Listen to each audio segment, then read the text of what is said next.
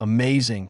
To think that he fought in the prelims 2 days ago and started water walking yesterday with half of his chakra sealed and his control down the tubes, and yet when his chakra is normal, he can't even manage to summon a baby toad. Why is it that he can't expel enough chakra at once to summon, when he can make 1,000 clones? Thought Jiraiya as he looked away from the beautiful young woman swimming in the lake next to the clearing that Naruto was training in. Maybe it's the fox? When Kyuubi was fully sealed away, he had better chakra control. Maybe Kyuubi is messing with his control somehow. Yeah, another tadpole. What am I doing wrong? Questioned Naruto to himself, unaware that Jiraiya was in the tree behind him. Maybe Naruto should meet the fox? Mito once said that she would visit the fox every so often, and Kushina got to the point that she could use the fox's pure chakra. Kushina was known as the Red Death because of her hair, and when she was ever in a pinch, she would start to radiate red chakra. Only Minato, Jiraiya, and old man Sarutobi knew that it was actually the fox and not some Jinjutsu or fire nature chakra. How did those two manage to do it, I wonder? Could it be that they took the fox's power? Oh well, here goes nothing. Even if it doesn't work, I'll just teach him the trick to shadow clone training. Naruto, what would you say if I told you there was a way you could summon the Toad Boss? Asked Jiraiya as he looked down on Naruto from tree. That he was using to peek on girls. I would do it. I can't let that team stay better than me, shouted an excited, yet very tired Naruto. It was a fact that Naruto hated Sasuke. Not because of the special training he got from Kakashi, or even that fact that he was admired, but for the fact that Sasuke had everything handed to him and never had to actually work for anything. Good, follow me, stated Jiraiya as he leapt from the tree and started jogging toward the far end of the training area. Naruto close behind, but having to sprint to keep up with the shockingly fast older man. After only a few minutes of running, which turned out to be about 2 miles, much to Naruto's shock, they arrived at a rather deep canyon. Naruto was panting and cursing at Jiraiya for running so fast, while Jiraiya simply summoned a small gray toad. Gamata, can you inform Sensei that me and Naruto will be training in Foster Canyon for the remainder of the month, and ask him to send the ANBU that guards Naruto? The toad simply nodded and proofed off to the Hokage's office to deliver his message. Naruto, what did you feel when you used the fox's chakra? Questioned Jiraiya. Naruto's eyes widened in shock. Well, when I saw Sasuke go down, I got really angry, but when I was trying to save Sasuke and Sakura from Snake Face, I felt, I don't know, it was weird, like I wasn't fighting for myself, like I was fighting for something more. Naruto, we're going to the bottom of this canyon, and you're going to talk to the fox, stated Jiraiya. Why would I? He's made my life hell. The only thing he's good for is when I get hurt, and it's usually his fault anyway, stated Naruto loudly. Well, would you rather switch places? That demon in your gut has probably been staring at the same thing for the last 70 years. You don't know this, but that fox has been sealed 3 times now, and the only time it's been out, it was immediately attacked. Put yourself in that position, stated Jiraiya, as if that explained everything, though at most it raised further questions. What? I thought I was the only one to ever carry this stupid thing, shouted Naruto. Naruto, you're not the only person in the world that has a demon sealed inside of them, stated Jiraiya. I'm not, questioned Naruto. No, in fact it's so common that there's a name for them. Jinchuriki, the power of human sacrifice, you've met one of them. Gaara of the desert is a Jinchuriki, stated Jiraiya, a sad smile on his face. But he's the son of the Kazekage. Why would he have a demon sealed inside of him? Questioned Naruto. Most Jinchuriki are related to Kages or important people. In Kyuubi, the container of the 8 tails is a man by the name of Killer Bee, the Raikage brother. There is another container in Kyuubi, a blonde woman. I don't know her name or what beast she holds. I'll be honest, the only reason I even know about her is because she caught me peeping, stated Jiraiya, a stupid perverted grin on his face. Guessing she beat the shit out of you, laughed Naruto. Actually, She asked me to sign her book and not use her in any of my books, stated Jiraiya. What? There's actually a girl out there that reads your books? Asked Naruto. Shut up, Gaki. We're getting off topic. It's your duty as a Jinchuriki to, at the very least, be able to use your curse, stated Jiraiya seriously. I still don't want to. If it's not my own power, then I don't want to have it, stated Naruto adamantly. Naruto, by that logic, you wouldn't use a kunai or a sword or a shuriken or a senbon, stated Jiraiya. Huh? Why do you say that? Asked a confused Naruto. It's simple. That demon sealed in your gut is nothing but a tool. If used wrong, it can kill you. If you don't learn to use it, it can kill you and everyone around you. And it's one of the best trump cards out there. Seeing Naruto's confusion, Jiraiya slapped his forehead and elaborated. Your demon can heal you. If you learn to control its chakra, you could take anything but a killing blow and keep fighting. Imagine that, a Hokage that can take any blow in stride and always come through in the end.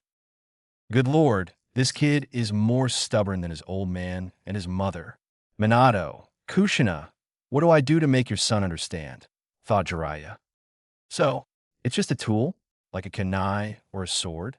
Questioned Naruto, I could always just not use it unless I really need it. Well, that was easy. I'll have to. Remember to just relate everything to him being Hokage from now on. Thought Jiraiya, yes, although a much more robust and powerful tool. And just like any weapon, you have to learn to use it, and unlike other weapons, you will have to earn the right to use this tool. So, how do I go about doing this? Asked Naruto. When I first met Killer Bee, he said he had a mental connection with his beast. Also, it was said that Yagura, the fourth Mizukage, had such control over his beast that he could fully transform into it, stated Jiraiya. More to himself than anything, I guess that you might be able to travel into the seal and speak to him. At the very least, you could ask him to use his chakra whenever you wanted. And how do I do that? Asked Naruto. Like this, shouted Jiraiya as he pushed Naruto over the edge of the massive canyon. Jiraiya then followed after his blonde student, ready to catch him when he finally entered the seal, or at least before he hit the ground. Meanwhile, Naruto was freaking out. God damn it, how the hell is this supposed to help me? Questioned Naruto as he felt a pull in the back of his mind and blacked out. He was then promptly caught by Jiraiya and taken to the bottom of the canyon. Mindscape. Where am I? How the hell did I get in a sewer?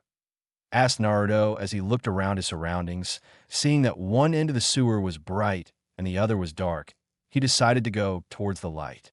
I swear to God, Pervy Sage, if I'm dead, I'm going to haunt you for the rest of your life. I can help with that, came a deep booming voice from where Naruto was heading. But first, I believe we have much to discuss.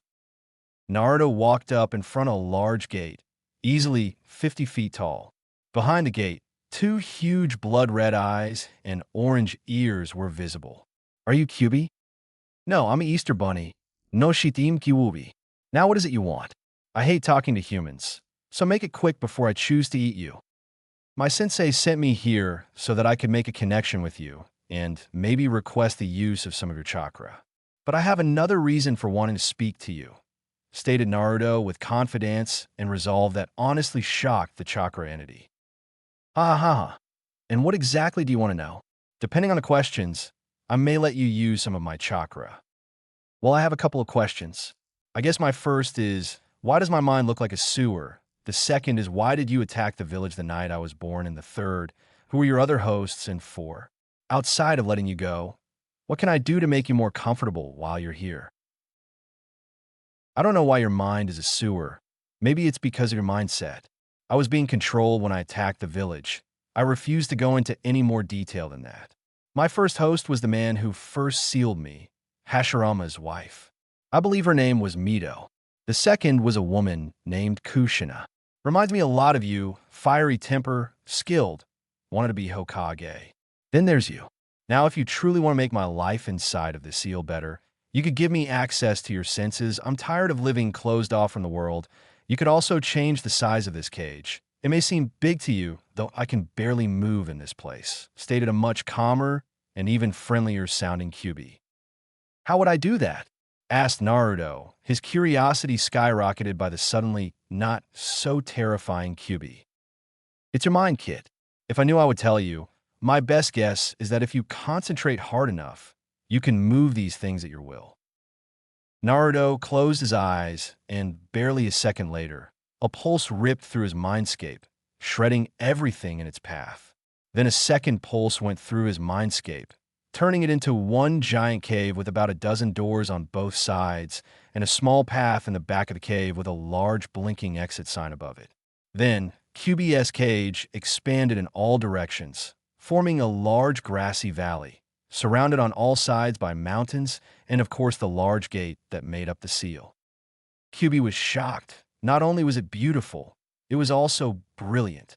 With mountains on all sides, it didn't truly feel like it was trapped anymore. The grass felt great on his paws. There was a massive tree in the back that looked like it would be great for napping under. And finally, because of the drop-off, Naruto and Kyuubi now stood eye to eye. That's when Kyuubi felt it. He could feel everything going on around Naruto. The perverted one setting up camp. A small fox was currently staring at Naruto from afar. Somewhere, a blonde with large breasts was losing a lot of money. A snake was cutting open an orange. A scarecrow was creating a lot of lightning, and a bowl-cut man was somehow doing push-ups with his chin. Wow, that was easier than I thought, stated Naruto. You have proven yourself to me, kid. I'm going to give you a gift, but first, I must tell you of my origins.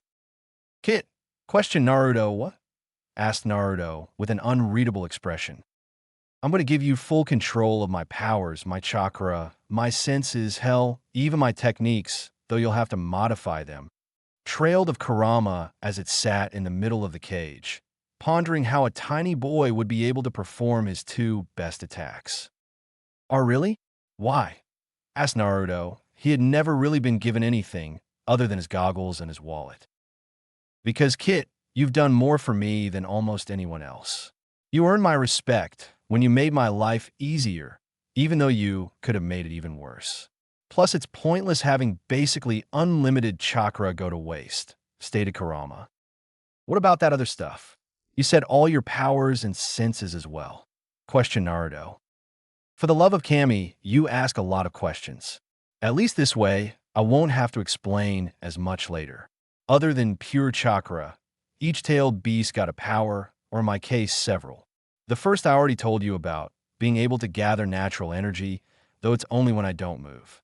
The second, as a mass of rage and hatred myself, I can sense negative emotions, as well as any chakra-producing beings, and in some cases, even what their intentions are based on their chakra flow.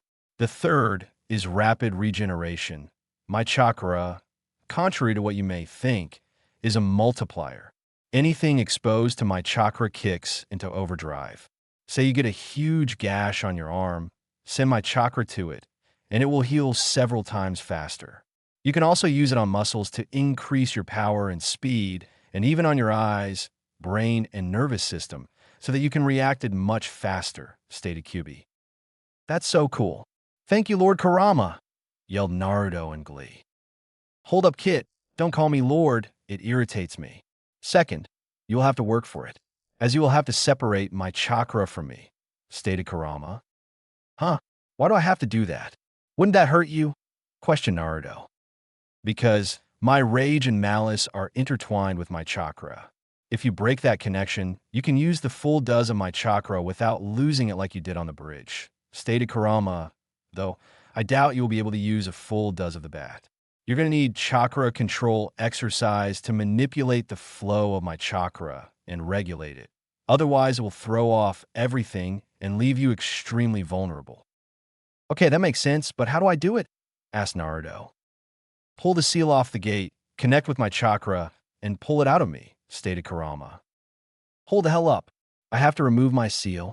You would just escape then, stated Naruto. No, the seal on the gate is the bar seal that keeps me from attacking you. The full seal is probably hidden somewhere that neither of us are aware exists. If you don't believe me, look at the seal on the door. Does it look anything like the one on your gut? Questioned Kurama. Naruto drew a blank as he looked at the seal on the cage. Kurama was right. Where the one on his gut was a spiral, this one was a kanji for barrier. So I just pull this off, and then I take your chakra? More or less. Well, here it goes, stated Naruto as he reached up and pulled the seal off the cage. Outside world. You requested me, Lord Jiraiya. Questioned a cat masked ANBU, both men standing at the bottom of Foster Canyon, next to the large stream that ran down the middle. Tenzo, there's no need to be so formal with me. If I didn't care when I found you in Orochimaru's lab, I don't care now, stated Jiraiya. Fine, you requested me, Jiraiya. Questioned Tenzo as he took his mask off, revealing a brown-haired man with coal-black eyes and a helmet-style forehead protector. Yes, I'm going to be helping Naruto and using Kyuubi's chakra, and I want you here in case something goes wrong, stated Jiraiya. But he's only 12. Surely he can't be ready yet. What about the fox's influence? Questioned Tenzo. Well, 1, that's why you're here. 2, he's used it before. And 3, we both know that he is not your standard 12-year-old, stated Jiraiya. So, when do we being? And what will we be doing? Questioned Tenzo. Well, if Naruto can obtain a portion of Kyuubi's chakra, we will be training in that. On top of that, we're going to use shadow clones to begin fixing the flaws in his taijutsu, try and teach him some jinjutsu, or at least how to break them, and I'll start teaching him the Rasengan. Listed off Jiraiya. You can do that with shadow clones? I thought they only transferred memory, stated Tenzo. But muscle memory is just that, memory. I'm still not sure how I should go about teaching him taijutsu though, stated Jiraiya. What do you mean? He seems perfect for Lord Yondame's flash fist. All we would have to do is bring his speed up, stated Tenzo, already exited to train the boy he had watched over as an infant. No, he's like me, too unpredictable to have a set taijutsu style, and his in-battle intelligence when coming up with plans from what Kakashi told me, and from what I saw at the preliminaries, I believe is even greater than Itachi's. I'm thinking of just having him learn a bunch of strikes, blocks, dodges, counters, and maybe even counter-counters if we have time. He can paste together a working combo in a fight, stated Jiraiya. Tenzo was stunned. He was a few years older than Itachi and remembers clearly just how intelligent the man was when he was partnered with him under Kakashi. To hear that a genin, even one with Naruto's parentage, was even greater than the prodigy, or as many knew him, Slaughter of the Uchiha, was mind-blowing. Kakashi-senpai said that? No, but from the report that was written, in less than 2 seconds, Naruto came up with a plan that forced Zabuzamomochi to release Kakashi when he got caught in a water prison. I've also watched the tape from his match in the Chunin Exams when he beat the Inuzuka with a fart in an improvised taijutsu move he saw once from another genin, stated Jiraiya with a smirk. Well, we can both teach him the strikes and blocks to the clones as they learn chakra control, how to break jinjutsu, and the beginning of the Rasengan. Unknown. Minato-kun, he released the barrier. Which one of us should go? Asked Kushina with tears in her eyes, knowing that he would say himself, and it would be the last time she ever saw him. Neither of us will go, stated Minato calmly as he watched his son struggle with all his might to pull the chakra from the beast, and surprisingly, was almost an eighth the way done. He had to admit, this was going way faster than he expected. Idiot, why wouldn't one of us go? He needs help, stated Kushina angrily. He's fine, dear. Look, the Kyuubi is letting him take its chakra. Why go now when he doesn't need us and risk not being there when he truly does? Questioned Minato. Kushina knew her husband was right, and that her little Naruto didn't need them at the moment, but god damn it, she wanted to be there for this. You better hope to Cammy that he needs us more at some point, because if he doesn't, I'm going to kill you.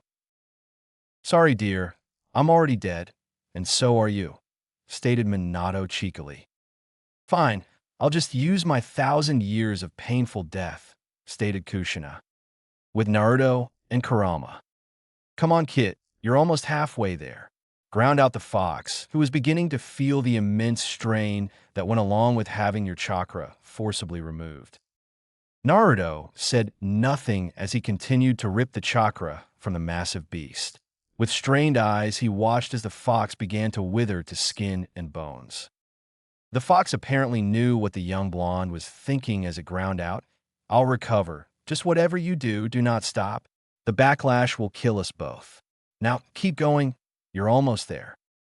Naruto grunted as he gave another big pull, but to no avail as he only succeeded in gaining another notch of chakra. Come on, god damn it, shouted Naruto as he gave another big pull, this time succeeding in loosening Kyuubi's grasp on his chakra. You're close, Kit. One more pull. Outside world. Tenzo and Jiraiya were standing under a dome that Tenzo had made as a shelter from the rain that had started just minutes ago. Jiraiya, just how potent is Kyuubi's chakra?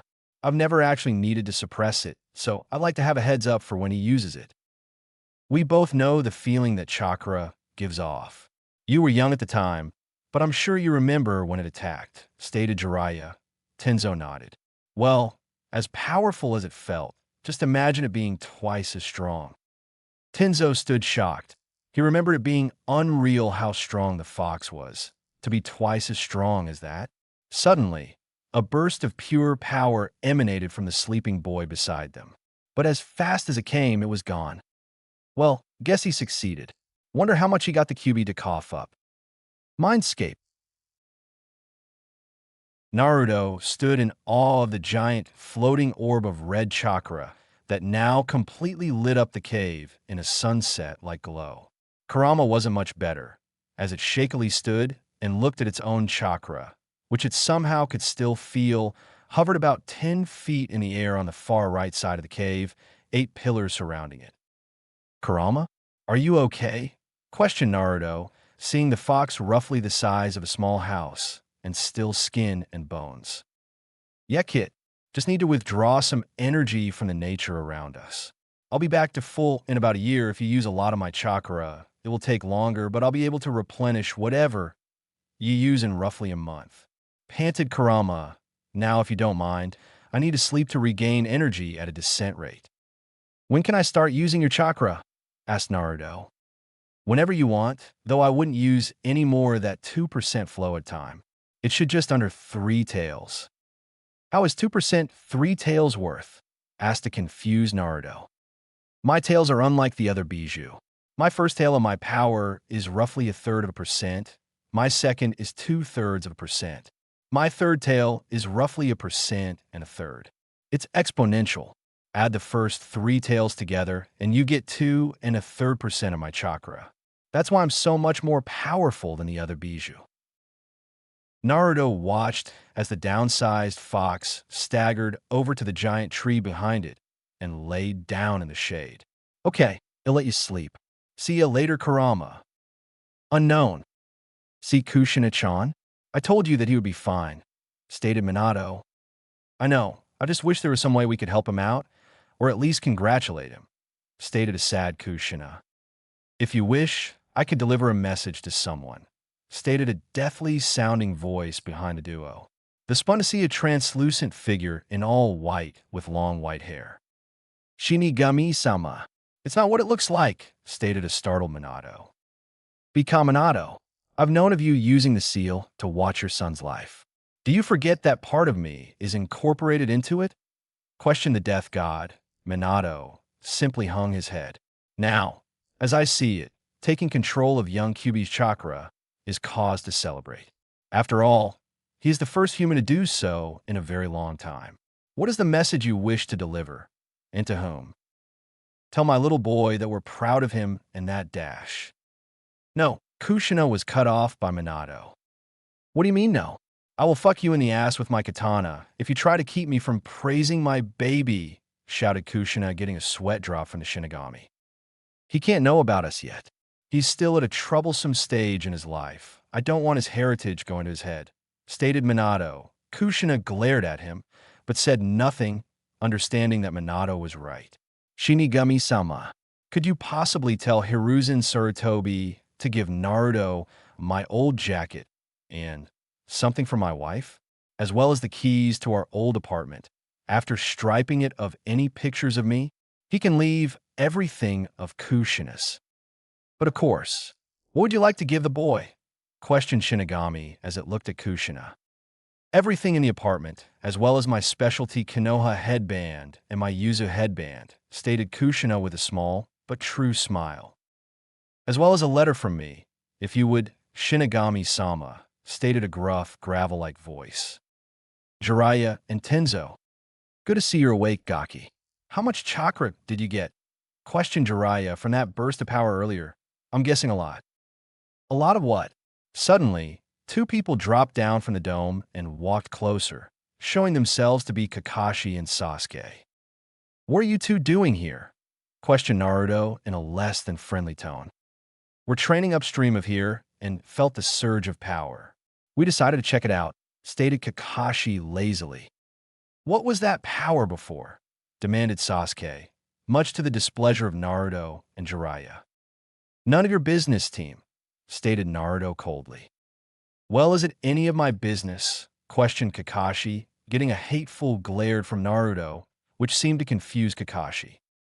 It would have been your business had you not ditched me 2 days ago to train Sasuke. If I remember right, something about Sasuke needs my attention more than you do? Questioned Naruto. Jiraiya and Tenzo were shocked. Kakashi Hitaki playing favorites? He was team before self. How could he possibly play favorites? Kakashi Senpai. Surely you didn't say that, did you? Questioned Tenzo. Yes, I said that. And Sasuke does need my attention more than Naruto does. If Naruto loses, he will live. If Sasuke loses, there's no way he would make it out alive, stated Kakashi. That's understandable. But how did you know Sasuke would be fighting Gaara? I mean, you've been giving him special training since we passed the bell test, stated Naruto, his glare holding.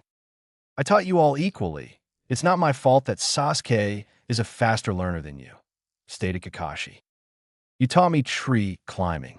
Other than that, all you've ever done is say, I need better chakra control, and then not tell me how to improve it, stated Naruto as he started subconsciously drawing on Kyuubi's chakra, giving him a barely visible eerie glow.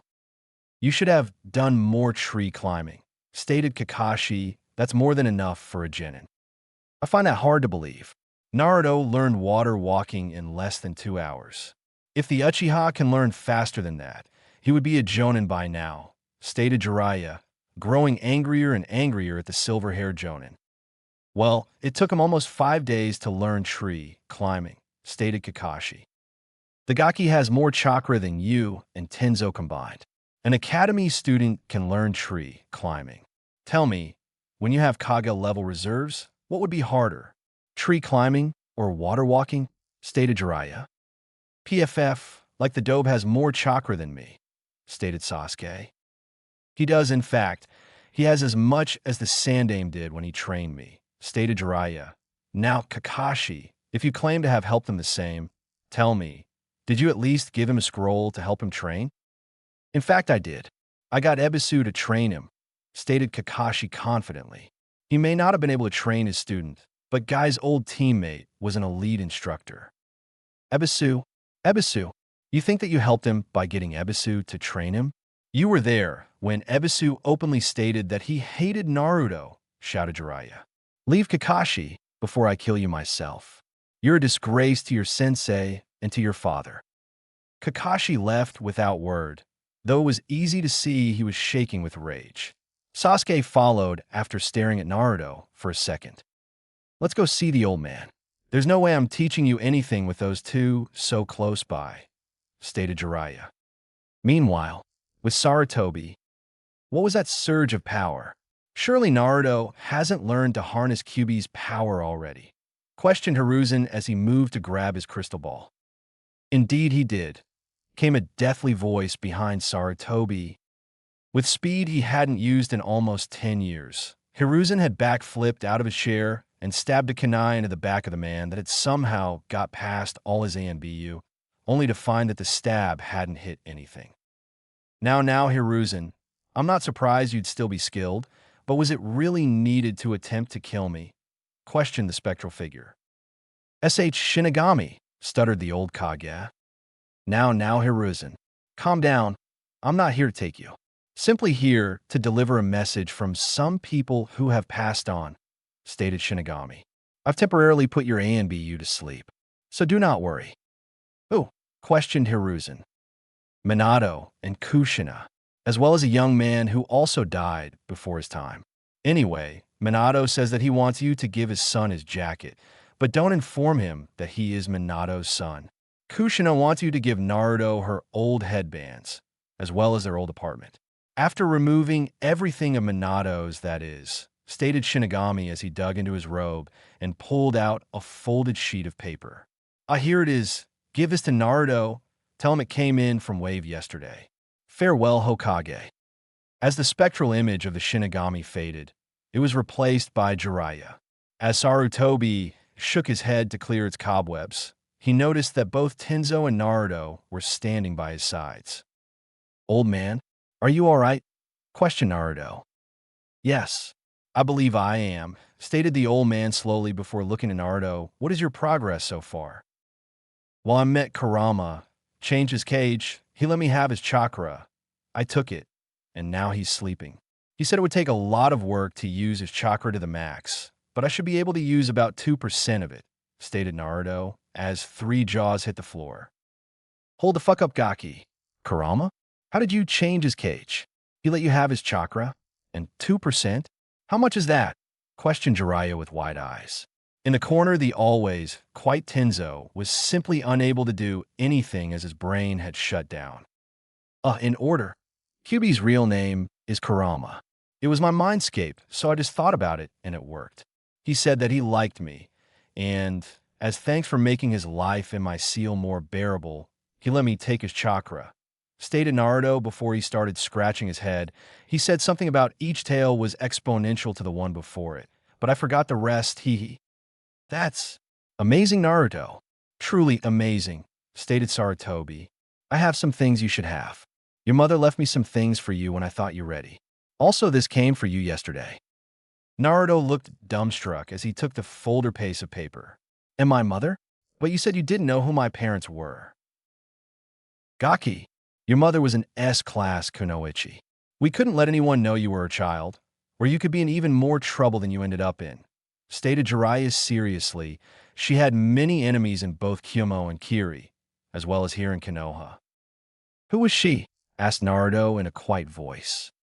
Kushina Uzumaki, Konoha's Red Death, stated Jiraiya. Naruto just looked at Jiraiya in confusion. Sarutobi walked over to his personal bookcase and pulled out a small package. Now, Naruto, I'm sorry I waited till now to tell you of your mother. Her will that she left you is still intact, but will take about a week to gather. Until then, these are your mother's headbands. Headbands? Like more than one? Questioned Naruto. Yes. You see, your mother was originally from the village of Yuzushiogakure. It was destroyed near the end of the Second Great War, and she came here. The spiral headband is an Yuzushio headband, stated Sarutobi, holding up a plain headband with a vortex on it. He then held up another headband, this one a Konoha headband, but the metal was black and the leaf symbol was red. This headband is given to the commander of the ANBU. It's made of chakra, conductive metal, and the red symbol symbolized your mother, the Red Death. Can I wear it? Asked Naruto. Yes, you may. We retired those style of headband from ANBU after your mother died, so there won't be any confusion, stated Sarutobi with a kind smile. Now I believe I handed you a letter. Naruto looked at the piece of paper he had dropped on the floor and began to read it aloud. Dir brat. Yeah, it's for me. If you're reading this, then it's obvious that you survived and that I have not. I have decided that if you do indeed defeat Haku, as I'm sure you would be the one to do it, that you will continue my legacy and take my sword. Don't get all sappy on me. The only other choices I have is Hataki and that water punk, and I'm sure as hell not giving my sword to a monkey or a puddle. Anyway, you are now the wielder of my sword. Don't worry, in our hideout, about 2 miles or so north of the bridge, is instructions and materials needed for the upkeep. Don't fail my judgment. Zabuza. P.S. Fuck you. He left me his sword. muttered Naruto before he passed out and collapsed to the floor, his mother's headbands in his left hand, the letter in his right. Must have been too much for him, stated Tenzo, who had finally recovered enough to form full sentences. I'd imagine that it would be. Finding out about your mother and being left the sword of Zabuza Momochi. I'd probably pass out too, stated Jiraiya, who had been reading over the blonde's shoulder. Listen, Sensei. I'm going to take Naruto to get that sword and train him along the way. I request that you assign Tenzo to me so that he can help with Naruto training in Kyuubi's chakra. Approved. While you're there, perhaps you could improve relations, stated Sarutobi as he wrote up an order for 8B rank retrieval mission. That won't be a problem. We can get there in a day and spend 3 weeks training, stated Jiraiya, more to himself than anything. Why would you be training there? Would it not be more beneficial to train here? Questioned the old man. Surprisingly, it was Naruto who answered. Kurama's chakra is too powerful. The only safe place to train is in Foster Canyon, and the Thames are training there. It wouldn't do me any good for Sasuke or Hatake to see anything I might learn. Why would you say that, Naruto? Kakashi is your sensei and Sasuke your teammate? Questioned Sarutobi. He had heard that Team 7 was close and that they had perfect teamwork. It was Jiraiya that filled in the blanks. I believe Kakashi is favoring Sasuke heavily. As you know, I've read every team progress report I could on the Gaki, and in every one it shows both the Gaki and his female teammate improve roughly the same, and the Uchiha improving in leaps and bounds. Well, Sasuke is a genius. After all, he was Rookie of the Year, stated Sarutobi. I watched Naruto learn water walking in under an hour, interrupted Jiraiya. Anyone who can learn water walking in an hour and has reserves as big as you did 30 years ago should have no problem learning anything with a capable instructor. Sarutobi's forehead crinkled at the thought of that. Even Tsunade had not learned water walking that fast, and he does indeed have monstrous reserves. Perhaps Kakashi has been playing favorites, but has he done anything detrimental to either student? He left me to train by myself for the finals, and when I confronted him about it, he brought me that closet pervert that says he's training Konohamaru, stated Naruto, a small amount of killing intent radiating off of the blonde. From this moment forth, Naruto, you are no longer part of Team 7. For now, I will have an investigation into Kakashi's behavior and teachings. That will tell us just how much he has played favorites, stated Sarutobi in an angered voice. For now, you 3 will go to Wave, train Naruto, and be back here the day before the finals. Gigi? If I'm not on Team 7 anymore, who is my sensei? Questioned Naruto. Jiraiya will be, and when he isn't in the village, Tenzo will be. Seeing as you're getting a sword, he can teach you the basics. I will work on getting a suitable Kenjutsu teacher for you after the Chunin Exams, stated Sarutobi. Thank you, Gigi, smiled Naruto. It's not a problem, Naruto. After all, I can't have the man that's going to replace me being held back. Now can I? Smiled the old man, who once again got up and walked over to the cabinet to the right of the door and pulled out a scroll that had a yellow casing over it. The man that this belonged to will be proud of you. He would want you to have this. Please wait until you're on your way to Wave to open it. Is that all, old man? Questioned Jiraiya as he watched the blonde examine the scroll for a second before shrugging and placing it in his pocket. He watched as his old sensei nodded. All right, then we're off. See you in a month, sensei. At the gate. Okay, it's already getting late, so to get there as fast as possible, we're going to take a toad. So go ahead and summon one, stated Jiraiya. Pervy Sage? I can't, remember, stated Naruto. Just humor me. Put as much in as you do for, say, 100 clones, stated Jiraiya. All right, here it goes. Summoning Jutsu. A huge cloud of smoke enveloped the trio as they rocketed into the air. Hello, Jiraiya. Might I ask what you summoned me for? Asked the large scarlet-red frog. It wasn't me, Gamaken. It was young Naruto here, stated Jiraiya. I see. Then what can I assist you with, Naruto? Can you bring us to the bridge that connects Fire Country to Wave Country? Asked Naruto. There's a bridge now? I can try. Please hold on tight, I'm rather clumsy, stated Gamaken as he took off with a giant leap, forcing Naruto to roll down his back before he caught himself on the large shield. Huh. Gaki recovered much faster than his father did the first time he rode Gamabunta. Unknown. He's growing up so fast, cried Kushina as she held onto Minato. Kushina, I wouldn't mind this normally, but, stated Minato, I've seen worse, though I never would have thought that the Red Death and Yellow Flash would be so emotional, stated the gruff voice beside the couple, though I guess that explains the orange. This coming from the young man that killed his entire class because they bullied the girl you loved? Asked Kushina with a sly smile. I have no idea what you're talking about, stated Zabuza with a faint blush on his face. Oh, so you wouldn't mind if, say, our little Naruto just so happened to charm a certain redhead, stated Kushina in a sing-song voice. Minato watched as the young swordsman in front tensed slightly. With a smirk, he said, perhaps Shinigami-sama would allow another message? I'm sure that any woman would love to meet the son of a Kage and an ANBU commander. And with his father's good looks and huge assets, added Kushina. And not to mention, he has the ability to change people for the better, added Minato. Enough. Just so you all know, if anyone was to earn her heart, I would want it to be the man who helped me to die a human when I had spent my life as a demon, stated Zabuza. A peaceful smile reached his eyes. Suddenly, Minato saw an image of Kakashi. Tell me, Zabuza, what exactly did my son do to gain your respect? Even when I was alive, it was known that you respected almost no one. The only thing we saw was Naruto breaking some weird mirror and defeating a hunter Nin, states Minato. Kushina, seeing his questioning look, decided to explain, we only saw things happen in Naruto's seal and when he uses Kyuubi's chakra. Though now that Shinigami gave us this viewing window, we can see everything. Well, I guess we got the time. I got to start at the beginning for you to understand. Great Naruto Bridge, Zabuza entrance. This bridge is named after the man that saved Wave not only from a tyrant, but also from itself.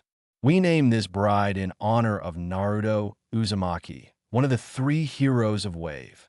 Red of Tenzo, before shifting to another golden plaque, this entrance on the Great Naruto Bridge is named after the demon of the hidden mist, Zabuza Momochi, who at the cost of his own life ended Gado's reign. Jiraiya whistles impressive.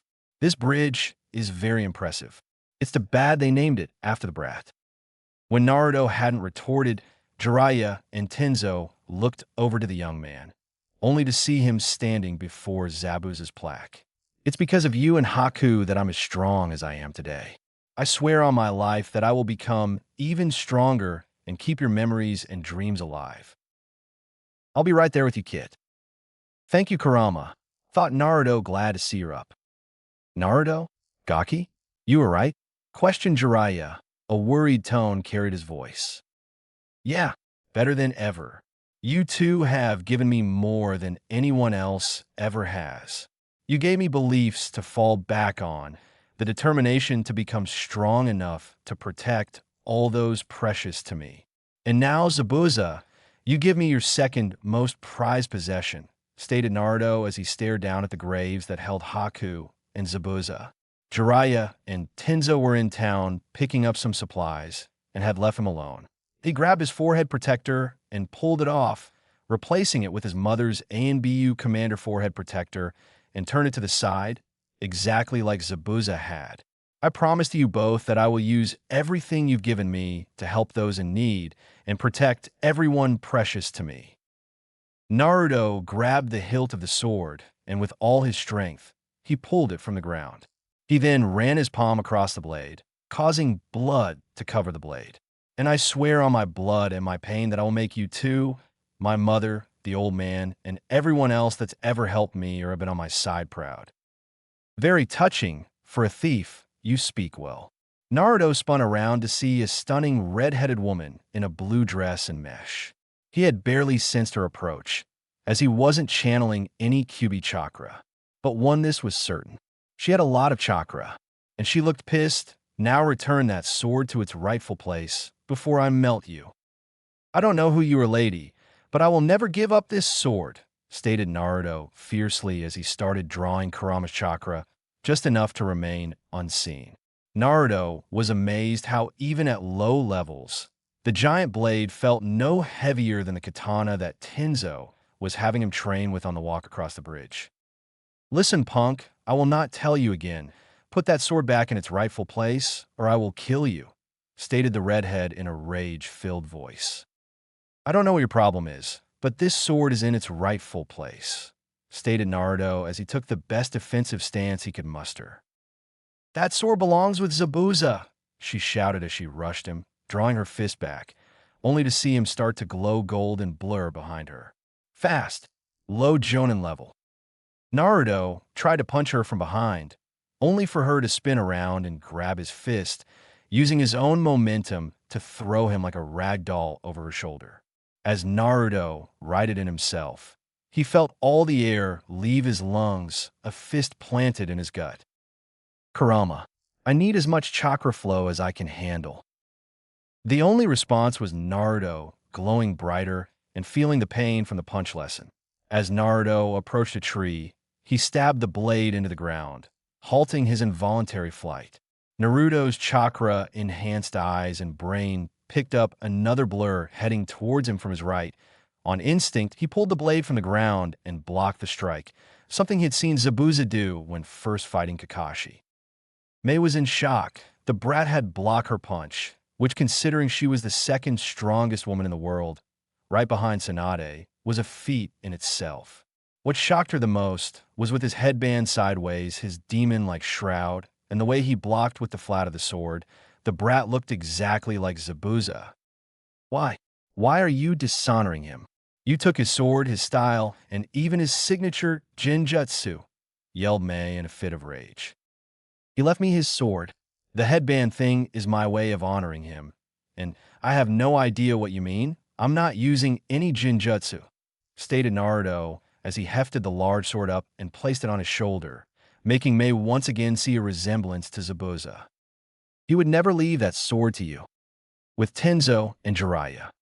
Tenzo and Jiraiya were walking through the street, looking for a good tailor so that they could get Naruto a good set of clothes to train in, when they stumbled across a store that caught their eye. It was a ninja supply store. Both walked in and were surprised to see it was fully stocked with all manner of shinobi wear and gear.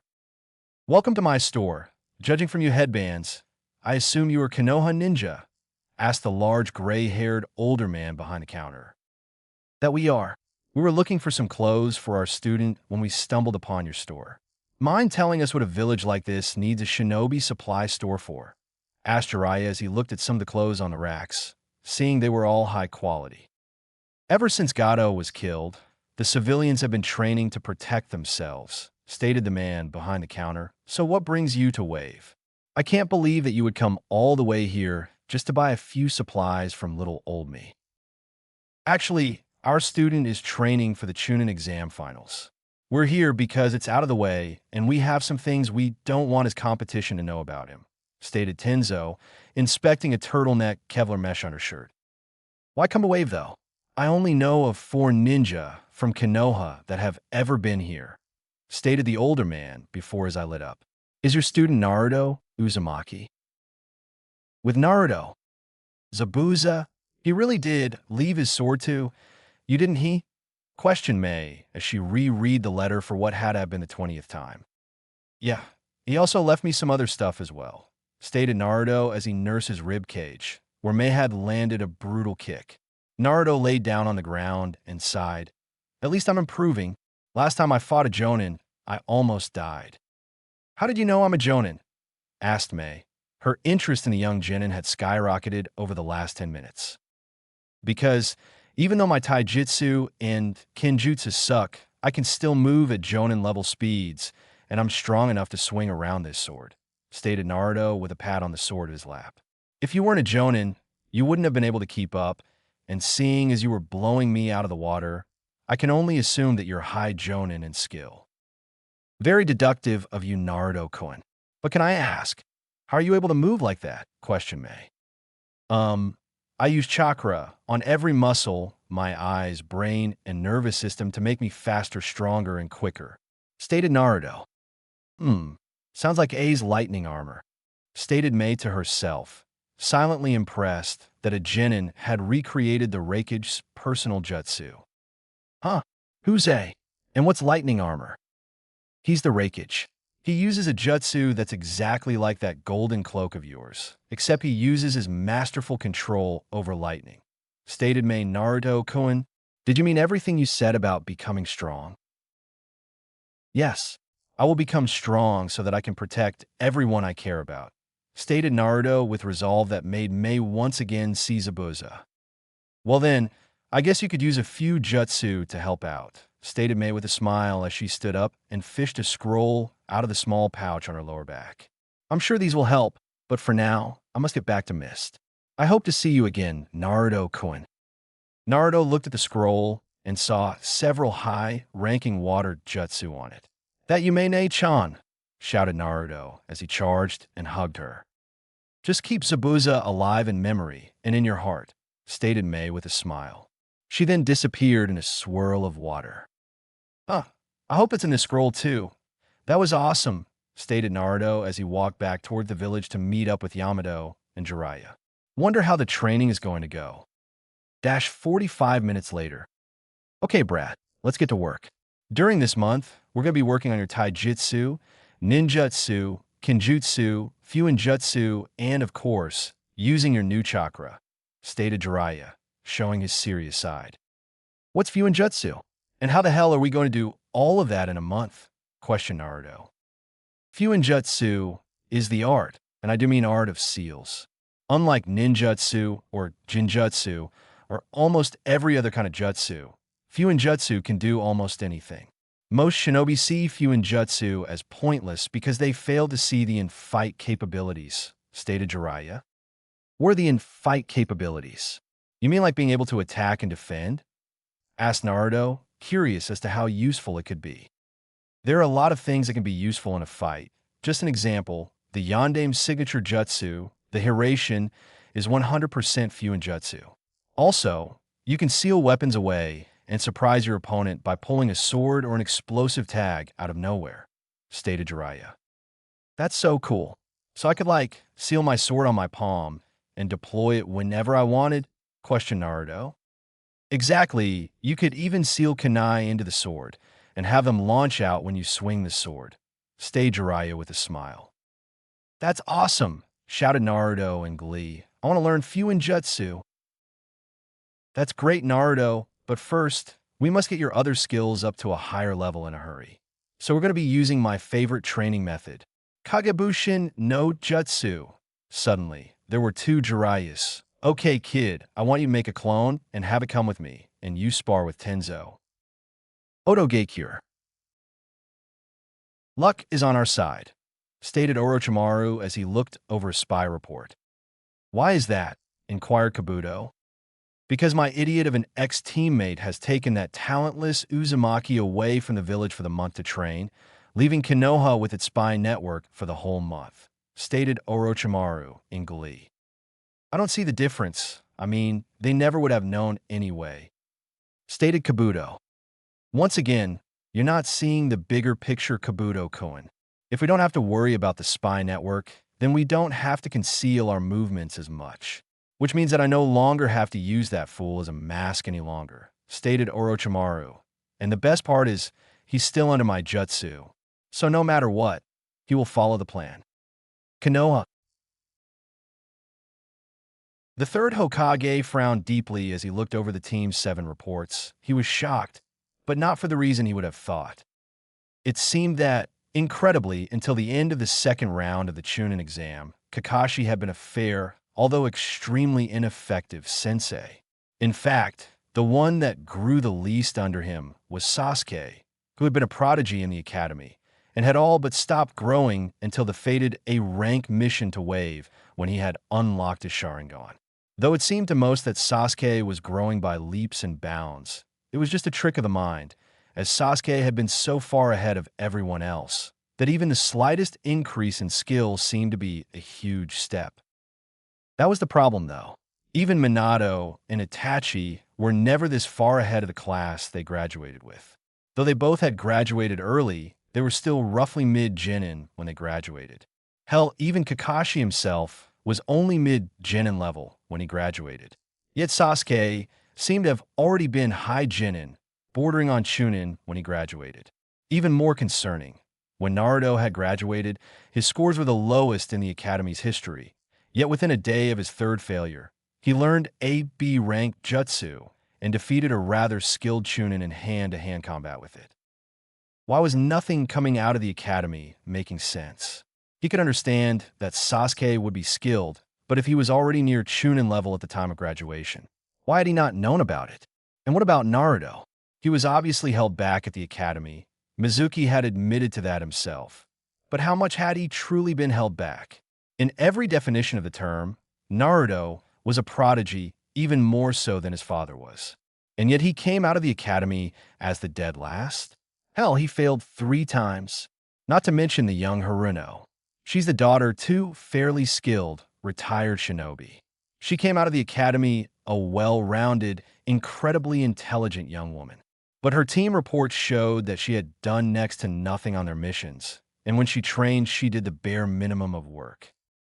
"Get me a Biki, Anko, hey, and Gunma now," commanded Sarutobi as he felt 2 ENBU leave to gather the people he requested. "I will get to the bottom of this. Then I will handle Kakashi's shortcomings as a sensei." 3 weeks later. "Okay, Naruto, let's spar again, and let's see how far you've come," stated Tenzo. Seeing Naruto nod, he added the stipulations, "just your skills. The Kyuubi chakra is a trump card. You should not become reliant on it." Naruto nodded and shot forward at high Genin speed, throwing a punch at the ANBU's face, only for Tenzo to catch it and throw Naruto over his shoulder. However, Naruto used the throw to his advantage by unsealing his sword from his palm, slicing at Tenzo's back. Jiraiya watched his godson use his outstanding and fight intelligence to force an ANBU member onto the defensive. Outstanding. Even though he only has high Genin speed and low Chunin strength, he still is able to outmaneuver a seasoned ANBU and even use what most would consider a horrible position to his own advantage. He really is your son, Minato. Very good, Naruto. You have high Genin speed and are easily low Chunin in strength with how you use that sword. Your taijutsu is good, but you still need more experience. I'd say it's also high Genin. Now let's see some ninjutsu, stated Tenzo as he once again got into a defensive stance. "I'll take it from here, Tenzo. No offense, but the Gaki's reserves are just as big as mine. Not to mention we've drilled so much chakra control in his head that he probably has low Chunin level chakra control," stated Jiraiya as he took Tenzo's place in front of Naruto. "Okay, Gaki, show me what you got." "Water style. Water dragon jutsu," shouted Naruto as he drew water from the air and launched the dragon at Jiraiya, who was shocked to see Naruto use B-rank jutsu of the bat, especially one that he hadn't taught him. Before he even had a chance to put up a defense, he heard another yell water style. "Great collision wave jutsu." "Earth style. Earth bunker," shouted Jiraiya as he slammed his palms into the ground, creating a dome over himself to shield him from the water. "Let's see you beat this, Gaki." "Earth style. Earth bullet dragon." Naruto's eyes widened as he flew through hand seals. "Earth style. Earth wall jutsu." A 10-foot tall, 10-foot wide, and 2 feet thick wall of earth sprang up in front of Naruto, absorbing the impact of the bullet dragon as it slammed into it. As it fell, Jiraiya saw Naruto kneeling behind the giant mound of mud that made of their combined jutsu, panting heavily. "Man, 2B rank. Jutsu and AC. Rank, and I'm already down a fourth of my reserves," panted Naruto as he watched Jiraiya walk over to him. "Gaki, the reason it took so much out of you is because you used water from the air instead of from a lake or even the ground. Seeing as your natural element is wind, it's harder for you to use other elements," stated Jiraiya. "Plus the fact that you tried to use the water dragon without using a few hand signs didn't help. The second Hokage used the water dragon with only one hand sign. If I can do it with less hand seals, Then it will be more useful in a fight, stated Naruto as he got up. Very true, but to properly do that, you need to have Kage-level control, which even with Shadow Clone training and Kyuubi no longer messing up your chakra flow, you're still years, maybe even decades away from, stated Jiraiya as he walked over to Tenzo. So what now? He needs to be back in a week, so we still have a few days to train him, stated Tenzo. Why not give the kid a break? He's already low Chunin without using Kyuubi chakra, and with it he might as well be low Jonin. He deserves some time off. Plus, we still have to get him his new clothes, seeing as we destroyed that outfit, stated Jiraiya as he started walking away, not waiting for Tenzo's input. Come on, Gaki. Me and Tenzo have a surprise for you. Konoha.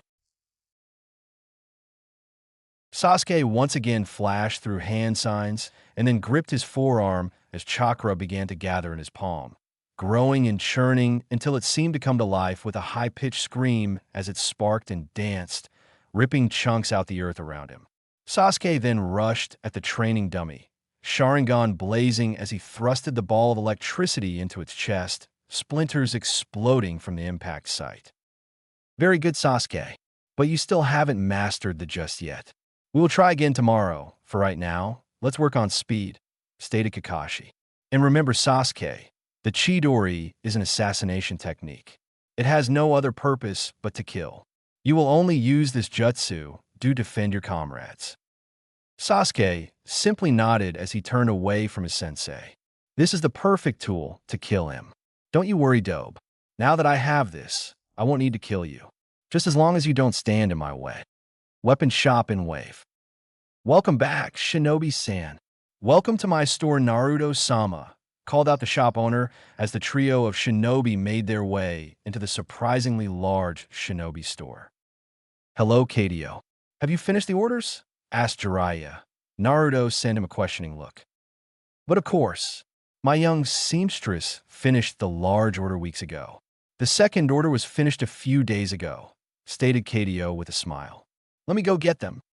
Naruto watched as the man shot into the back room of the shop. Did he just call me Naruto-sama? But he did, Gaki.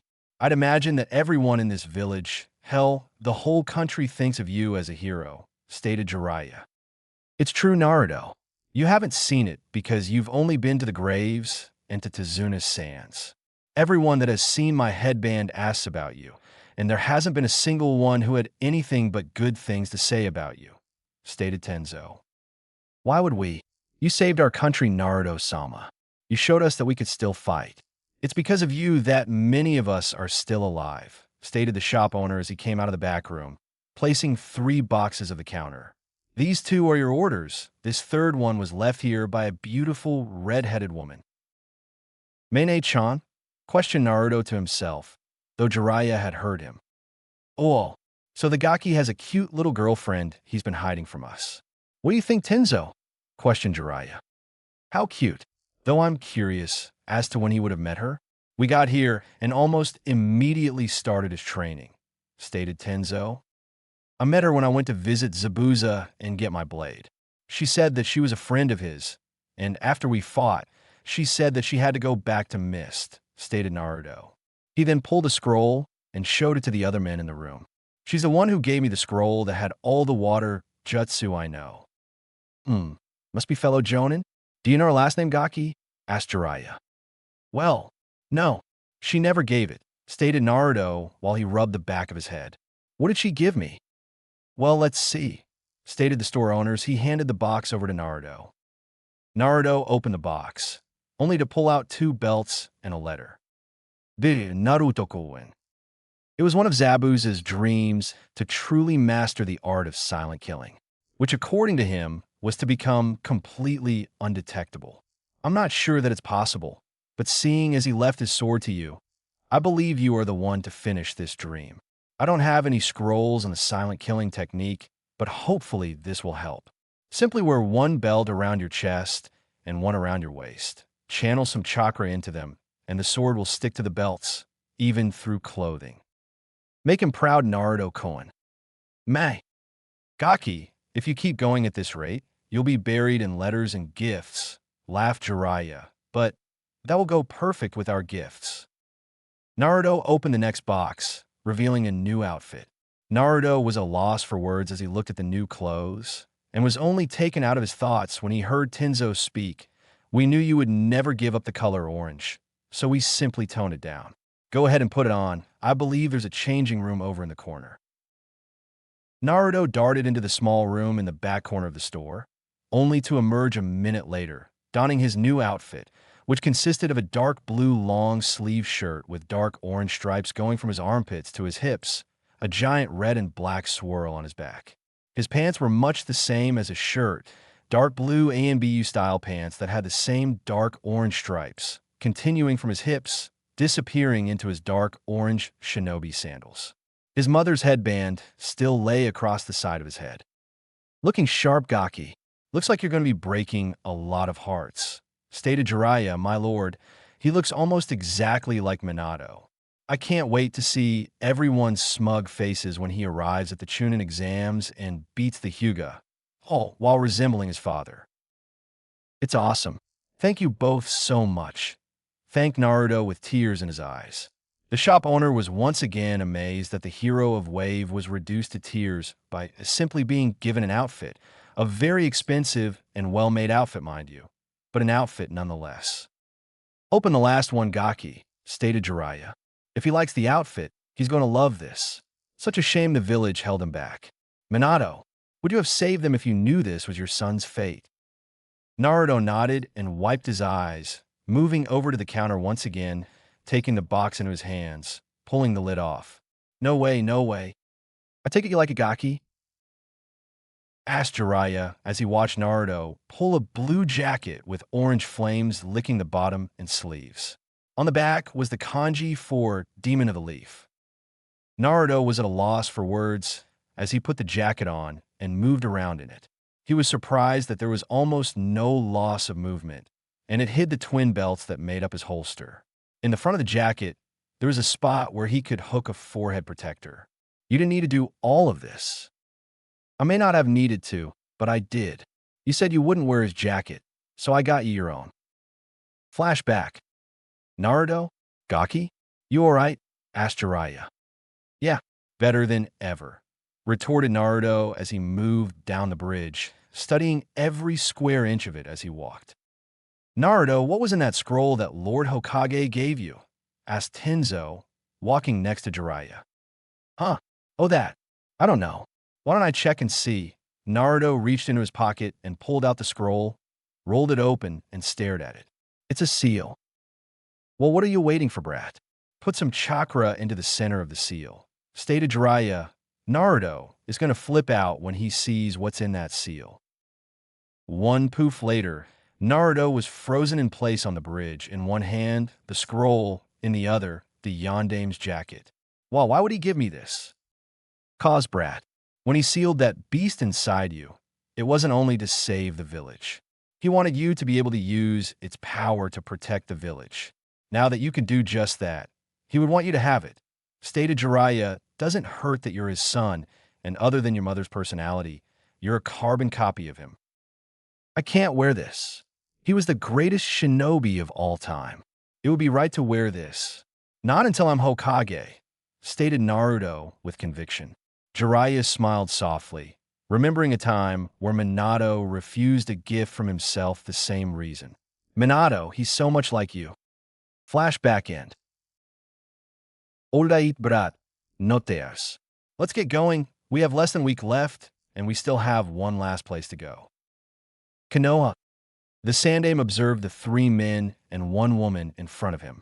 Hei was coughing as usual. Though his condition was getting better, he kept up the appearance of being sick to force others to underestimate him. What have you all found? Asked Sarutobi, already smoking his pipe.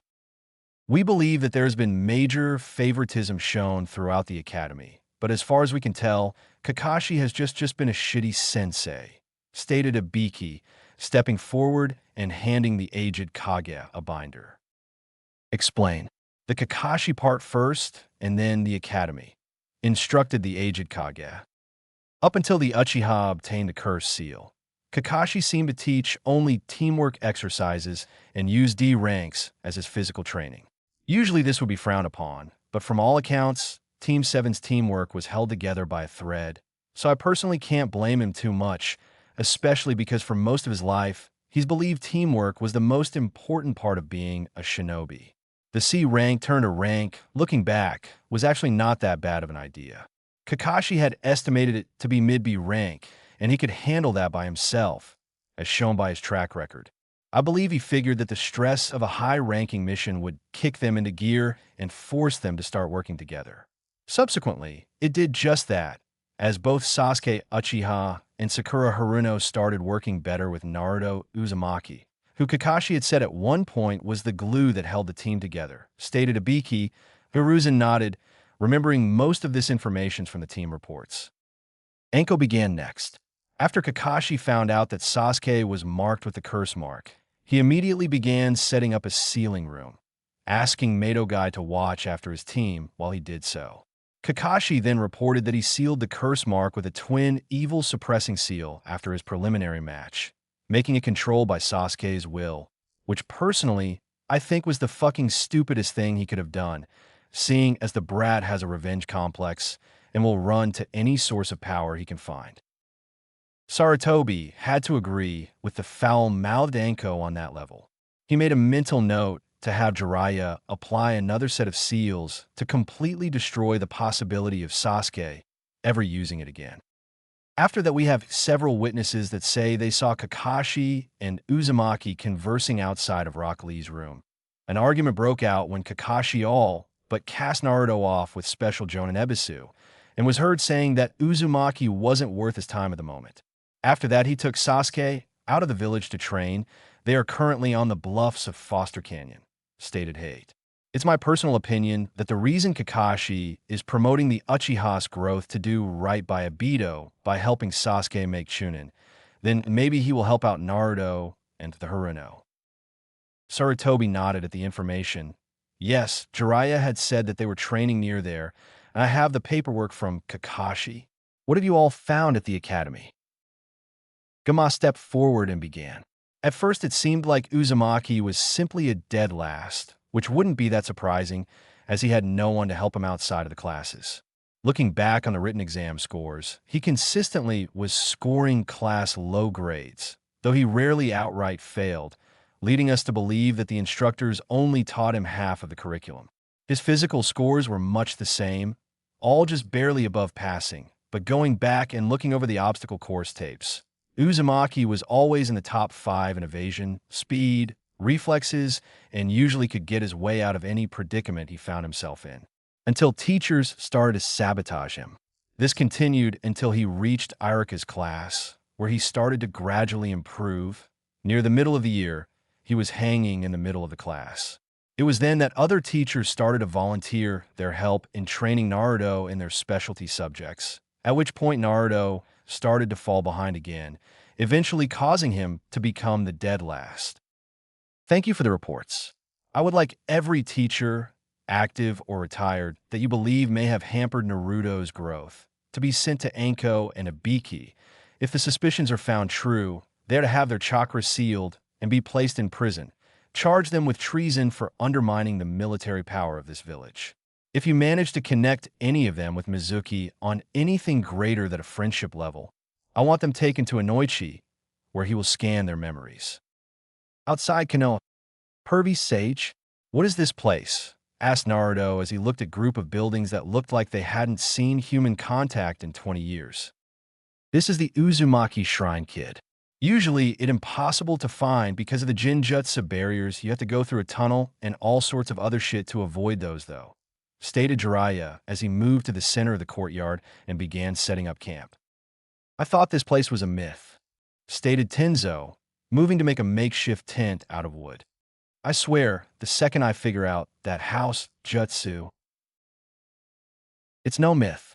You can only enter this place if you've been inside before with an Uzumaki. Come on, brat. We got 5 days till the Chunin exams, and I think you're ready to start learning some new chakra control exercises, stated Jiraiya. Naruto nodded and looked around, seeing several things that caught his eyes. The sooner we get started, the sooner you can take a look around. You can do these exercises while walking around. 5 days later, Chunin Exams Stadium. Hello, Hokage Dano. I see you are in good health, stated the Kazekage, sitting in his seat, 3 bodyguards around him. Same for you, Kazekage Dano. It is quite a trip from your village to mine, stated Sarutobi. Never did like the desert.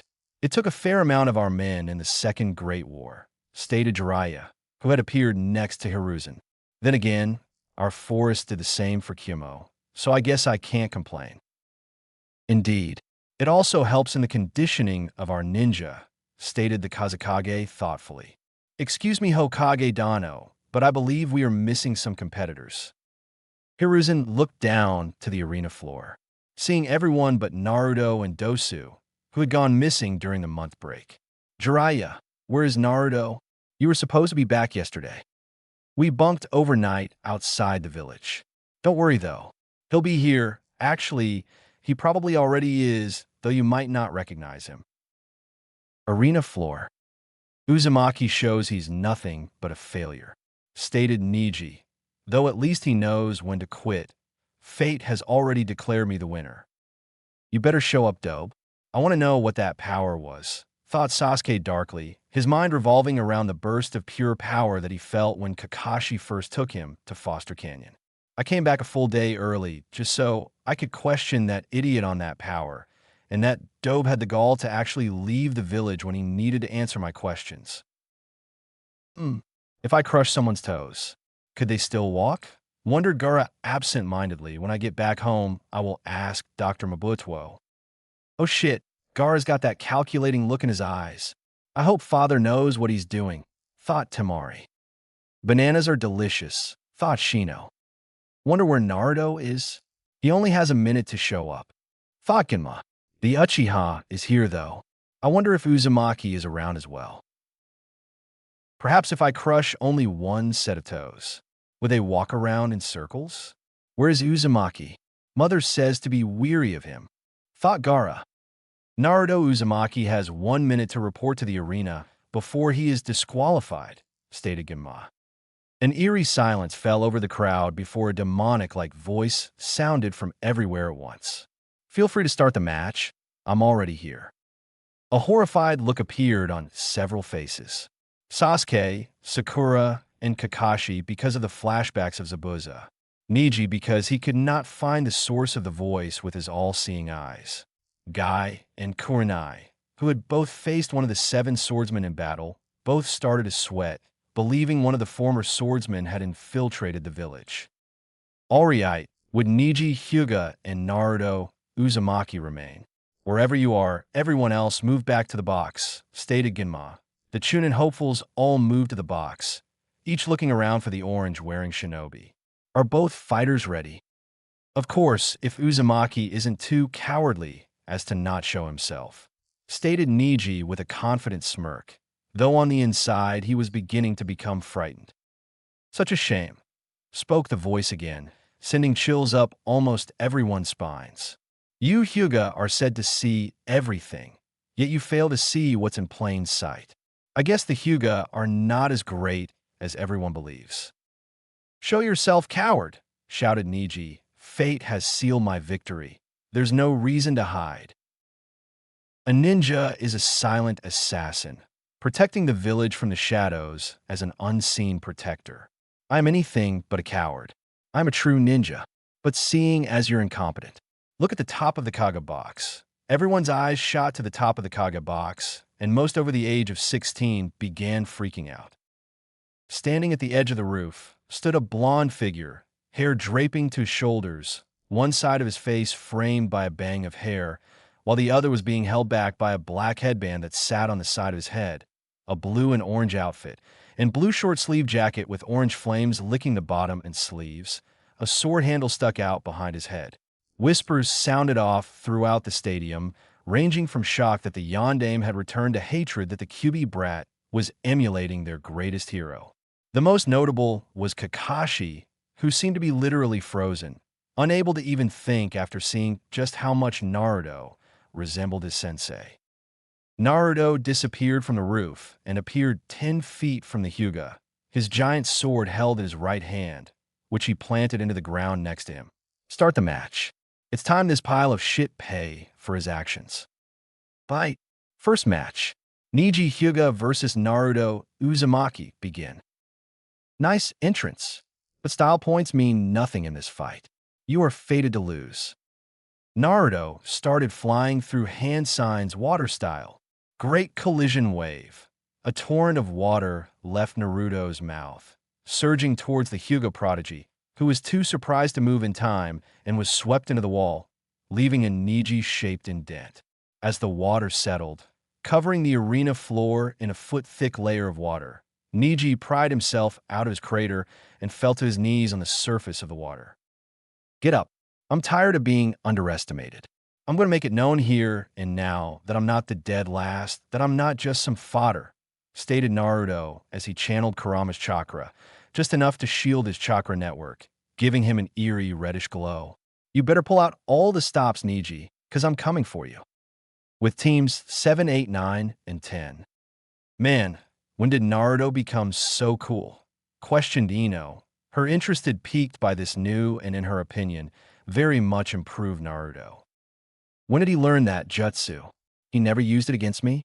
And what about the sword? Questioned Kiba, angry that he had lost the blonde when he wasn't even using all his arsenal. Well, when Orochimaru hit him, he said something about a seal. Naruto said that his chakra felt funny, stated Sakura, staring at the sword that was planted in the ground. But that's Zabuza Momochi's sword. Who's Zabuza Momochi? Asked Choji. An A-class nuke nin from Kiri that we fought on our C rank, turn a rank. It's likely that Naruto went back during the month break to retrieve it. Plus he's wearing his headband like Zabuza did, most likely as a way to show his respect. Stated Kakashi plus Naruto just used a B-ranked water jutsu with only 3/4 of the standard hand seals. Why were you hiding your strength from me, Naruto? Kagebox. Sarutobi watched with a smile as his surrogate grandson showed his true colors to the rest of the village Minato, Kushina. If only you could see him now. Arena floor. Naruto dodged another set of strikes from the Hyuga prodigy. Using his momentum, he spun and sent a vicious kick at Neji's head, which was blocked by the Hyuga's arm. Neji winced in pain as he was forced to block another blow, which was about as strong as Lee's. This is insane. The only reason I can even track him is because of the Byakugan. And why is there red chakra surrounding his body? It's time I end this, stated Naruto as he jumped away from their deadly lake top dance, landing about 30 feet away, flashing through hand signs in a blur, so fast that all Neji saw was a blur that ended on the dragon symbol. Water style. Water dragon jutsu. Everyone in the stadium was amazed and somewhat horrified as a 50-foot-tall water dragon grew up from the water behind Naruto, using every ounce of water on the floor of the arena. The creature then rushed at Neji at near Jonin speeds, forcing the Hyuga prodigy to use his best move. Rotation, shouted Neji, spinning at incredible speeds and releasing a large portion of his chakra. As the dragon hit the spinning dome of chakra, it exploded in all different directions, sending water everywhere, drenching everyone within range of the blast. As both attacks ended, everyone witnessed a slightly panting Naruto standing on the slowly rising water, and Neji on both knees and panting heavily as the water rose around him. Heh, you cannot escape fate. Do you understand now? I was fated to win the match ever since you were made my opponent, and now you're within my range. Bursting out of his down position, Neji began hitting Naruto's chakra system with everything he had, chakra points, organs, even hitting his chakra coils a couple of times, though Naruto just seemed to tank every hit. As Neji's last strike hit, his vision went black. Naruto had had just about enough of the Hyuga poking him and delivered a strike of his own, blasting the Hyuga on the bridge of the nose with a Kurama-powered punch, sending him flying across the arena, skipping and skidding across the water limply before splashing to a stop, floating face up in the water. Fate means nothing. Fate, revenge, honor, they're all nothing but crutches used by weak people to justify their actions. Naruto turned around, pulling his sword from the ground and placed it on his back, where his belts held it in place through his coat, and began walking towards the stairs that led to the contestant box, passing the mezzanine that were rushing towards the downed Hyuga. Winner, Naruto Uzumaki. Kage box. He's grown well, Jiraiya. Once again, you prove that you're one of the best senseis the world has ever known, stated Sarutobi with a kind laugh. Actually, sensei, he did most of what you've seen on his own. I taught him a few earth jutsu and refined his taijutsu and chakra control, stated Jiraiya with a smirk, thinking of how hard his student worked. That brat. I hate that brat. It's obvious that he's Minato's son. I want that brat dead. I know. I'll postpone the invasion and let Gaara kill him. I'll just have Kabuto step in if Sasuke-kun is in any danger. After all, he is a medic, though Orochimaru, sending out a discreet message to the mezzanine. Contestant box. What did you learn those jutsu dope? And why couldn't I copy them? Demanded Sasuke. But Naruto simply walked past him, moving to Gaara. Don't you walk away from me, dope. I'm talking to you. Naruto just continued to ignore the pissed-off Avenger, standing in front of Gaara. You are 1, I am 9. Everyone went quiet, wondering what the blonde was talking about. Gaara nodded and spoke. Mother told me as much. You have very good control. I wish to fight you most of all. Then it will be a fight between us.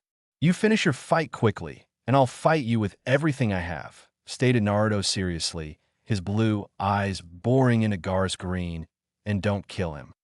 Gaara stared at the blonde for a few seconds, before nodding. I will not kill him, but if you disappoint me, he will die, along with everyone else. Gaara then disappeared in a swirl of sand, appearing on the water. Answer me, dope. Why do you have Zabuza's sword? Where did you learn those jutsu? And what was that power you used? Shouted Sasuke. Flashback. Ok, Naruto.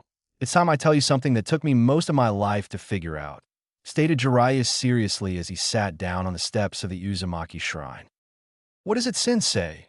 Asked Naruto, understanding that whenever Jiraiya was being serious and used his real name, it was important.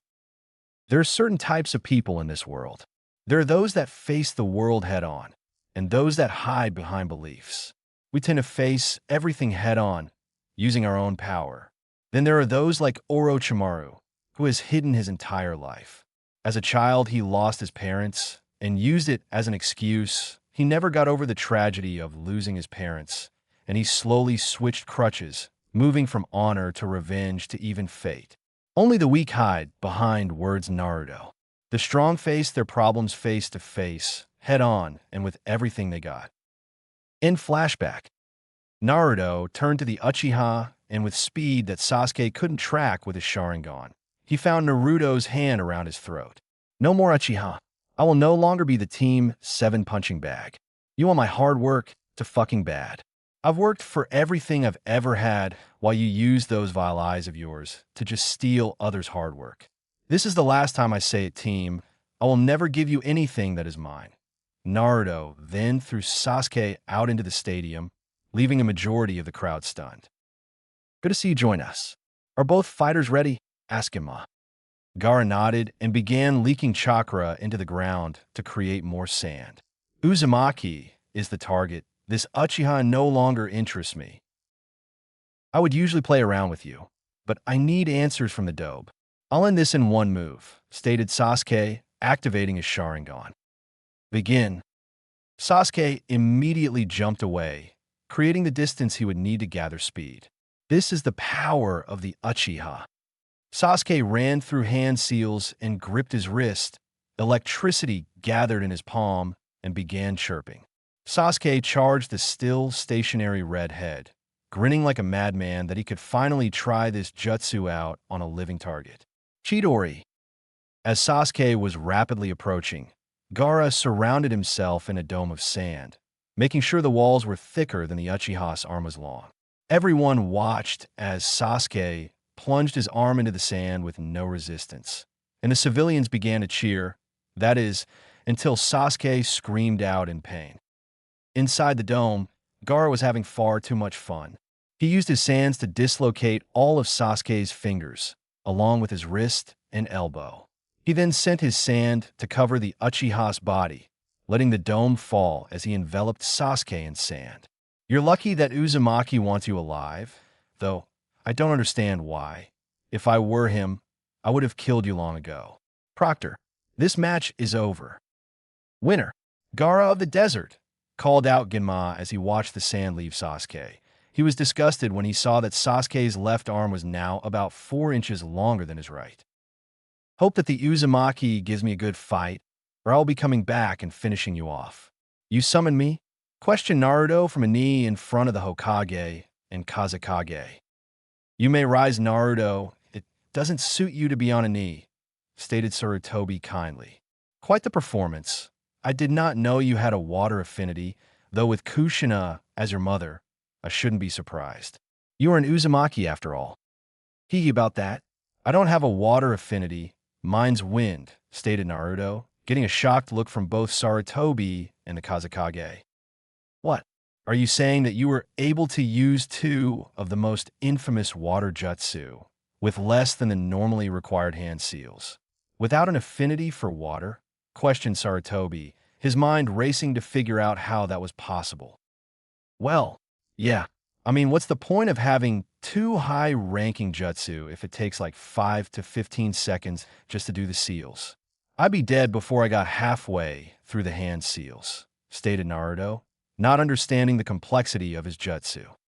That's not what I'm talking about, Naruto. It's the fact that not even I can do those jutsu without the full amount of seals, because I do not possess a water affinity, stated Sarutobi as he glanced down to the start of Shikamaru's match. He turned to see a confused look on Naruto's face. I know every jutsu in Konoha's position, minus personal jutsu of my ninja and clans. I can use every basic element, but I only have an affinity for earth and fire. I can perform a fire dragon and earth dragon with 2 or 3 hand signs, but for jutsu like the water and lightning dragon, I must use all the hand signs. Oh, so, does that mean I have an affinity for water, as well as earth and wind? Questioned Naruto. When I did that card thing, it only showed I had wind. Can you do earth jutsu with less than the standard seals? Questioned Sarutobi, to which Naruto nodded. You are indeed a very talented shinobi, Naruto. Don't be surprised if you make Chunin at the end of these finals. Let fight Gaara first. I was rather disappointed in the Uchiha. Perhaps you can give Gaara a challenge. Young Uzumaki, stated the Kazekage, truly wanting to see what the Uzumaki could do, especially if he had heard right about him being Kushina's son. I have to, otherwise your son will kill my friends, even if it means starting a war. It makes me wonder if he has such free reign in an allied village. How does he behave in his own village? Questioned Naruto, subtly using just enough of Kurama's chakra to increase his senses, feeling a spike of anger come from the Kazekage. I suggest you tread lightly, Genin. Insulting a Kage, even an allied one, can cost you your life, stated the Kazekage, his voice dangerous. Jiraiya was about to shut Naruto up when Naruto felt a huge spike of negative emotions and retorted. I would rather kill myself than die by the hand of a man who doesn't even have the respect of his own son. At least I hope that's what is going on. Hate to find out that you're planning on betraying our trust. After all, letting a mentally unstable Jinchuriki loose in any village could be considered an act of war. Naruto turned away from the frozen wind shadow and towards the old man. May I go now? I would like to congratulate Shikamaru on his loss. Sarutobi, lost in thought, simply nodded and said, Of course, my boy. Be careful fighting Gaara. He's much stronger than Neji. Naruto nodded and moved to pass Jiraiya, only to pause and whisper to him, Something's wrong, pervy sage. There's 5 different signatures besides the Kazekage, and all their emotions are negative. Medical Bay. You're very skilled for being a genin. We've already repaired all the joints in his fingers and his elbow, stated a random mednin that had been dedicated to fixing the last Uchiha's all but crushed arm. It's really nothing. All the joints were popped out of place with a pulling motion. It's the easiest dislocation to heal, and he should be back to full range of motion in no time. stated Kabuto with a smile, though on the inside, his mind was running a mile a minute. Orochimaru ordered me to heal Sasuke, but doing this will delay the invasion. It could even stop it from happening. And why has he changed the start signal? Does he want to see that idiot get killed by Gaara? Contestant box. Really, Sheikah? I knew you would quit, but why quit right before you were going to win? Questioned Naruto, a deadpan expression on his face. Well, it would be troublesome to go on fighting. I'm already low on chakra, and having to face Shino next, there's a slim chance I would have been able to finish the fight before his bugs drained me. Then even if I somehow managed to beat Shino, who is still fresh after Makeup Boy forfeited, I'd be facing you or Gaara. And there is no way in hell I'd want to fight either of you. Explained Shikamaru, who then took a large breath and leaned up against the wall. Wow, I think that's the most you've ever said at once, stated Naruto as he started moving towards the doorway out of the contestant box. See ya later, Sheikah. Where are you going? Questioned Shikamaru, his interest piqued in the blonde. Well, I got a half hour before my fight with Gaara, so I'm going to get ready. Hokage Monument in Naruto's Mindscape. Okay, can I ask about his abilities? Asked Naruto as he sat on the edge of Kurama's area. Well, we've both seen the redhead use sand, but being a Jinchuriki, he can also transform into a half form, maybe even a full form of Shikaku. Lucky for you, the best way to slow him down, maybe even stop his sand attacks completely, is to soak it with water. So all I need to do is soak his sand with water? No, soaking the sand with water will only slow down the movement of that sand. The best thing to do if he doesn't go half a full form would be to break that gourd on his back and then drench his sand with water, then attack as fast as possible, dodge the slower sand, and beat the shit out of the kid. And if he goes half or full form, what then? Do you have a massive sword on your back? If he goes half form, soak him with water and hack away. If he goes full form, I guess we're going to find out just how much chakra you can handle. What was your last max out? 12% flow rate. That's what I could use 2 days ago. That should be just about enough for the lower 6 tails. You're still not skilled enough with the tailed beast chains to help at all. How is the tailed beast bomb coming? With Gaara. What's he planning? We were supposed to begin when you beat the Uchiha? Questioned Kankuro, confused that the invasion had yet to start. It does not matter. I get to fight Uzumaki in 10 minutes. He will be the one to test my power, stated Gaara, his tone dangerous and his eyes bloodshot. What's so special about the Uzumaki? You tossed the Uchiha around like he was nothing, so why would the blonde be any different? Asked Baki, who on top of being confused about the invasion not starting, was also confused about Gaara's choice of target. He was supposed to target the strong Jonin, not some punk that got lucky versus a Hyuga. My choices are none of your concern.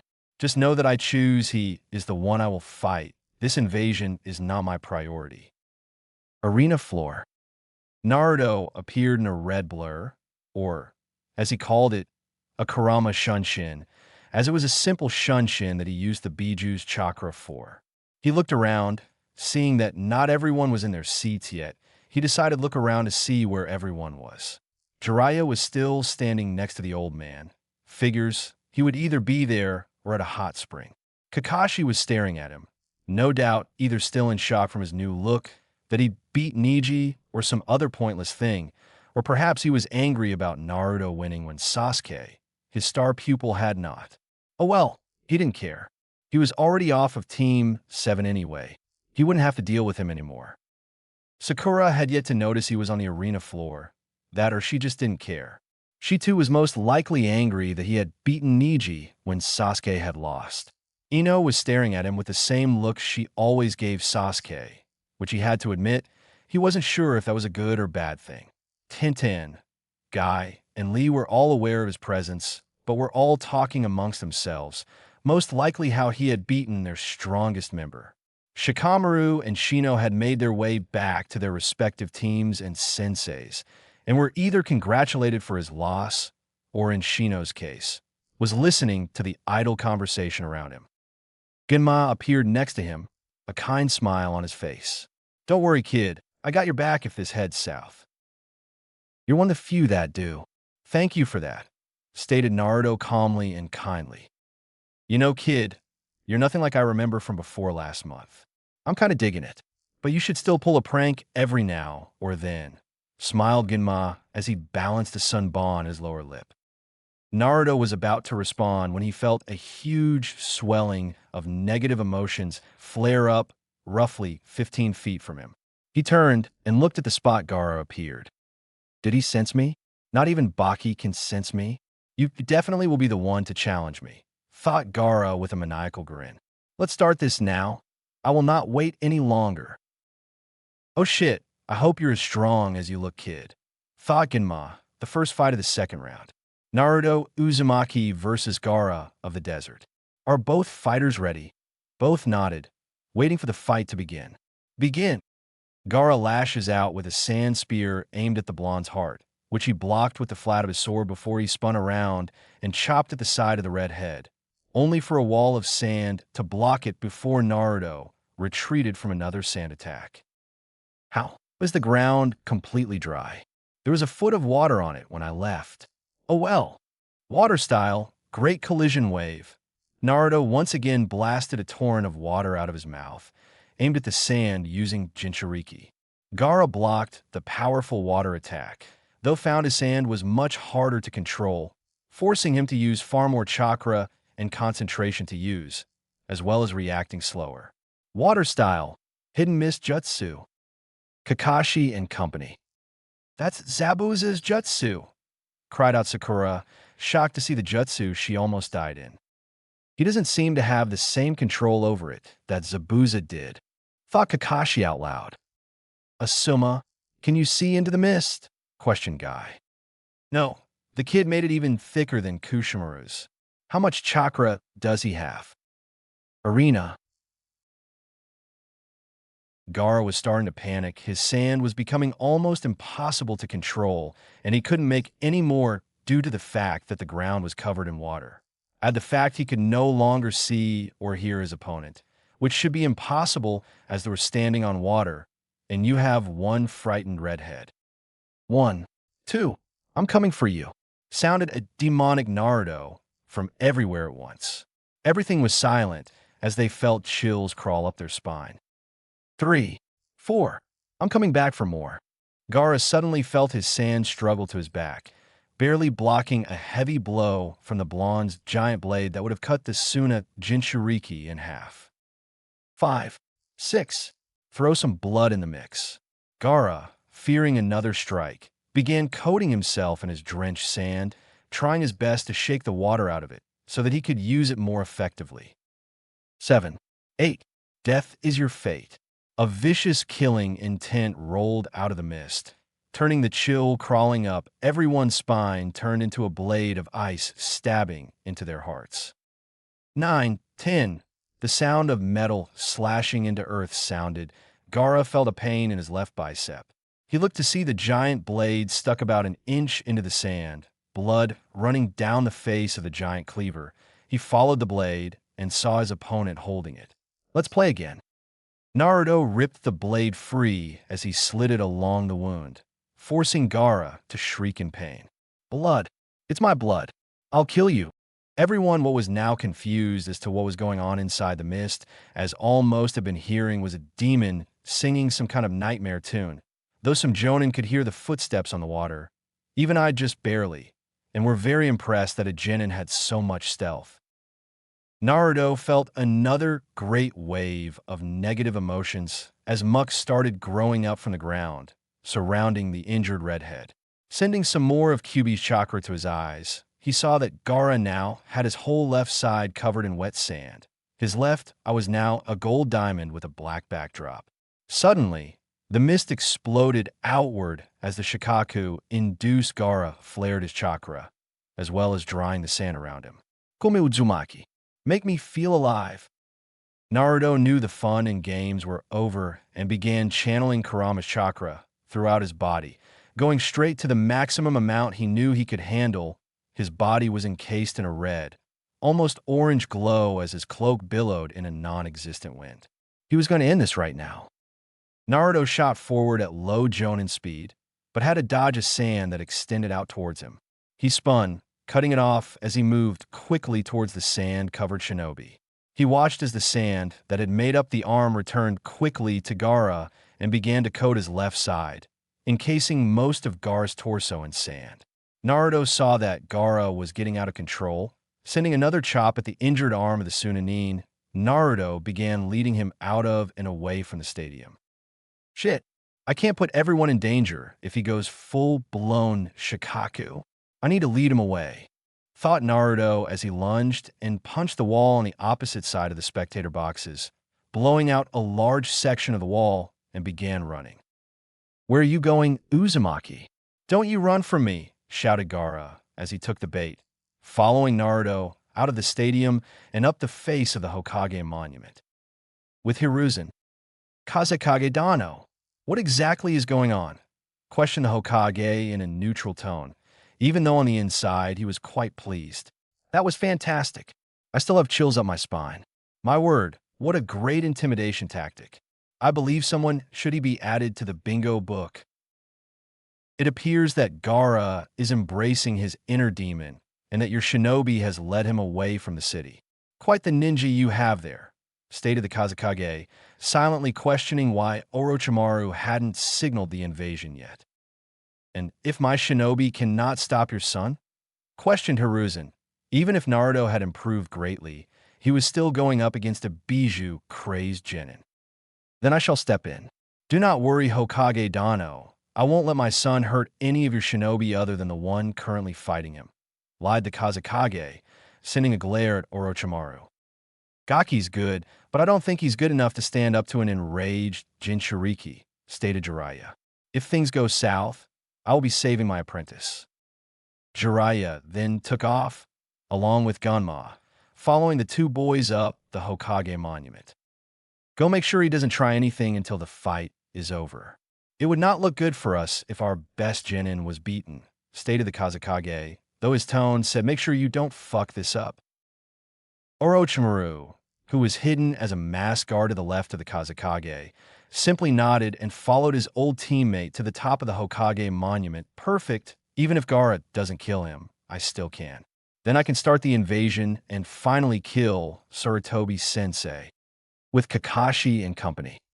That was the single most frightening thing I have ever experienced, stated Ino, her voice finally coming back to her. Why is he running away? He could have beat him, questioned Kiba, still sweating from the demonic lullaby the blonde had sang. Please, if Sasuke-kun couldn't beat him, the Naruto Baka can't either, stated Sakura, though her shaking shoulders and frightened tone showed clearly that even she didn't believe what she was saying.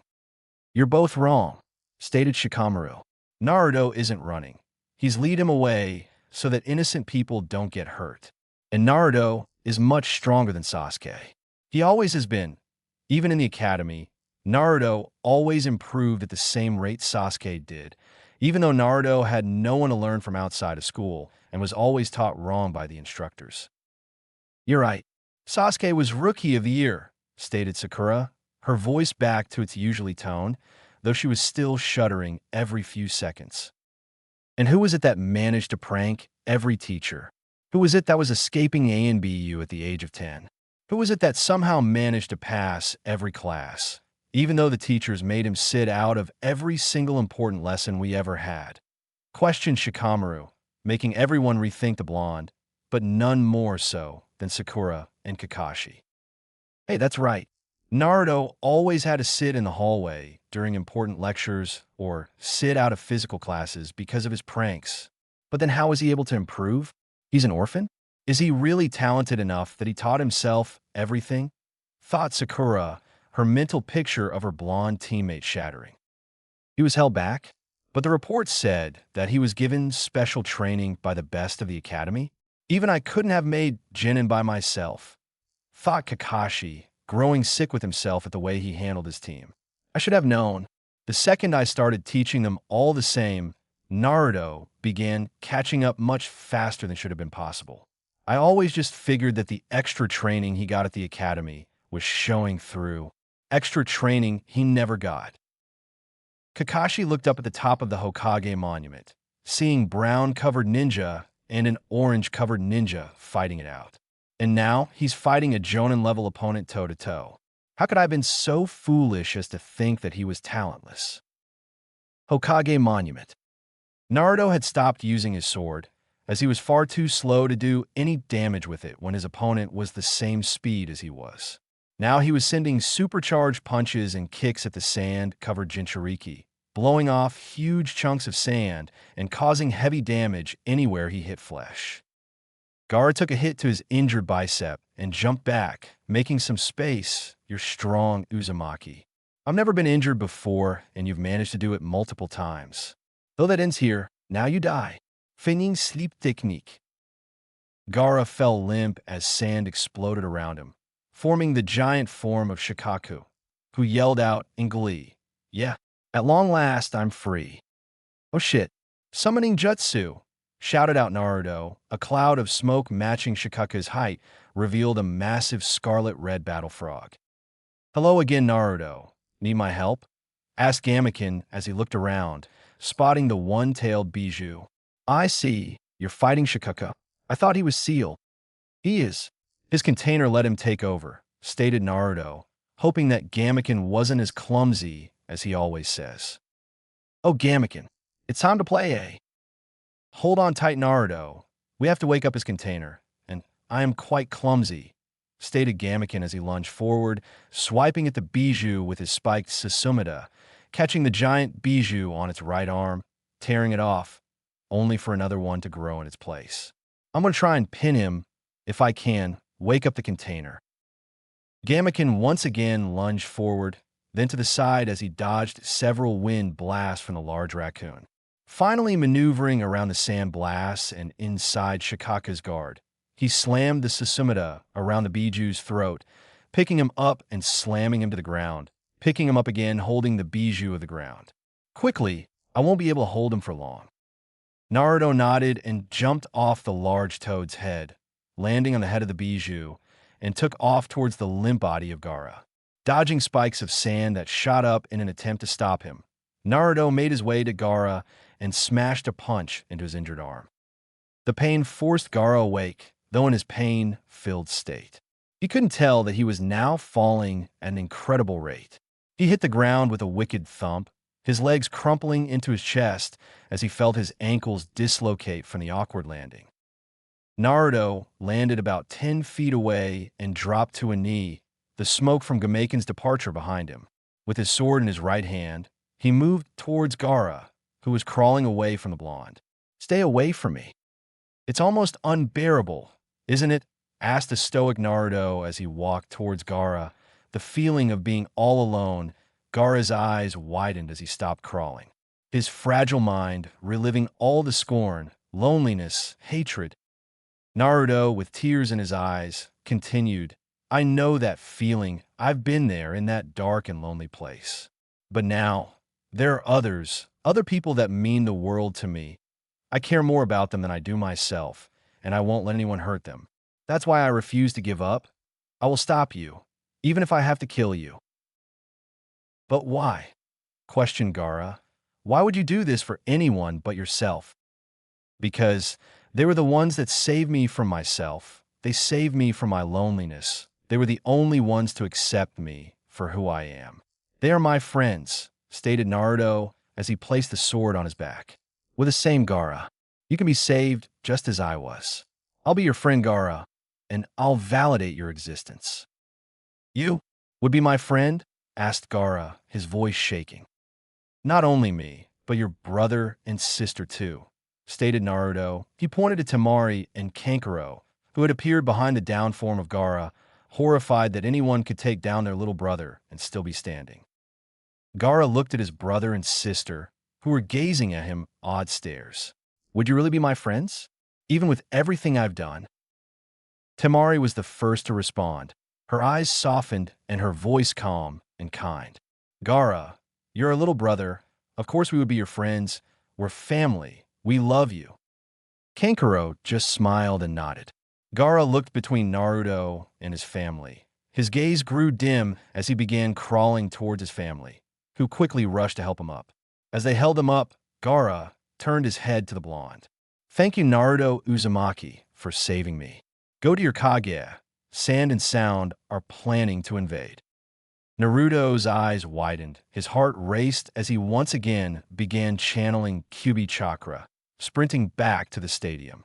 About halfway down the face of the monument, he was met by Jiraiya and Genma. Congrats, kid. You won the match, stated Genma, running as fast as he could, stride for stride with the orange chakra, cloaked blonde. No time. Pervy Sage, Gaara said that Sand and Sound were planning to invade. Crewed out Naruto as he made it to the bottom of the cliff face, collapsing in a heap as his body finally gave out. Kit, stop channeling my chakra. Your body is starting to break down. Naruto, are you all right? Questioned Jiraiya. Yeah, go tell the old man about the invasion. I'll be fine, stated Naruto as he fell out of consciousness. Tenzo appeared, the Sand siblings following him, and he picked up Naruto. It's okay, Master Jiraiya. I'll bring Naruto to his home. These three all confirm that Sand and Sound are planning to invade and have asked for asylum until the invasion is over. Jiraiya nodded. Okay, take Naruto to his parents' home. Bring those two with you. Me and Gunma will head back to the stadium with Temari. If Sand and Sound don't invade, her match is next anyway. Naruto rolled out of his bed and landed hard on the floor, waking him up. Looking around, he couldn't help but try to remember the last time his room had been so clean. Hell, he didn't even know that he had red carpeting. Wait, I don't have red carpeting. Where am I? Thought Naruto as he sat up, surveying the room that he had been sleeping in. Hey Kurama, where am I? And why do I feel so sore? Because you used too much chakra. Your muscles couldn't handle being infused with as much of my chakra. As you pumped through them, and they started to break down. Thankfully, you're already healing, so the most you should be feeling right now would be like the after effects of a serious workout. That's good. Does that mean I'll be faster and stronger? No. In fact, you'll probably be a little slower and weaker. Your muscle were breaking down. I'm not sure if you lost anything, but you certainly didn't gain anything. Shit, stated Naruto as he stood up on wobbly legs and began inspecting the room he was in, finding it somewhat dusty, as if it hadn't been lived in for a while. Don't worry, kid. Your body is adapting to the strain already. Soon you shouldn't suffer any ill effects at all. Thanks, Kurama. Go ahead and get some rest. Naruto looked over the room. He began feeling an odd sense of familiarity, as if he has been here before. The red carpet, red walls, cherry oak dressers, even the picture. Naruto all but ran to the dresser on the right side of the bed, where there sat 3 pictures. One was a beautiful redhead and a very well-endowed blonde. The next was a small red-headed girl with a very old red-headed woman. The last was old man Sarutobi and the beautiful redhead standing in the Hokage's office.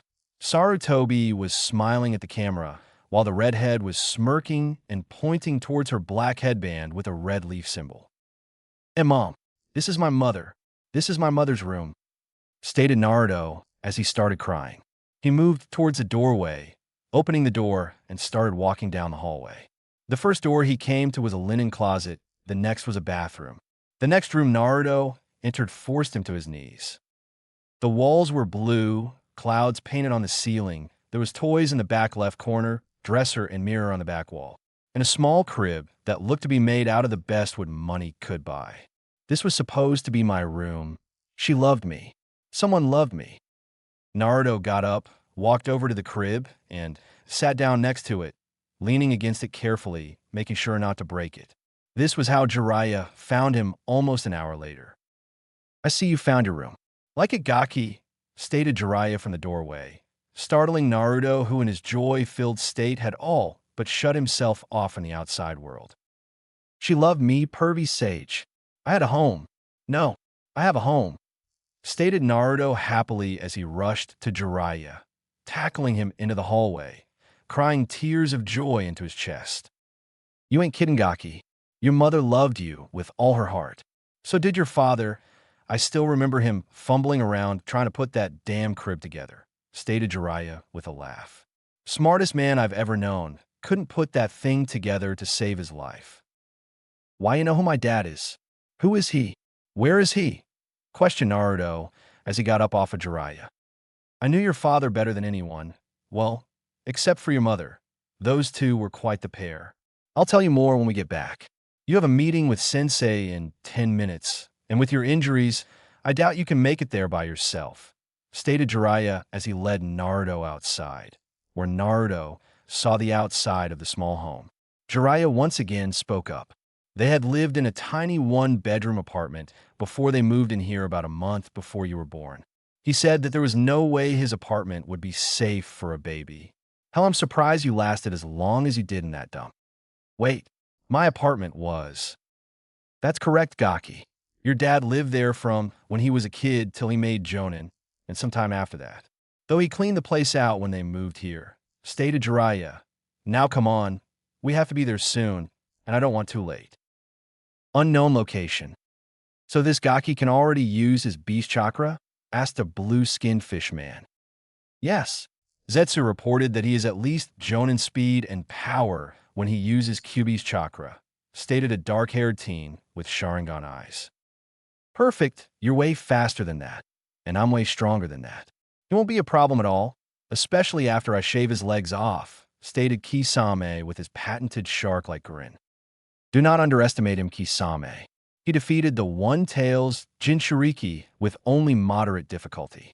He also seems to have taken after your old teammate. He even calls himself the Demon of the Hidden Leaf, stated Itachi in his same monotone voice. Who cares? I'm the best water jutsu user there is, and there's no way the Gaki is better with a sword than me. Even if he was, the only sword that can handle Samahata is Dash. The Kobe Kurabocho, a sword the Nine-Tails Jinchuriki now possesses and wields in a devastating tandem with a hidden mist jutsu, silent killing, and possibly chakra nature enhancements as well, stated Itachi. He hated to admit it, but if his target could use silent killing and the hidden mist jutsu, it limited him to only a handful of lower-level jinjutsu and his ninjutsu. There were ways for him to get around the hidden mist jutsu, though it did require setting up the battlefield as he went along.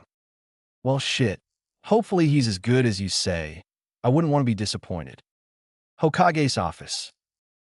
Hiruzen Sarutobi, the third Hokage, sat behind his desk, working on some of the massive amount of paperwork that had somehow appeared on his desk after sand and sound foolishly invaded.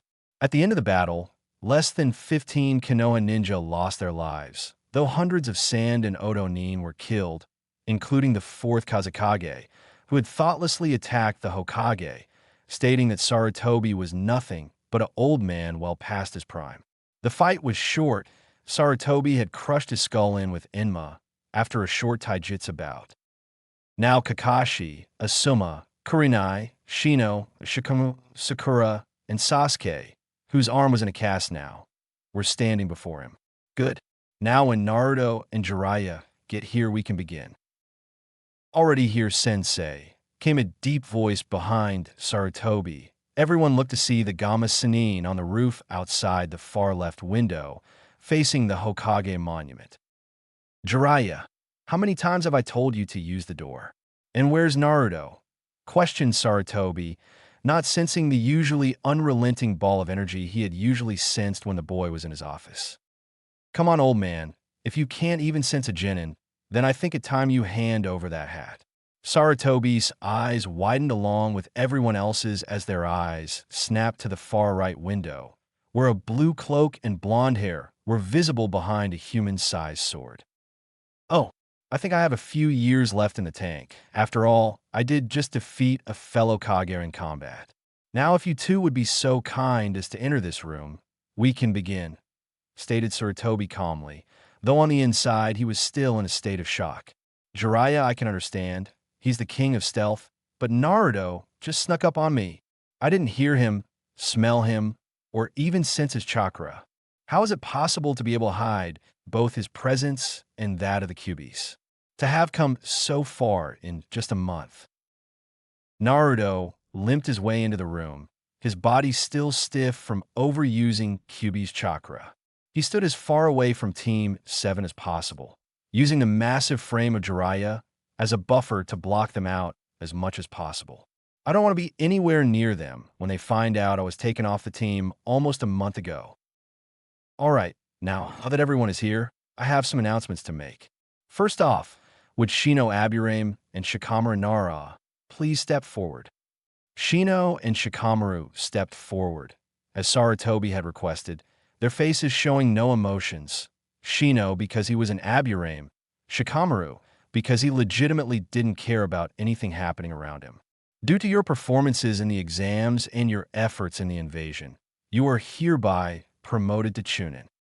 Shikamaru's eyes widened while Shino stayed calm, though Naruto was sure he could hear his hive buzzing louder. Sasuke was about to say something, but a squeeze on his injured shoulder from Kakashi stopped him.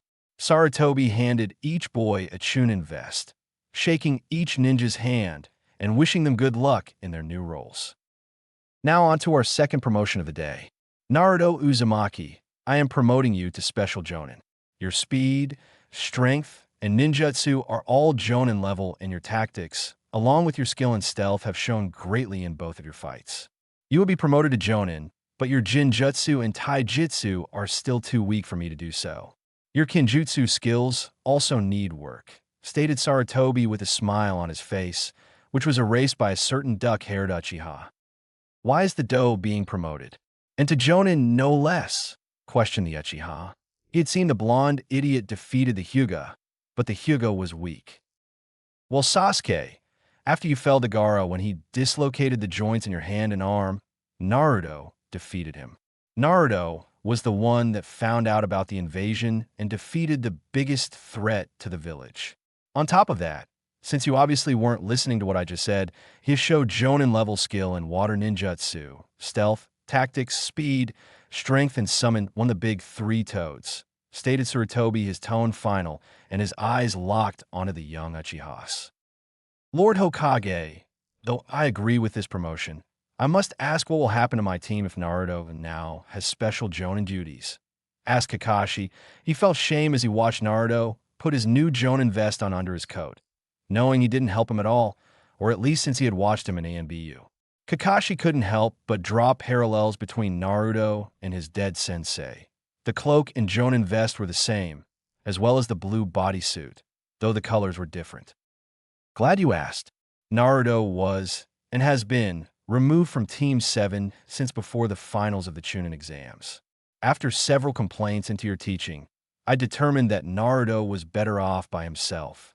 It will be determined later as to where he will be res-signed, stated Sarutobi, finding a strange enjoyment at the dumbfounded looks on everyone in the room, besides Naruto and Jiraiya faces. But if Naruto isn't on the team, then what will we do? Questioned Sakura. Team 7 will back up other Jonin teams on all C-rank missions outside the village and fill in for the clan heirs on their respective teams when they have clan business. Other than that, you are now on reserves, stated Sarutobi. Now I must ask you all to leave. Jiraiya and I have some business to attend to. Kakashi, you stay, you have a lot to explain. I'll meet you back at your house, Gaki. Oh, might want to check the basement. There is some intense material down there on ceiling, stated Jiraiya as everyone left the room. Sasuke was visibly angry, even more so than usual at the very thought that the Dobe was stronger than him. Sakura was, for once, not following the Uchiha, her mind reliving every mean thing she had ever done to the blonde. Asuma and Kurenai were re-evaluating their own teams in their head. If Kakashi had missed the gold mine that was Naruto Uzumaki, perhaps they had as well. All right, see you soon, pervy sage. Hey, old man, you know where Tenzo is? Asked Naruto. I believe he is helping rebuild the south wall, but by now he's probably passed out from chakra exhaustion, stated Sarutobi. Naruto shot out the window at speeds only the Jonin or higher could see. Hard to believe half of his muscles are strained from that fight, isn't it? He is his father's son, stated Jiraiya. Sensei, I'm telling him tonight that Minato is his father. I'm going to be taking him with me for a while. You are his master now, Jiraiya, and as he is now granted Jonin level clearance, he can leave with you whenever he wants, stated Saratobi. Now, Kakashi, I already know that you taught them the bare minimum. Tell me in your own words why you did that, and I might let you continue to teach the other two. South Wall. Naruto appeared next to the nearly completely rebuilt South Wall, kicking up a cloud of dust as he stopped. Man, Kurama, how much longer until I can use your chakra without it hurting this bad? Probably a week. As long as you don't go above 5% flow, you should be fine. Naruto was taken out of his internal conversation when a familiar voice reached his ears. Hey there, Naruto. Congrats on the promotion to Chunin. You're one of us now, buddy. Izumo, that's a Jonin vest, stated Kotetsu, sitting to the gate guard box, his eyes trained on the forest green vest of the young blonde. What? Questioned Izumo, looking at the best in question. How did you get a Jonin vest? Simple. He was promoted to Special Jonin. How's it feel to have a 13-year-old superior to you? Stated a cheery voice behind them. They turned around to see an ANBU member. Hey, Tenzo. I was looking for you, stated Naruto excitedly. Well, come on. There are some people I want you to meet, stated Tenzo. He adjusted his mask and took off toward the center of the village, Naruto following closely behind. How do you think he got a sword of the hidden mist? Questioned Kotetsu, staring at the back of the blonde as he bounded away. How does that kid do half the shit he does? Konoha Flower Shop. Ino was in the back room, taking inventory when she heard the front door open, ringing the bells that were hung above the doorframe. Just a moment. Take your time, Ino, came a crying voice from the front of the store. Sakura, questioned Ino as she scrambled out of the back room, finding her friend leaning against the counter, her face in her hands. Sakura, what's wrong? I'm such a horrible person, Sakura muttered. Ino was about to retort when Sakura looked up and smiled, her eyes puffy and her makeup running. Shikamu, Shino, and Naruto all got promoted. That's great and all, but why are you crying? Questioned Ino, her voice confused as she got behind the counter. Naruto isn't a part of Team 7. He hasn't been for a month, stated Sakura, still crying lightly. What? Why? Questioned Ino. Naruto wouldn't ask for a transfer, would he? I don't know. Something about complaints and him requesting to leave, stated Sakura. What? What complaints could there be? You have the strongest genin team in the village? And why would he request to leave the team? Questioned Ino. I don't know. After the wave mission, I started being nice to Naruto, since he basically saved mine and Sasuke's lives, but he seemed to grow more and more distant with us until the Chunin Exams. Then at some point during the month break, he was removed from the team, and now he's a Jonin, stated Sakura. Wait. Did you just say he's a Jonin now? Seriously? Questioned Ino. Sort of. Hokage-sama called him a special Jonin. Something about not being skilled enough to be a Jonin, but too strong to be a Chunin, stated Sakura. But it doesn't matter anyway now. Without Naruto, is your team being disbanded? Questioned Ino. No, we're getting a new member next graduation class. Until then, we are on reserve, but I don't know we can even be a team anymore. With Naruto gone, there's no one to hold the team together. And if that's not bad enough, he hates me now, stated Sakura, her crying starting again. He doesn't hate you. Naruto is too nice to hate anyone, let alone you, reassured Ino. You weren't there, Ino. He stood as far away from me as possible, and the only time he so much as looked towards me. His eyes were like the fires of hell, stated Sakura. Why that little? Don't worry, Sakura. My shift is over, and we're closing for the day, but I'll go talk to Naruto. I'm sure that this is all a big misunderstanding, stated Ino as she walked Sakura out of the shop and locked the door behind her. Now go get some rest. You look like you haven't slept in days. I'll sort everything out with Naruto. I was going to see him anyway. Thanks, Ino, mumbled Sakura as she walked toward her home. I doubt that he could ever hate you, Sakura. And I'll prove it, and maybe get a hot boy toy as a bonus. Hokage office. So you refused to teach them anything of value until their teamwork improved, took a C rank thinking they would improve, and then when you found out that you were out of your league, you pressed on anyway. To make matters worse, You come away from the sea turned rank, mostly unharmed, and believe that they are strong enough to take the Chunin exams. You forsake Naruto and stick him with a teacher that you know is publicly against him. Train Sasuke in a stolen taijutsu style, and then you teach him an A-rank assassination jutsu. Do I have all of that correct? Questioned Sarutobi, his voice cold, his eyes hard. Sir, I only taught Sasuke that move so that he could defeat Gaara, stated Kakashi. Bullshit. There were 100 ways you could have taught that brat to beat him. Jinjutsu, water jutsu. How you could have taught him that trick that you figured out. You were playing favorites.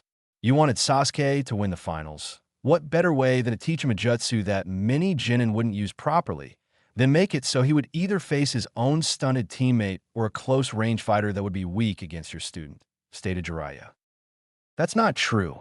Naruto should have never beaten Neji in the first place. He was hiding his strength. How was I supposed to know he was really high Chunin level, stated Kakashi. You disappoint me, Kakashi. Even if Naruto was weak, it's your job to make him stronger. If you had done nothing, just turned him loose with a shitty instructor, I would agree that you did something right.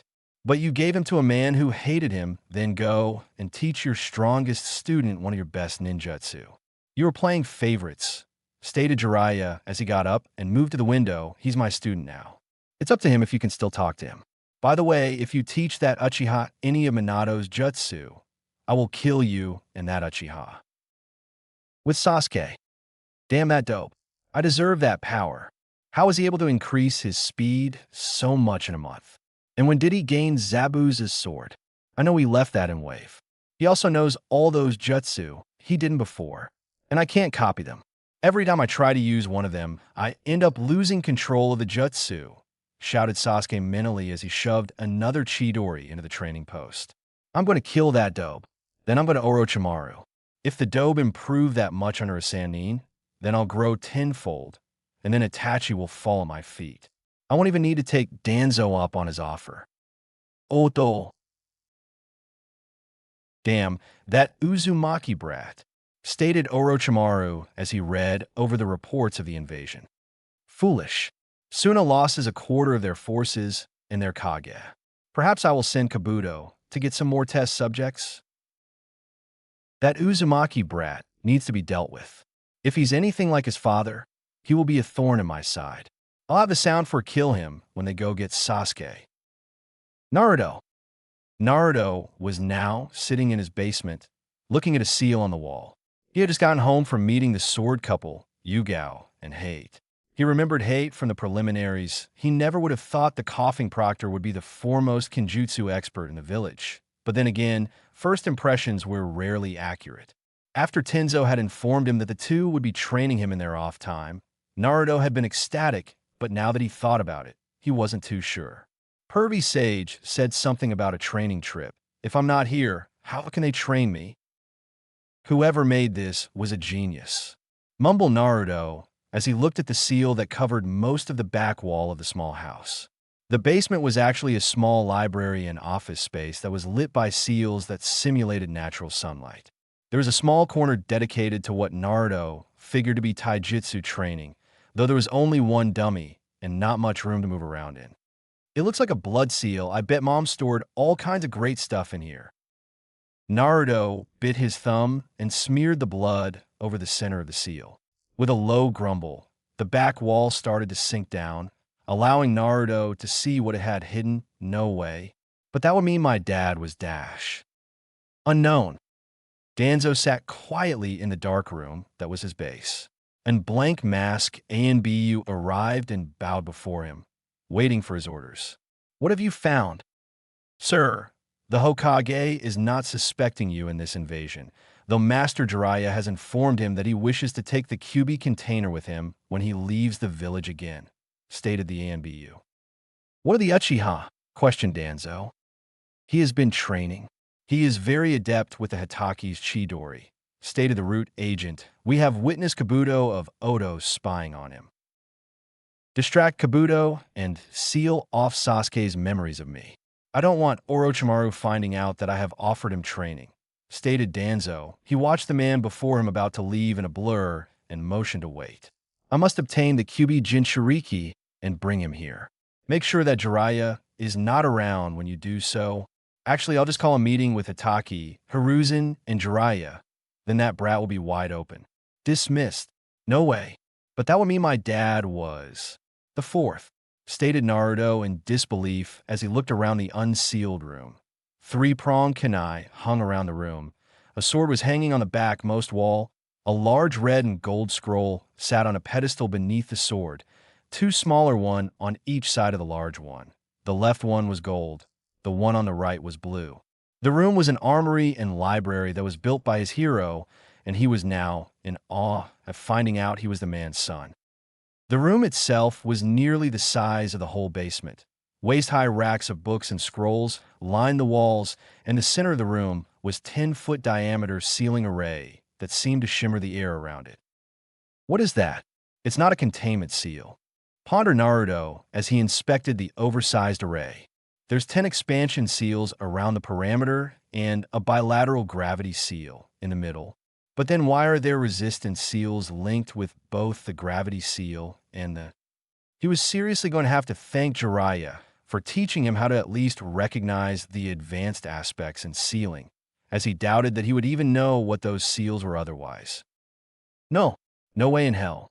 The fourth, my dad, made a self-contained gravity room, stated Naruto, summoning a shadow clone and having it move to the center of the seal. Naruto watched as the clone walked into the seal circle, moving slower and slower, only for the clone to crumple to the floor and poof out of existence once it reached the middle. Naruto sat shocked at the memories the clone sent back. The gravity increase is ridiculous. It's like the gravity seals that Tenzo told me about, only the whole area is like that. And it's way bigger from the inside, almost 100 feet across instead of the 10 that I see from here. I wonder, Dash.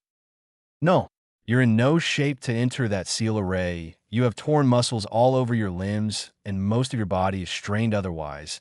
It's a miracle that you can even move right now. Going in a high-gravity environment, such as that, is asking to end up like your friend in green after my sibling got through with him. Fine.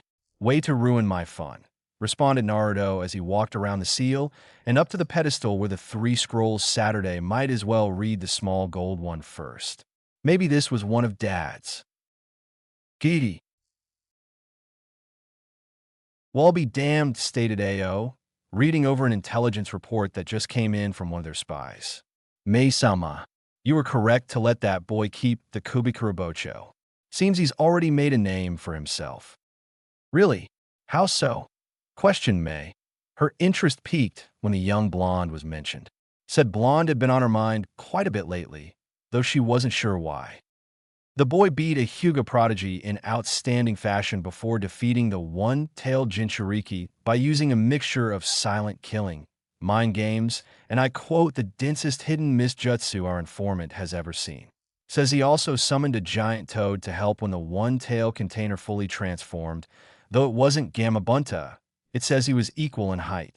Stated Ao, I doubt the boy can actually do all of that. After all, he is just a genin.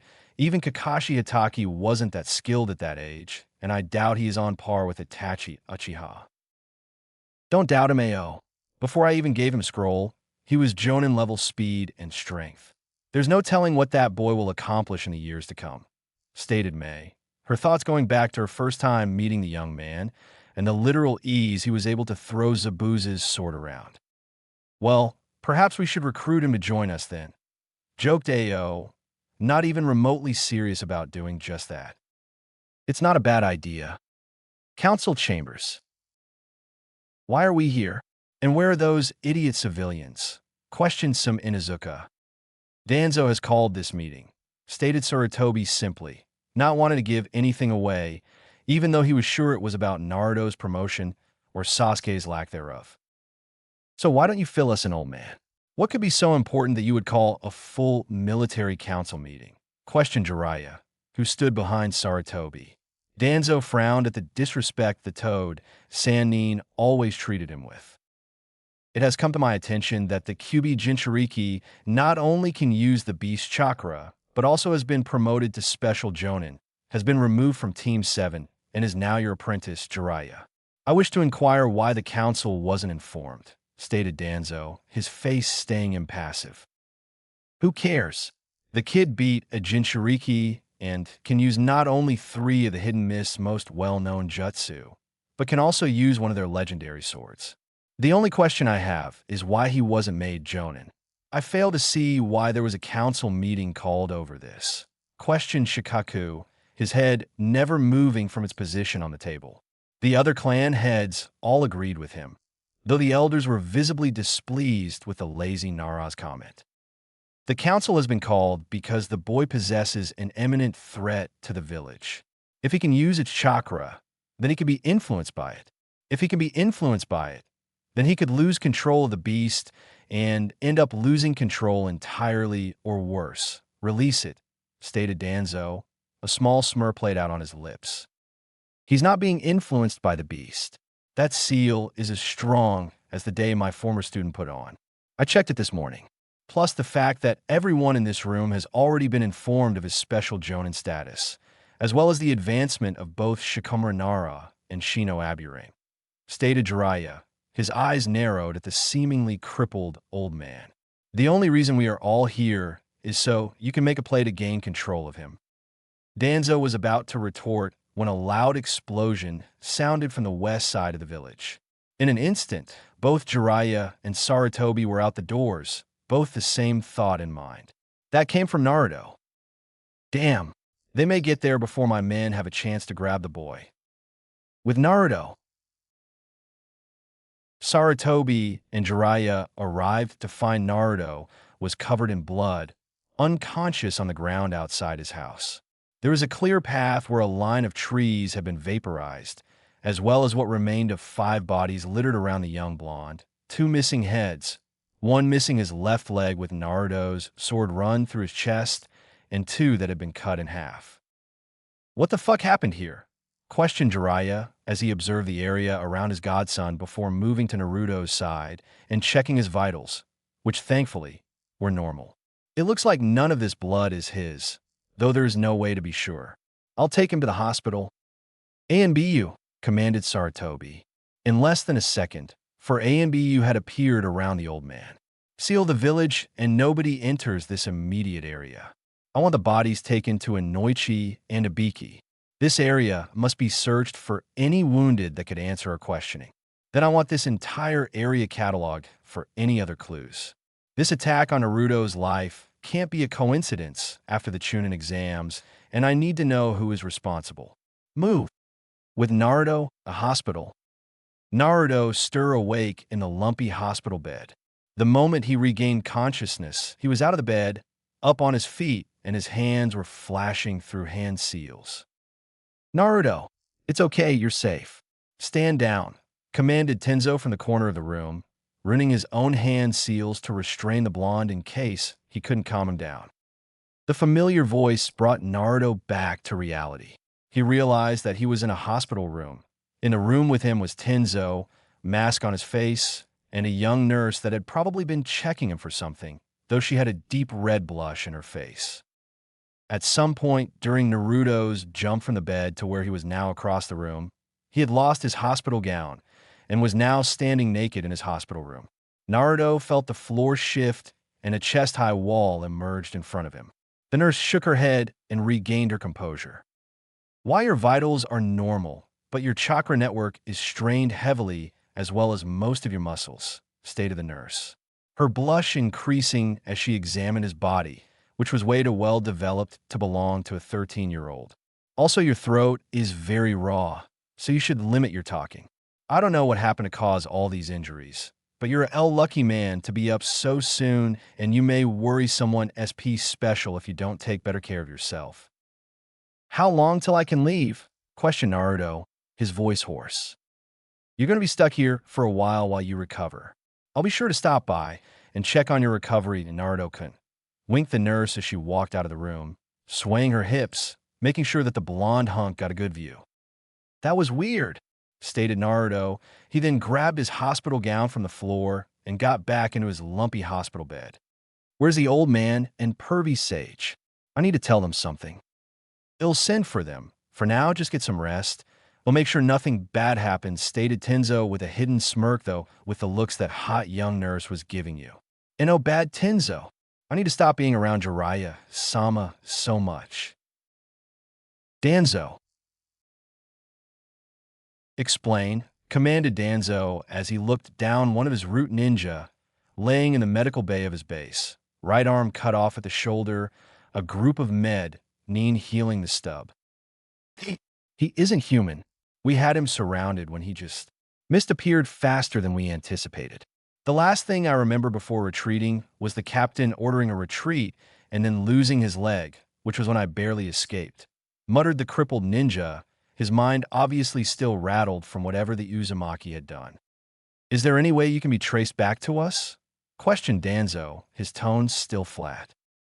No, Captain made sure we did everything as Code 6. Good. Once you're healed, report to the genetics lab and see what they can do, stated Danzo, turning and walking away.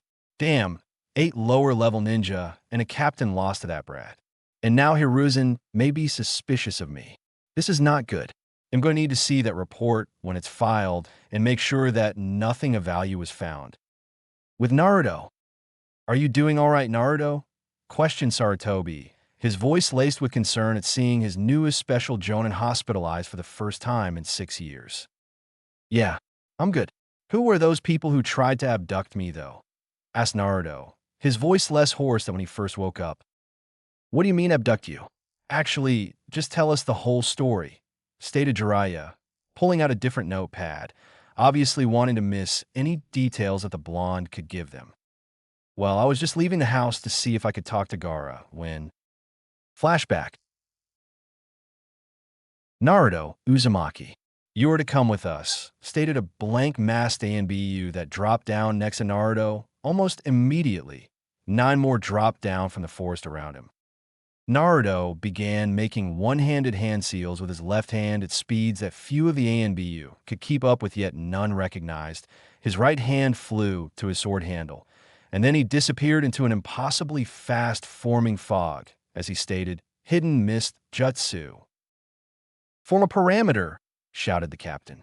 The unknown ANBU formed up in a circle. Keep your head up. He can strike from anywhere. Especially behind you, came a phantom voice in the middle of the circle, killing intent, freezing several of the ANBU. Most fled the circle.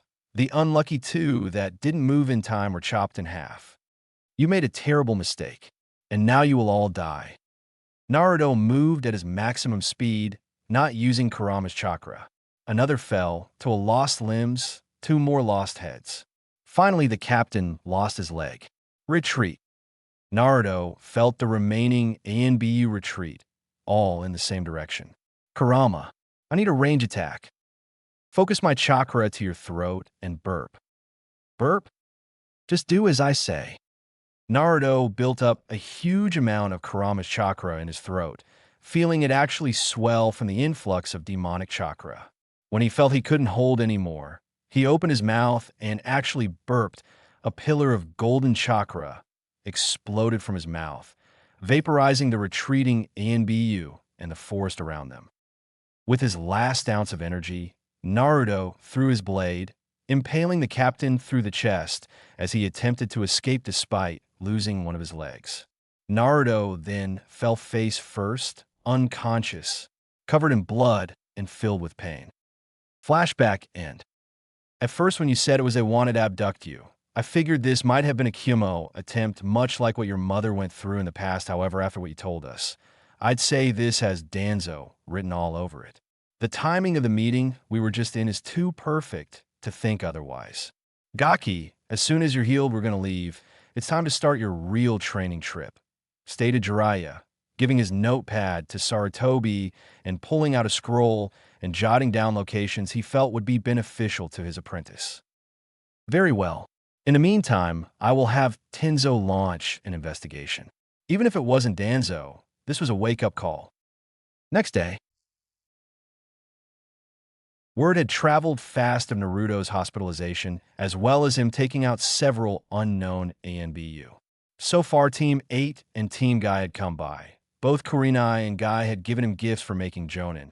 Guy had somehow found a set of orange taijutsu sandals that had metal plates reinforcing the top and heels of his feet, as well as a list of holes that Guy had found in his fights with Niji and Gaara, for which Naruto had thanked him repeatedly. Kurenai had given him a scroll of several high chakra usage genjutsu that Naruto could actually use. At the end of the scroll, Naruto found a picture of Kurenai in a very skimpy bikini. Thankfully, he was alone when he found it, as he had passed out from a nosebleed. He needed to make sure that Pervy Sage never found that, or he had a feeling Kurenai-sensei would make his life a living hell. The remaining genin of Team 7, Choji, and Asuma were on a mission while Shikamaru had stopped in after finishing the clan business that had kept him from going on said mission. The boy didn't know what Ino was doing, as she wasn't on a mission and she had yet to come visit him. Currently, Naruto sat in his room, while the nurse from the day before was feeding him and giggling at the disgruntled look on the blonde's face. Just then, Naruto sensed someone standing at the door. "And here I thought you forgot about me. What can I do for you, Ino?" 1 week later, Naruto stood at the northern gate, Jiraiya at his side. Team Guy, Team 8, and Team 10 had already said their goodbyes. Ino and Kurenai both giving the young Jonin a hug. Though Ino had taken it a step farther and giving Naruto a kiss on the cheek, Hinata and Kiba had wished him luck on his travels. Choji and Shikamaru had gotten the blonde a jumbo pack of ramen, and Shino had simply nodded to him. Though Naruto could feel Shino's turbulent emotions, as well as hear his hive buzzing louder. Now Sasuke and Sakura stood before Naruto. "See you when you get back, Naruto," said Sakura. She gave him a hug and whispered into his ear, "Thank you for forgiving me. I know you told Ino that you didn't hate me, but I know that on some level you did, and I'm sorry. It's not in me to hate a teammate. I told Ino the truth, and am telling you that it's okay," stated Naruto, returning the hug. Suddenly, Naruto pulled his sword off of his back and chopped Jiraiya's notebook in half. "Don't you use us in your smut, Pervy Sage. You're no fun, Gaki," stated Jiraiya with a pout, pulling out another notepad and transferring his precious research. "Sasuke, how are you doing?" questioned Naruto, who had gotten the chance to read the mission report and found out that Sasuke had gotten his first kill on the mission he just got back from. "Don't you worry about me, Dobe. I'd be worried about falling behind me," stated Sasuke with a smirk, though Naruto could feel his emotions swirling violently. "Just you wait, Dobe. By the time you get back, Orochimaru will have made me stronger than you could ever be. Then he'll finally be strong enough to kill my brother." "You're on, Sasuke. Just don't die on me," stated Naruto. "I'll see everyone when I get back." Jiraiya and Naruto turned and made their way down the road away from the village, the glare off of Naruto's sword blinding the group as disappeared into the distance. "Oto, you are to go to Konoha, obtain Sasuke Uchiha, and kill Naruto Uzumaki. Your first priority is Sasuke. He must be brought here, no matter what. If you run across the Uzumaki, kill him," stated Orochimaru. Before him stood the Sound Four. "You cannot be caught. Kill anyone who finds you. Do not draw unnecessary attention." "Hi, Master," responded all of the Sound Four before taking off on their 2-day journey. "Sir, are you sure it was wise to send them? None of them are above high Chunin in speed, and none of them are good enough to face Uzumaki unless they use the second level of the Cursed Seal, and even then only Kidamaru can fight without his eyes," stated a worried Kabuto, knowing full well how dangerous a swordsman that wielded a sword in the jutsu of the mist could be. "I think you overestimate him, Kabuto. After all, he is a Genin, maybe Chunin. He has no real power," stated Orochimaru, scoffing at the very thought of Minato's brat being stronger than his personal guards. "Even if the brat is strong enough to kill one of them, I can just send Kimimaro." "Sir, did you read the latest report?" questioned Kabuto carefully, not wanting to anger his master, yet wanting to make sure he knew all the risks that the blonde posseed. "Why would there be a new report?" questioned Orochimaru dangerously, his eyes narrowing at his most trusted subordinate. "Well, sir, our spy reports that the Uzumaki is a special Jonin now, and he's leaving with Jiraiya to train." "IWA. In an old run-down building on the south side of the village, several councilmen and high-ranking jonin were meeting about an issue of grave importance. At least to them, was important. I believe you all know why you are here today. That old fence-sitter has decided that we should forget the past and just overlook the fact that that bastard Minato Namikaze has a son, stated an elderly councilman, hate evident in his voice. I say we hunt the little bastard down and kill him. Our village suffered enough with what that monster did to all our families. Let's get back at him by killing his only kid, shouted a Vertan jonin. There's a problem. He's extremely powerful. He was able to defeat a Hyuga in hand-to-hand combat and has Zabuza Momochi's blade. Plus, he's the container of the Kyuubi and can use its power. He even defeated the One Tail with its power and summoned Gamaken, which means that he's being trained by Jiraiya of the Sannin, stated an informant that was at the Chunin Exams. Everyone paused at that information. If the kid could summon Gamaken, then he was no doubt being trained by Jiraiya of the Sannin and would most likely be close by whenever they decided to attack. We're going to need Han and Rashi, 5 days later, Valley of the End. Naruto and Jiraiya had not made much progress. Naruto was working on his chakra control and wind manipulation with clones while he himself was working lightly on reflexes, speed, and the Rasengan. In the meantime, Jiraiya was working out how to maximize Naruto's training, as they had just made it to the border of Rice Country earlier in the day. They were moving slow for the time being, as Jiraiya wanted Naruto to be as combat-ready as possible before they moved into Rice Country. Hunting down Orochimaru and any information about his activities would be complicated if Naruto was still slowed down by injuries. "Hey, pervy sage," called out Naruto from his spot on the head of the first Hokage statue, thinking that maybe sitting on the head of the mammoth statue, he would gain some of the man's knowledge. So far, nothing had happened. "No, Gaki, I'm not teaching you anymore until you can form a complete Rasengan, and I don't have any more tips for you," stated Jiraiya from the edge of the cliff next to the falls, a scroll in his left hand and a brush in his right. "Why does everyone call you a sage?" questioned Naruto as he looked back at the empty balloon in his hand. Jiraiya was silent for a minute, unsure of how to answer the question. Well, that was unexpected if I told him he would want to learn it. But would he need it? If he can fully harness the Kyuubi's power, then Sage Mode won't help at all. Naruto asked Kyuubi what he knows about nature chakra, and if his chakra could mix with it. "All right," responded a confused Naruto. "Hey, Kurama, you hear that?" "Yes, brat, I did. Get comfortable. This is going to take a while." Hokage's office. "You called for us, Hokage-sama?" questioned Shikamaru as he and Shino walked into the office. Last night, at roughly 11 o'clock, Sasuke Uchiha was reported to have left the village by Sakura Haruno. She did not say if he left of his own free will or if he was taken, stated Sarutobi. Both of the boys' eyes widened at the information. "I'm assigning both of you as co-squad leaders. Your mission is to gather any available genin and Chunin to assist in the recovery of Sasuke Uchiha. I have already sent for reinforcements from outside the village. Get a Hyuga and an Inuzuka squad member, as you will have to track him down. You will leave from the north gate in 1 hour. Dismissed." "Hi," both responded before darting out of the office. This is very troubling. There's only 2 places Sasuke would run to: Itachi or Orochimaru. I will have to contact Itachi. If Sasuke falls into Orochimaru's hands, then the deal with Itachi will be null and void. Hopefully it does not come to that, but I must prepare in case it does, thought Sarutobi gravely. "Or, bring me Danzo Shimura now." With Naruto. Naruto had been in a trance for about half an hour when Jiraiya felt a presence above them. Looking up, he saw a Konoha messenger eagle.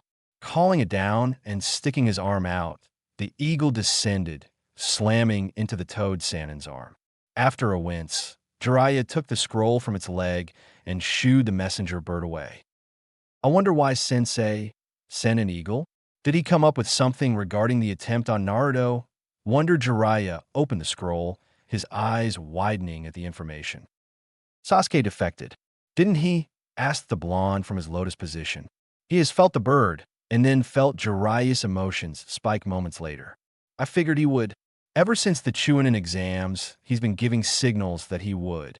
I was just too stupid to do anything about it. With Sasuke. So I take those pills, and it will give me full control of my seal. Questioned Sasuke, his suspicion of the 5 people in front of him being clouded by the desire of more power. After all, he was able to destroy those Odo Genin when he used the seal. It would no doubt make him stronger. That'll show the dope. There's no way he will be able to beat me with this seal. Then I can take on Itachi. Yep, and because you have the cursed seal of heaven, you will gain the biggest boost possible, stated Jirobo, his face passive. If you were, say, mid-Chunin level now, which I think you are, you will be roughly high Chunin with the first level, low Jonin in speed and strength when you activate the second, stated Karen, a red-headed, red-eyed girl that had yet to take her eyes off of Sasuke. Shut up, bitch, stated Tayuya under her breath, tired of the girl that in her eyes was as useless as an ice cube in an ocean. Ladies shouldn't swear, Tayuya, stated Jirobo kindly. Fuck off, fatso. Oto. You sent for me? Questioned Kimimaro as he moved slowly into the room. Yes. Orochimaru-sama has ordered that you be ready in case the Sound 4 fails to retrieve Sasuke, stated Kabuto, who had been working on a side project. They will not fail. You have told me that the Uchiha was mid-Chunin level. They are all high Chunin, stated Kimimaro, sitting down against the wall next to the door. True, but Konoha will no doubt send a retrieval team. Plus, there is little to no chance that his ex-teammate won't try to help the retrieval team, stated Kabuto, his inner hate for the blonde-haired Jonin showing through slightly. Stupid brat. He completely rendered all information on himself useless. Was he hiding all of his talents? Or has he actually grown this quickly? The one who foiled the invasion attempt. I will be ready if needed, stated Kimimaro as he stood up and returned to his room. If we ever do fight Naruto Uzumaki, you will die by my hand for ruining Master Orochimaru's plans. Good. The Sound 4 might fall to him, but Kimimaro is more than a match for him. Thought Kabuto happily as he added 2 vials together. But why send Kimimaro? He is already in failing health. There are plenty of others I could send. After all, Karen is already with them. With Shikamaru and Shino. Shikamaru and Shino stood with their backs to the north gate. In front of them stood Ino, Choji, Niji, and Kiba.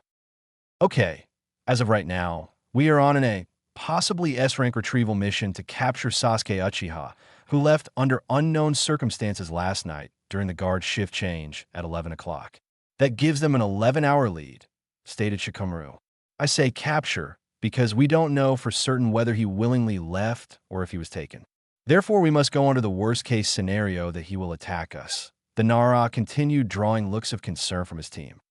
It would be best if we streamlined our operations. Kiba should lead, as he and Akamaru have the best sense of smell as well as tracking skills, stated Shino. From there will we go into a cross formation, as I have discussed with Shikamaru. As Shino said, we will go in a cross formation. This will have Shino and I side by side protecting Ino in the center.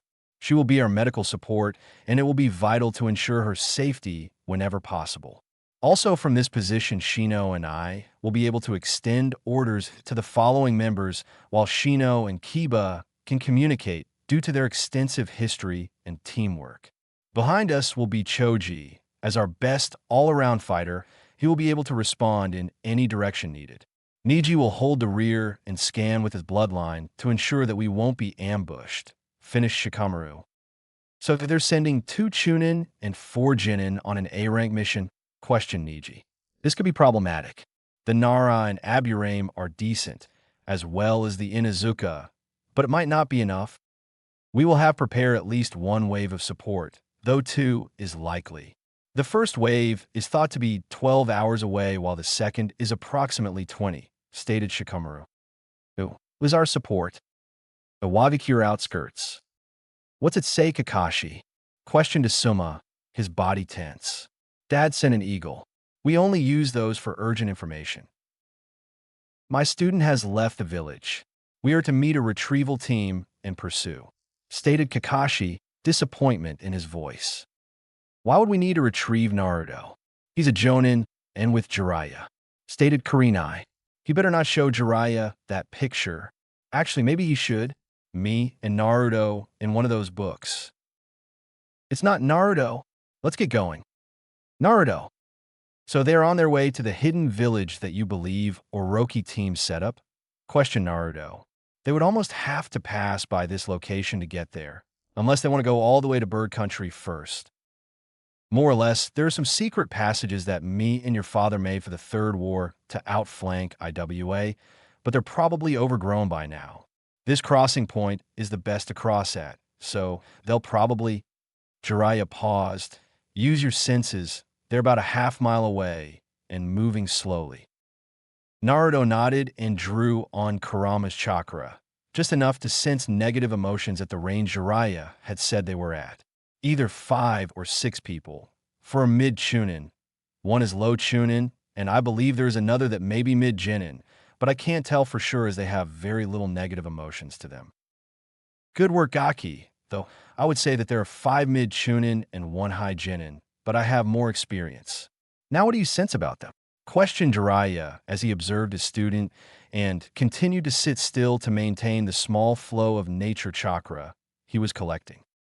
All but the lower small one have heavy negative emotions, though the small one is chaotic, so they're either frightened or really exited. Stated Naruto. Very good, Gaki. Now you're back to full health, right? 10 minutes later.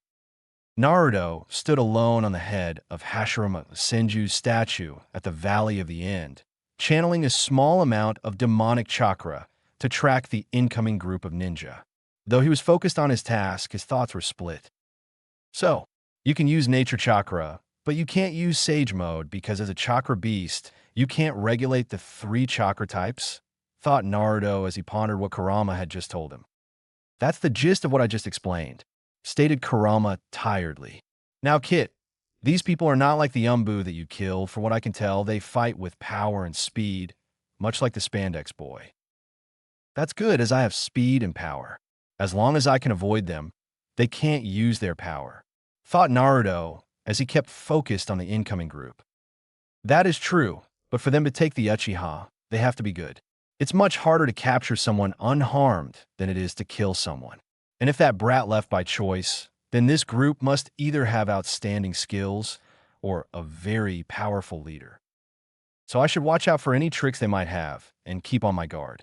Thought Naruto. You should always do that. But save your chakra. The less you use, the longer you can fight. And versus multiple opponents, that's critical. Only use the hidden mist jutsu and the blade. Keep my chakra as a last option. Your body has recovered, and now you're just as strong as you were when you fought Shikaku's host. Got it. This should be coming out right. Now, sound 4. There's 2 presences up ahead, stated Karen. One of the chakra signatures is Kage in size, the other is... Wow, I have never felt so much. Kage chakra levels? Bullshit. Lord Orochimaru has Kage chakra levels. The only person around here that has that much fucking chakra is Jiraiya of the Sannin, stated Taiyuya. And what the fuck kind of evaluation is, I've never felt so much. What are we talking here? Jonin. No, the first is definitely Kage in size.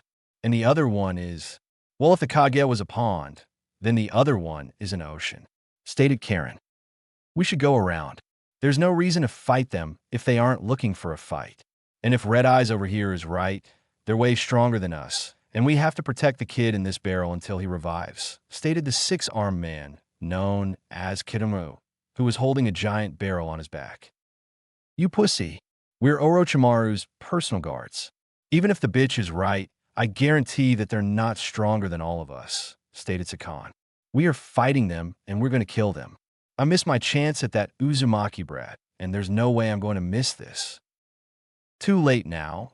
They're in this upcoming clearing, stated Karen with an amount of fear in her voice.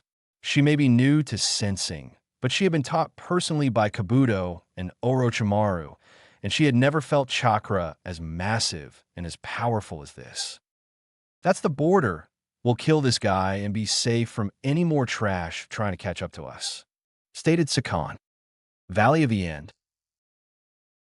The Sound Four burst into the clearing, the red-headed girl trailing slightly behind. They all stared at the man, standing atop the head of the Hashirama Senju statue. I don't believe my luck. This is the guy Kabuto told us to kill, shouted Sakan as he dropped into a battle stance. This twerp? This is the kid that Four Eyes told us to kill? Bullshit, stated Tayuya as she looked at the kid who seemed to be staring at all of them at once. Where is Sasuke Uchiha? If you turn him over to me, you will be able to leave this battle unharmed, stated Naruto with authority and confidence. This trash? Beat us? That's a laugh. I could beat you with 5 arms tied behind my back, kid, shouted the spider like Kidamaru. Wait, he is wearing a Jonin vest. Are you sure this is the target? Questioned Jirobo. He didn't like this. Being this close, he could actually feel the power this man put off. It was like Kimimaro. Hey, Fatso is right. Orochimaru said that the kid was a Chunin at the most. This isn't the guy we were assigned to kill, stated Tayuya. Suddenly, a strong killing intent covered the area. Karen fell to her knees, not used to such power, though the members of the Sound Firm managed to stand their ground, if a little shaken. You think you can threaten my life and get away with it? I know who you are. You're the people Sasuke left with. It's my duty as a Tokubetsu Jonin to either return him to the village or kill him, whether or not you are taken down as well as your option, stated Naruto. Oh, a Tokubetsu Jonin? He's nothing but a Chunin with a few tricks, laughed Sakan. I'd say more that a few. Hidden mist jutsu, stated Naruto as the clearing they were centered in was overtaken by outrageously thick mist that even made it hard for Karen to locate the other chakra signatures. What the fuck? That four-eyed bastard didn't say anything about this? Neither did Orochimaru, stated Tayuya loudly. Thank God my jutsu work by sound, otherwise I'd be next to useless. Everyone, group up and face outward. Kidamaru, set up a net. Jirobo, set up a wall, shouted Sakan as he and the other 4 moved into a ring around the barrel containing Sasuke. This isn't good. I hate to say it, but I'm not good at fighting at range or when I can't see my opponent.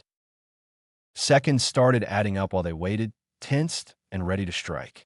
They had prepared for situations like this, but what they weren't prepared for was nothing. The nothingness continued for what seemed like hours, though in reality, it was only a minute. The Sound Shinobi continued to grow more wary as time moved on, attempting to hear their opponent move, only to find that they couldn't hear anything. That is until Naruto made his move. Sklag thump thump.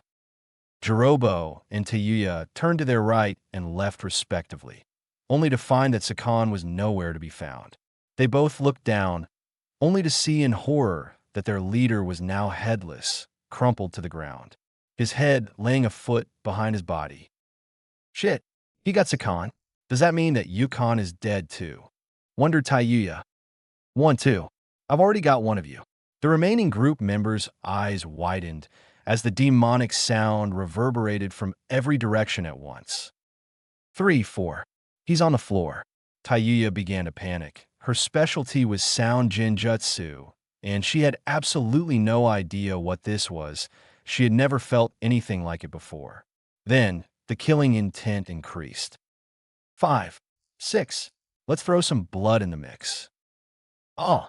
Shouted out Kidamaru as his stomach was split open, nearly cutting him in half.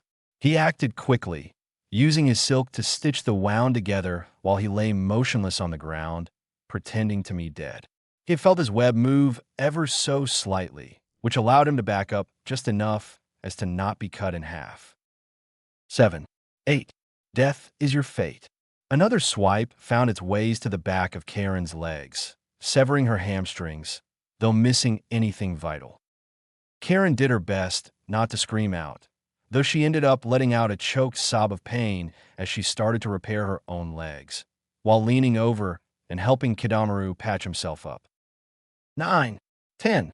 Everyone heard the blade slice into a body, though there was no scream, no cry, or even a whimper. Taiya turned to see the now dead body of Yukon, split down the middle, one side landing to the right of Sakan, the other laying over the top of him. A silent scream etched into both sides of his face, blood coating the ground around the dead parasitic twins. Fat ass, you got both of them. Go to level 2 and grab the crate. We have to get out of this mist, shouted Taiyuya as she began unleashing her curse mark. Her skin was overtaken by black markings that moved in slithering patterns before they began to fade away, staining her skin dark orange, almost brown as she began growing horns around her body. Jirobo had an identical transformation, although his hair had grown longer and his skin was hard and jagged. He grabbed the barrel and began moving, only to notice that the mist was being forced away by the chakra he and Taiyuya were outputting. They're dissipating my mist with pure chakra? How is that possible? Are they Jinchuriki? No, the chakra isn't right. It's too controlled and dark to be a Jinchuriki. Curse marks, thought Naruto as he released the mist. It wouldn't do any good if they could just blow it away. All right, what's my next move? With the retrieval team. Huh? What is it, boy? Questioned Kiba as he led the group after the sound 4. Akamaru whined in fear and snuggled deeper in Akiba's jacket, still shivering violently. Hey guys, Akamaru said that there's a huge battle up ahead. He says there's a bunch of blood in the air too. Did the support squad cut them off? Questioned Ino, slightly out of breath from the rapid pace they were keeping. Not possible. The Jonin were in Earth Country. That's half a day's run at Jonin speed, and the unspecified group would have had to cover too much ground to be there right now. No, someone else got to them before us, stated Shikamaru. My insects have detected traces of water chakra about 10 miles ahead of us. Also, there's a great chakra presence in that battle. Estimates are between High Jonin and High Kage, though I only have experience with Sandaime-sama and Naruto to base this on, stated Shino. Could it be Naruto? I mean, he left with Jiraiya-sama 5 days ago, and they left in this direction, stated Choji. It's possible Naruto's reserves were outstandingly large during our fight. Unfortunately, my Byakugan cannot see that far, though there's a slowly dissipating cloud of chakra in the sky about 25 miles ahead, added Niji, straining his eyes to further enhance the distance he could see. Let's speed up. If that estimate is correct, we're about an hour away from them at our current speed, states Shikamaru, who was busy trying to figure out the possible options of who could be holding the group back. Ino, though, was thinking about her fellow blonde. Naruto-kun, please be safe. With Jiraiya, you've done good, Gaki. Real good.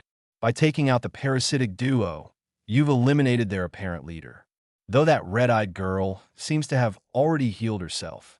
Seems she's an Uzumaki, and that other redhead seems to be one as well, or at least half of one. Thought Jiraiya as he stood on a branch high above the clearing, suppressing his chakra to the point of non-existence. What are you going to do now, kid? Back with Naruto. I'll ask again. Where is Sasuke Uchiha? Demanded Naruto as he placed his sword in his right hand, while he hid his left hand in his cloak. Well, if you really need to know, trash, he's in the barrel, stated Taiyuya, her vocal confidence returning with her curse mark activated to level 2. Kidamaru, what's your status? Questioned Jirobo. Another influx of power drew Naruto's attention as his eyes gazed over at the spider-like man and the red-headed girl. He watched as the Spider-Man rose to his feet, one of his left arms guarding where Naruto had slashed. His skin turned dark brown while his eyes turned pure black. The redhead who had been healing him was now behind the group. Red hair and talent for healing, and I don't feel a great deal of negative emotions coming from her. I'll try to capture her. If she's an Uzumaki, she might be one of the last ones. And Spider-Boy seems to have recovered fairly well, though he is still guarding that slash mark. Observe Naruto as he scanned the area. Sasuke is in the barrel, so there actually is a chance he was taken. I'll kill the other three and leave the redhead and Sasuke. I'll be fine, my level 2 healed everything that Red Eyes didn't, though it's pretty sore, stated Kidamaru as he moved next to the remaining Sound 4. Damn it, this trash almost ended me, and he got Sakan and Yukon. This is bad. If we mess up at all, we're dead. So you still plan on fighting me, even though I've taken out 2 of you? Question Naruto. Their chakra is like Sasuke's was in the Forest of Death, only more potent, which means that they're going to be faster and stronger. I might need Kurama on this one, but I'm going to try to get at least one of them before that. Nos cheat, trash. In this form, we're unstoppable, stated Kidomo, who then spit out a bow and arrow. This guy can use Zabuza Momochi's sword, which means he must be incredibly strong, though probably not as strong as Jirobo. Plus, he can use the sword while moving around silently, which no doubt means that he has great physical control and most likely very good at using chakra to both enhance his speed and cushion his feet. I don't know how fast he is, but with Sakan and Yukon gone, we are probably at a disadvantage. I'll crush you, stated Jirobo as he darted forward, his curse mark fueling him. To Naruto, it looked like he was moving in slow motion. High Chunin maybe. For most people, he appeared to be a blur, but Naruto wasn't most people. He was used to low to mid Jonin just from training, not to mention his sparring matches with Tenzo and Jiraiya. Naruto ducked under a punch and sent a right hook to Jirobo's gut. Even without his Kurama enhancements, it still did the job. Jirobo was stopped dead in his tracks. Even if the hit hadn't hurt the large ogre-like man, it stopped his momentum. Naruto spun behind him, slicing at the large man's back, earning a deep gash that crossed from Jirobo's left shoulder blade to his right hip. Naruto didn't give the others time to act as he moved as fast as he could, approaching the spider like Kidamaru. He held his blade to the side, ready to finish him off when Kidamaru held up his bow, an arrow, firing it at the blonde's chest, only for Naruto to deflect it to his left with the flat of his sword. Kidamaru cursed and began producing another arrow, but wasn't able to by the time Naruto had gotten within range and delivered a vertical slash, just missing the spider-like man as he dodged to his right, only for Naruto to stick the blade in the ground and swing horizontally around the handle, kicking him in the face. Summoning technique. Doki, shouted Taiyuya as she slammed her hand into the ground. A flash of smoke later revealed 3 massive ogre-like creatures. Each had their eyes covered, ears covered, and mouths sewn shut. Summoning technique. Kayadegimo, shouted Kidamaru, now standing on top of a giant black spider with red markings all over it. Jirobo looked on in anger, his back split and his spinal cord destroyed from the slash. He was next to useless now, and he had reverted back to normal, not able to physically handle his curse mark anymore. I'm done, but at least I can get one last shot at that blonde prick. Kenjutsu, Earth Golem Bomb. Naruto heard the shout and became wary. He knew for a fact that Kenjutsu was bad news. He and the other moved far away as Earth started to build around the large man and compact down to rock. Boom! The rock-covered body exploded, sending rock shrapnel rocketing everywhere. Kidamaru had heard the name of the jutsu and shot a net in front of the giant spider, keeping him and the spider free from harm. Taiyuya commanded her doki to take the hit. Each took a few injuries, but not enough to dispel them. Naruto had hidden behind his blade, which withstood the barrage, but had a few dings and a large chip in it now. It's had worse hell. I almost snapped it in half when I tried to block Pervy Sage's Rasengan before the finals. That's 2 down. If you give me Sasuke and the girl with red eyes, you 2 will be spared. What do you want with me? Questioned the red-eyed girl loudly. Does he want to violate me? You have skill in healing. You could be a valuable asset to the village. Plus, you're most likely an Uzumaki like the other redhead. That just so happens to be the clan I'm trying to rebuild, stated Naruto. If I can remove her from the fight, there's a better chance for me to win. I won't have to worry about her healing them. Clan? Questioned Karen. But Orochimaru-sama said that I wasn't from a clan. I'm an orphan. We refuse your offer. We're more than enough to defeat you, trash, stated Taiyuya as she started playing on her flute. The doki sprung to life and headed straight at Naruto. Foolish, thought Naruto, who held his sword in front of him, horizontal to the ground. I hope this works. I've only managed to do this once. Wish me luck, Asuma-sensei. Flying Swallow. The Kyuubi Kurabocho began to shine bright blue before taking on a green tint. Chakra extended from the end of the blade, coming to a point 5 feet from the end of the original blade, where the chakra ended. Naruto swung the now 10-foot-long sword as the doki approached. The wind-enhanced sword split the 3 doki in half before they faded out of existence. It's time I finish this, stated Naruto as the sword returned to normal. How much can I use, Kurama? Stick with 15%. I know you can handle almost 25 now, but that starts to break down your body. 15 should be more than enough. Just make sure you end this quickly. Even if you defeat them, there could be more coming, stated Kurama. Got it, replied Naruto as he started glowing red. The red shifted lighter and lighter, growing until it resembled a dark orange cloak. This ends now. Holy shit, what jutsu is that? First he kills all my doki in one move, then he starts glowing fucking red, and now he looked like he's surrounded by red chakra. Thought Taiya, frozen in fear. Even the Kyuubi is afraid of him now. What is this red chakra? Is it like our curse marks? Thought Kidomaru, who was taken out of his musings as the blonde disappeared from sight. He looked around quickly, not even picking up movement. Suddenly, Taiya flew backwards, folded over to the point that her forehead was almost touching her knees. Standing where she had been was the blonde-haired kid that they were told to kill, his legs still extended. Taiya bounced and rolled to a stop, her body against a tree, the curse mark receding as she coughed up some blood and passed out. That was a kick. How strong is this guy? That would have broken a civilian in half. Kyuubi, catch him in your web, shouted Kidomaru as he began looking for the blonde-haired kid again. The giant spider let out a horrible screech.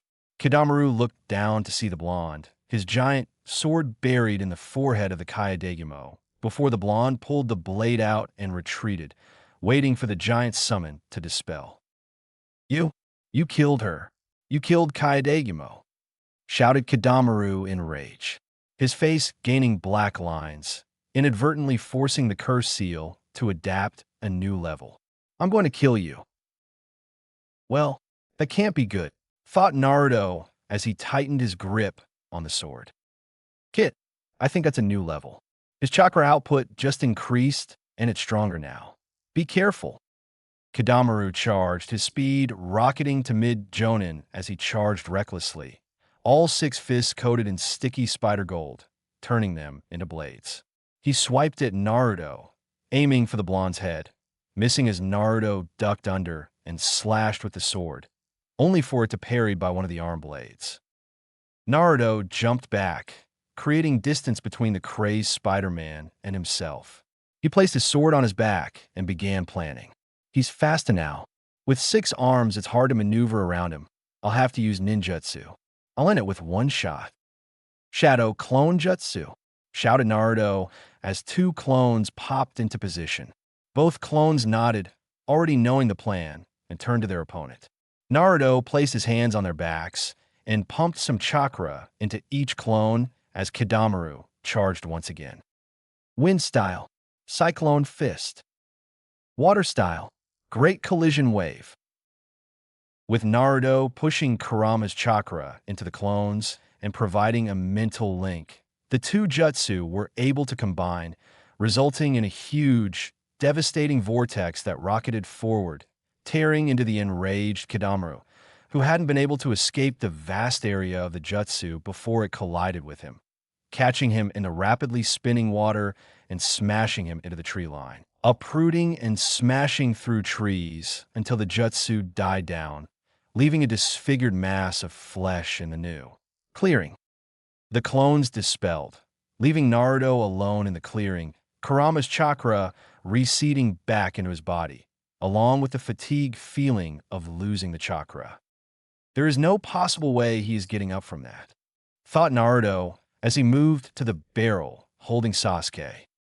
Karen, though, that he was coming for her and started trembling in fear. I'm not going to hurt you. I meant what I said earlier.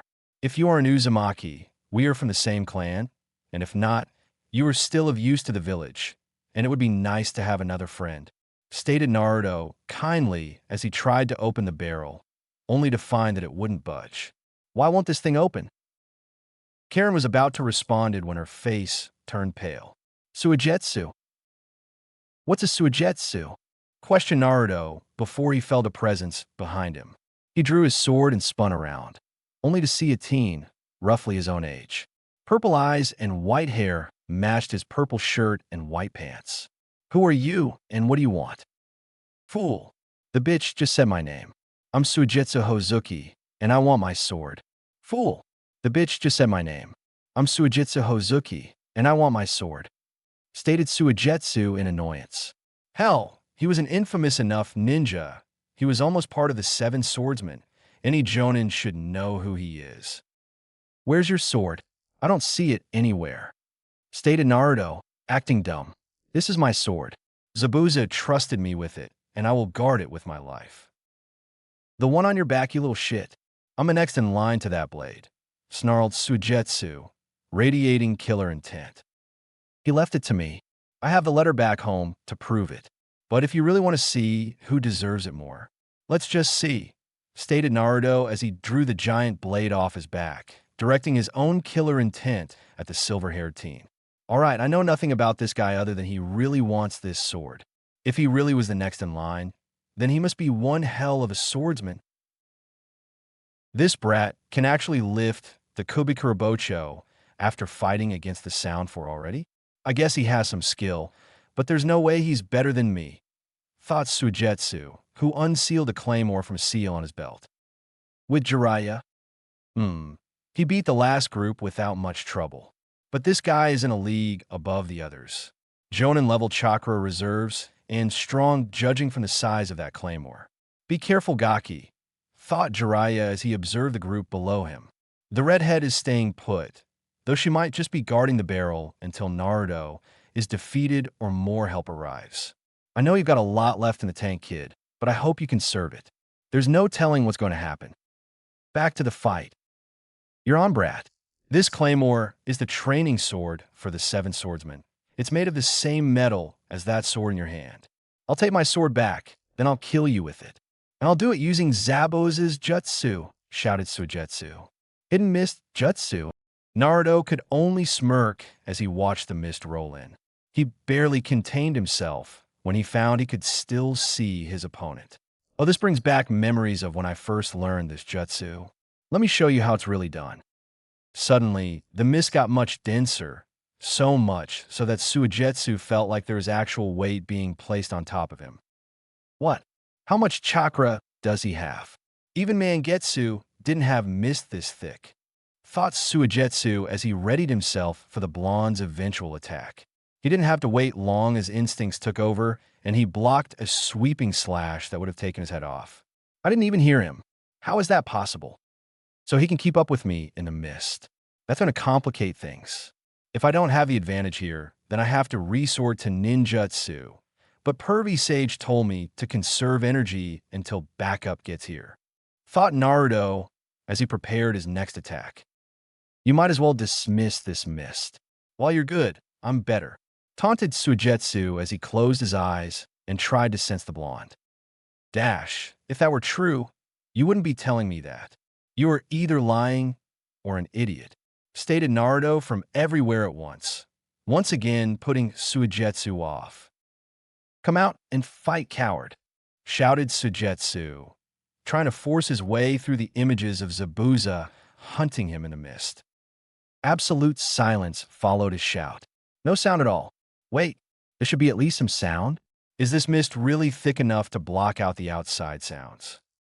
He was taken out of his musings when his danger senses went absolutely wacky, telling him that he was surrounded.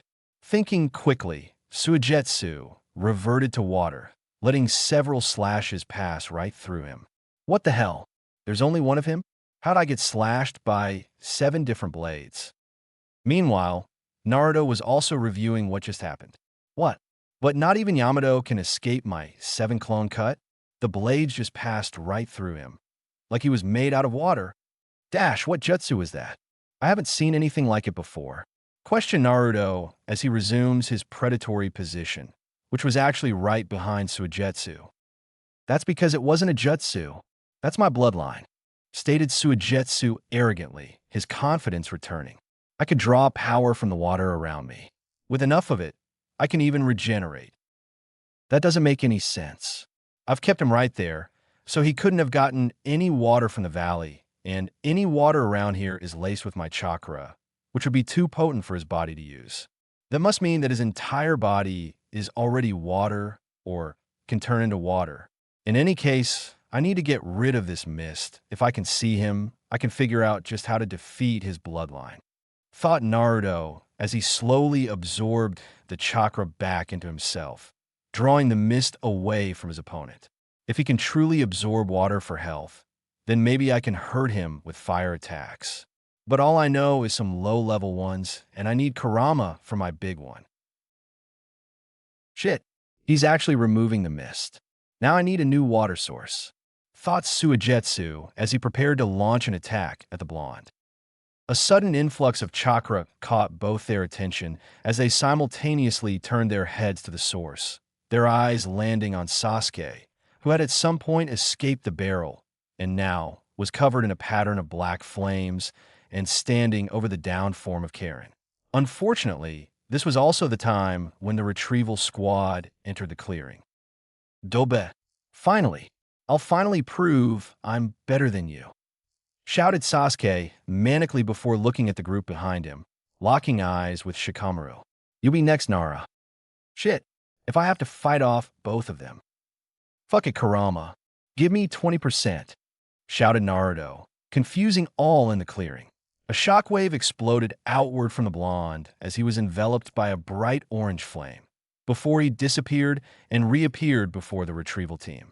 All of you stay back. This isn't a fight that you can help in. No, we're going to help you, shouted Ino, her pride not accepting that they couldn't help. These two are above your league. You will only get in my way, stated Naruto while he gave a glance to Shikamaru.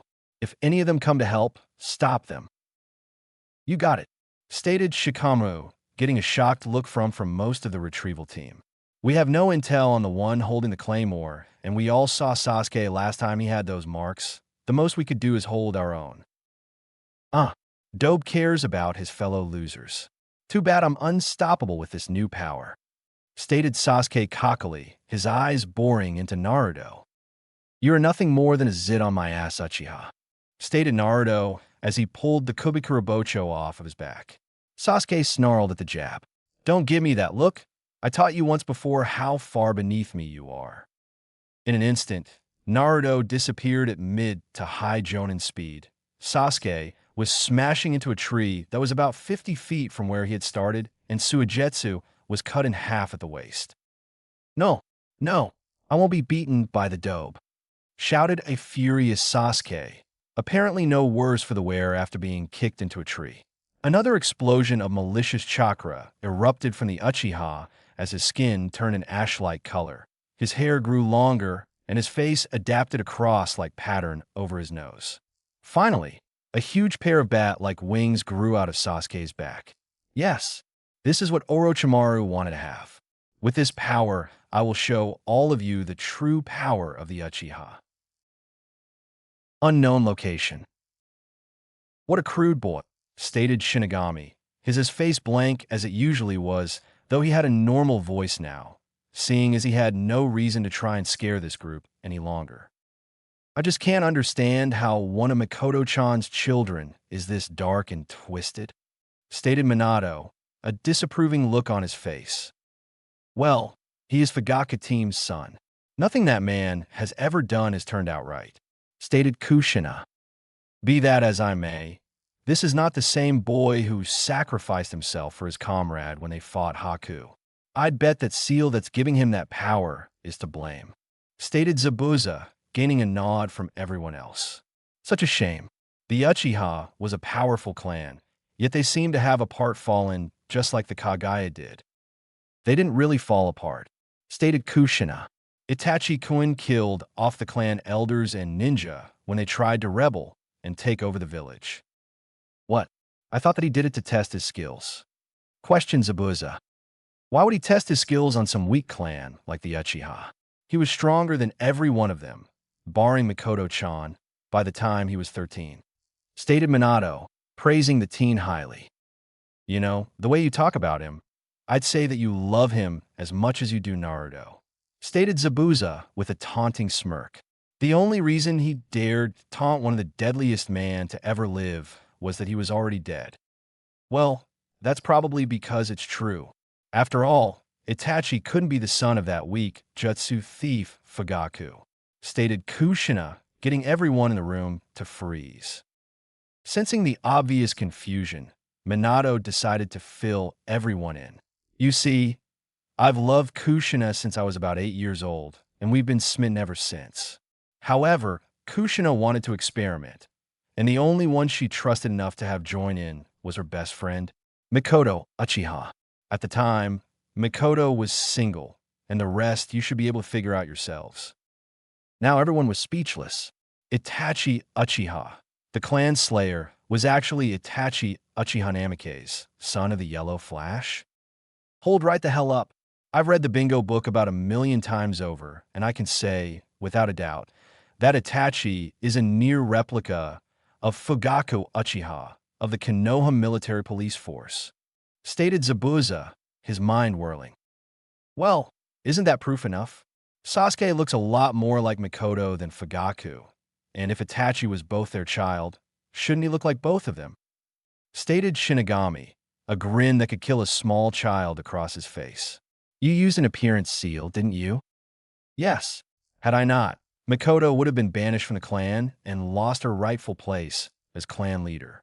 It was tricky since it had to be undetectable from Jujutsu, and I had to alter physical appearance in a way that made Itachi look as if he took after both Fugaku and Mikoto. If you look closely, the only trait that Itachi seems to share with Fugaku is his distinct tear troughs around his eyes, and that is a product of the seal. However, aside from that, Itachi looks more like Mikoto from the basic shape of his face and hair, but his eyes hold a closer resemblance to my own, and his hair was originally blonde like my own. There is also the issue of keeping Fugaku away from Mikoto during birth, so he wouldn't notice Itachi's distinct features at birth, and that was done easily enough by having the seal prepped ahead of time for the doctor to apply. This was done by a shinobi council meeting, which Fugaku took part in place of Mikoto. During wartime, as was the case, it wasn't a hard sell, and Kushina stayed by Miko-chan's side as Fugaku had no problem with their friendship. Although after his whole life with a seal that even he is unaware of, I'd imagine that his physical appearance as it is now would likely not change greatly, even if it was somehow found and removed. The most that he would change would be growing blonde hair and maybe grow an inch or two. Anyway, from what I understand, the clan elders took the role of clan leader away when Mikoto retired from active duty to raise Sasuke. So it seems that my helping her was for naught in the end. But given what happened to the clan as a whole, I can't say whether I would do the same if given a second chance. Stated Minato. That would explain why Itachi is so powerful and smart, yet also explain why this brat turned out so bad. If he was babied because he was Fugaku's actual son, he might have developed this superiority complex. Stated Zabuza, thinking that it couldn't get any more surprising if he tried. Fugaku didn't know. Mikoto and he were forcefully married the week after Itachi was conceived by the Uchiha Council, so that they would have control over Mikoto. The only ones who know are myself, Minato, Mikoto, you two, and the nurse who helped deliver Itachi. Stated Kushina. Actually, I bet my life that Kakashi-kun knows too. That boy is incredibly gifted. So, Sarutobi does not know this then? Questioned Shinigami, a nefarious smile growing on his horrifying visage. No, Sarutobi believes that Itachi was simply born 2 weeks early. Stated Minato, and now that I think about it, I would tend to guess so as well. Kakashi always did look at Itachi funny whenever they crossed paths, but that might have been due to close proximity to Obito. That seal took a while to take hold. Hell, Itachi had dark blue eyes until he was 3. So who was this medic that delivered him? Questioned Zabuza. Tsunade Senju. Back to the fight. Naruto watched with bated breath as Sasuke's curse seal advanced once again. Shit, he can use the next level like Spider-Face did. I have to stop him before he gets to the next level like that Spider Freak did. Or he might use Chidori's gloves. I can't use the hidden mist jutsu, otherwise Puddle Boy over there will just keep getting stronger. Naruto began pumping wind chakra into the giant sword, causing it to glow an unearthly green. Sasuke grew confused with the chakra coming off of Naruto's sword. What is this? I've never seen green chakra before. Suigetsu, on the other hand, became desperately frightened. That's chakra flow, and he's using it with wind chakra. I need to keep him at a distance. I won't be able to reform properly if he cuts me with that. The only way this could get worse is if he starts using lightning chakra. Damn that Kabuto! Naruto once again disappeared, slashing at the Uchiha, who barely blocked it with one of his wings, though the wing was cut clean through and an inch-deep gash made its way to his left shoulder. Naruto followed up with a kick to the other side of his body, which also was blocked by his wing. Thought once again, Sasuke heard a bone snap cleanly, resulting in his right wing hanging limply at his side. Naruto disengaged with Sasuke and once again disappeared from view. Suigetsu, feeling that the blonde was coming for him, sped through hand seals and brought up a wall of water, just in time to deflect a wind-enhanced slash from the blonde. Retrieval Squad. The members of the Retrieval Squad watched in awe as the blonde made short work of the two obviously skilled people he was fighting as if they were nothing more than academy student. How is he this strong? I mean, he beat Neji, but still, stated Choji, his mind unable to find how he went from barely beating Kiba to destroying these two powerful fighters in just under 2 months. Troublesome. He obviously has been hiding his strength. I read the report on the C-rank mission that Team 7 all went on. If it wasn't for Naruto, Sasuke would have died, and Kakashi might have too, stated Shikamaru. Though to be this strong, I bet he could give Asuma a good workout, if not actually match him. This chakra, though, it's the same that he used against Gaara, but it's not fire-natured, stated Neji. It's almost like the Raikage's lightning armor. Fight! Sasuke Uchiha, you are to return to Konoha or be tried for treason, stated Naruto, now that the Uchiha was on the defense. No, it's obvious that they are holding me back. Instead, they train you. I've had it with that worthless village. I'm going to kill you and gain the strength I need to kill Itachi, shouted Sasuke before he smirked. Actually, I'll start with them. Fire style, Grand Fireball Jutsu. The retrieval group watched in horror as a cursed seal-fueled fireball rocketed towards them faster than they could move. Time slowed down as they waited for the end. Their visions became clouded by a wall of water, only to see Naruto to appear in front of them, swinging the mammoth sword like a fan. The force of the swing, along with the wind chakra, managed to overcome the fireball, canceling each other out. Jiraiya. Nice kid, you protected your comrades while attempting to redirect the fireball back at the Uchiha. I think that just about seals the deal on this. He's going to be executed, thought Jiraiya. Either subdue him or kill him, kid. There's going to be a lot for you to work on. If it wasn't for Kyuubi's chakra, you would be dead in the water right now. I guess we can work on the dual element training as well as getting his body back up to snuff. Some time for proper healing will need to be in order for that, though. I wonder if he can do chakra chains like Kushina could. Retrieval team. All members tensed as the red-headed girl moved to the down sound for member and picked her up. Neji was about to block her path when she turned and moved slowly towards the team. Can you take us with you to Konoha? We've been trying to get out of sound for a long time. Please take us with you, pleaded the red-eyed girl. Yeah, Neji, keep an eye on them. The shorter one is in no condition to fight, but the other one is a wild card. Fight! Naruto suddenly had to block an overhead chop from Suigetsu, who had snuck up on the blonde during his confrontation with Sasuke. Naruto blocked with the wind-enhanced blade of the sword, cleaving the claymore in two, leaving only about a foot of the blade still attached to the sword. Using his opponent's shock to his advantage, he delivered a Kurama-enhanced kick to the chest of Suigetsu, sending the liquid Nin flying to the edge of the valley, coming a few feet from falling over the edge. He had no time to rest as Sasuke made his appearance, his right hand full of lightning and aimed at his chest. To Naruto, he was still moving in slow motion. Naruto caught Sasuke's wrist and snapped it like a twig, forcing the Uchiha to howl in pain before Naruto tossed him in the same direction as Suigetsu. Naruto was slightly panting as he rested the sword on the ground, the wall of water still surrounding the retrieval group. For attacking a superior officer with intent to kill, you will die here today. Naruto's sword pulsed to life in a wave of wind chakra as he picked it up from the ground and held it horizontally in front of him in his right hand, his left flowing through hand seals. Fire transfer. Naruto breathed out a small flame onto the wind-coated blade, causing it to erupt into a raging blue inferno. Naruto held the blade up across his face and swung at the two ninja. Kenpo. Inferno Wave Slash.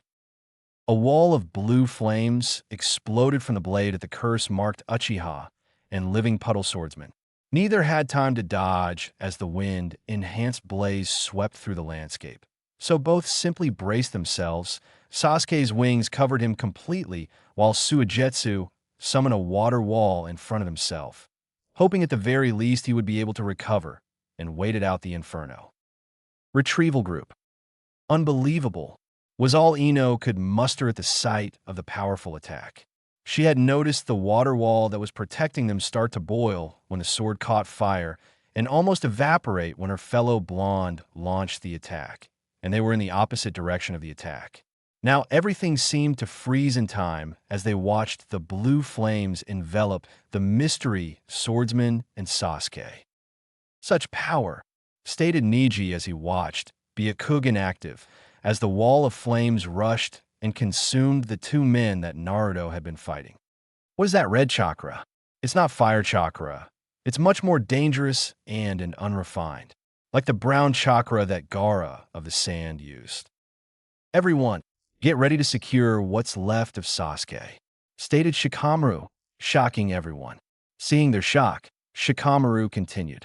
Our mission is to retrieve Sasuke, no matter if he's alive or dead. If more people show up, me and Naruto will hold them off while you bring what's left of Sasuke back to the village. Hokage Tower. Hiruzen Sarutobi was worried. Last night, Sasuke Uchiha had left the village. He was no fool. The old man knew the boy left willingly, but that thrice-damned council still had a small amount of control over the village, and it is best not to set them off. Sarutobi was taken out of his musings when he heard a faint cracking sound, as if someone had dropped a pot outside his door. Though it was much more horrible than that. The hair stood tall on the back of the old Sarutobi's neck when his eyes panned across his successor's picture. The framed picture of Minato Namikaze had a large crack in its protective glass that spanned the entire image. No, there are only 3 ties that Minato has left in this world. Sarutobi slowly reached down and pulled open the bottom left drawer in his desk, revealing several framed pictures, the top one having an identical crack in it as the Yondames. Naruto! Umbu! Shouted Sarutobi. He waited as 2 teams of Umbu flooded the room in an instant. I want one team to go to the border and help out with the securing of Sasuke, Uchiha, and any other enemies present. Cat, you will lead this mission. The primary objective is to capture the fugitive.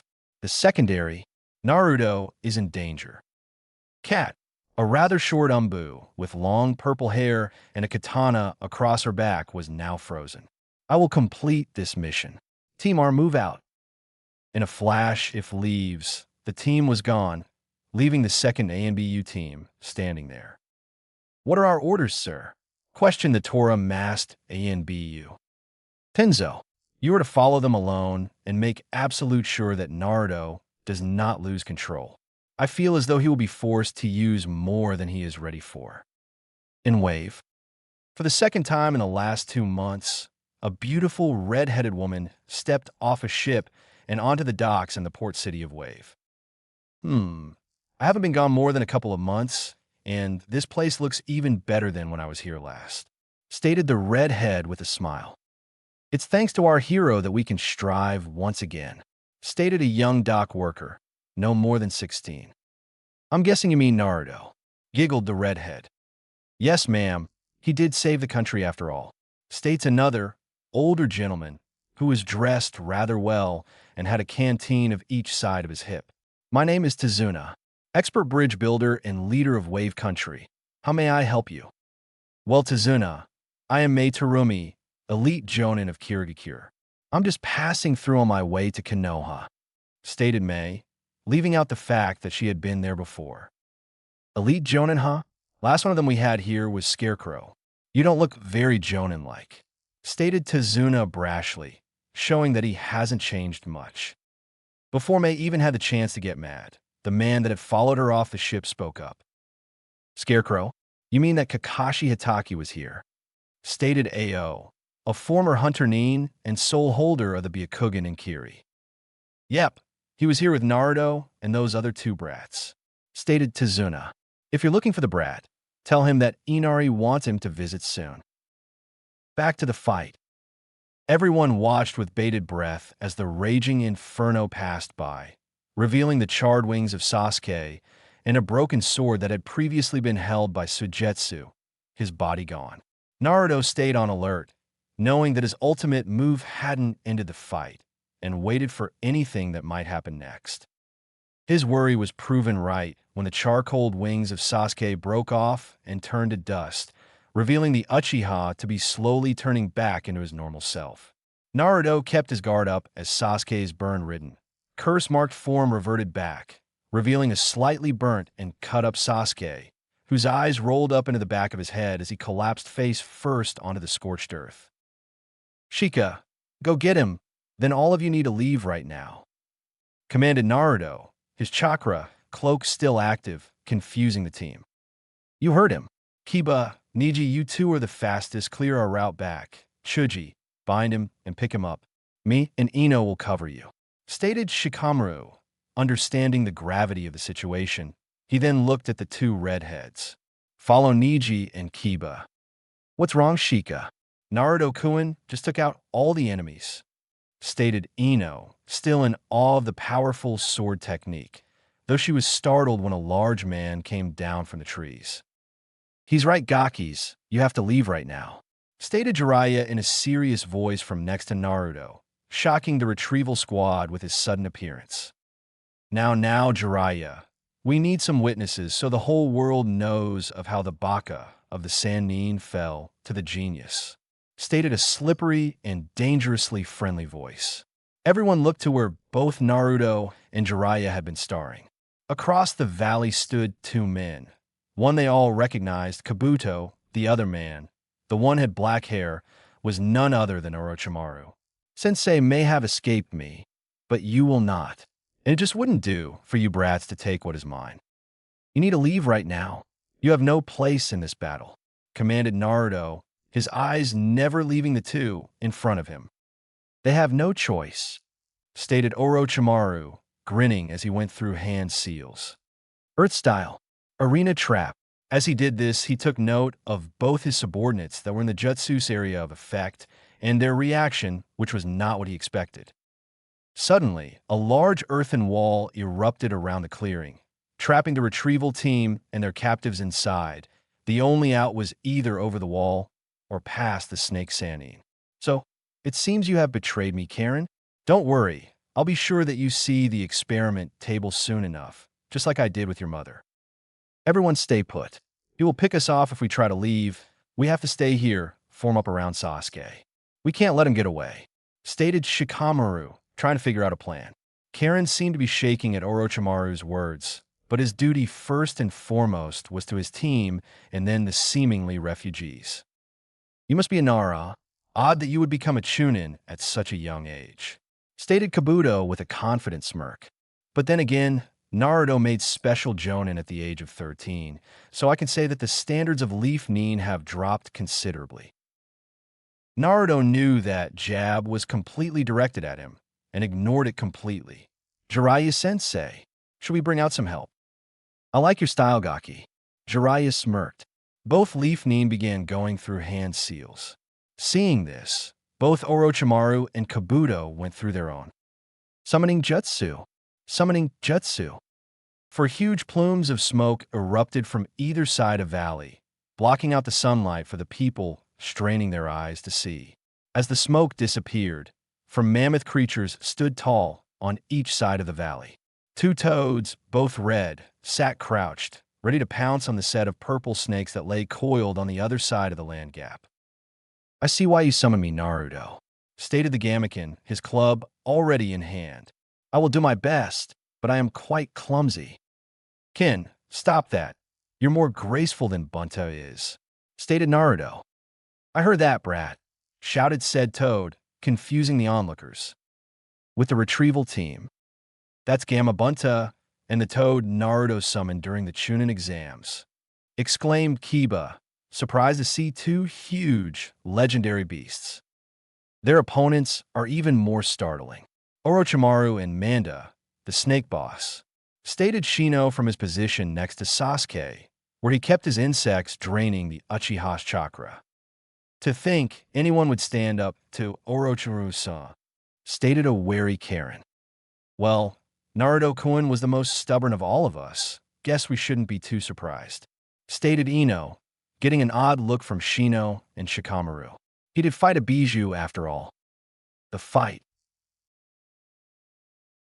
Even now, brat, you mock me with your petty existence, just like your miserable father and mother, shouted Orochimaru, his rage contained well beneath a mask of calmness.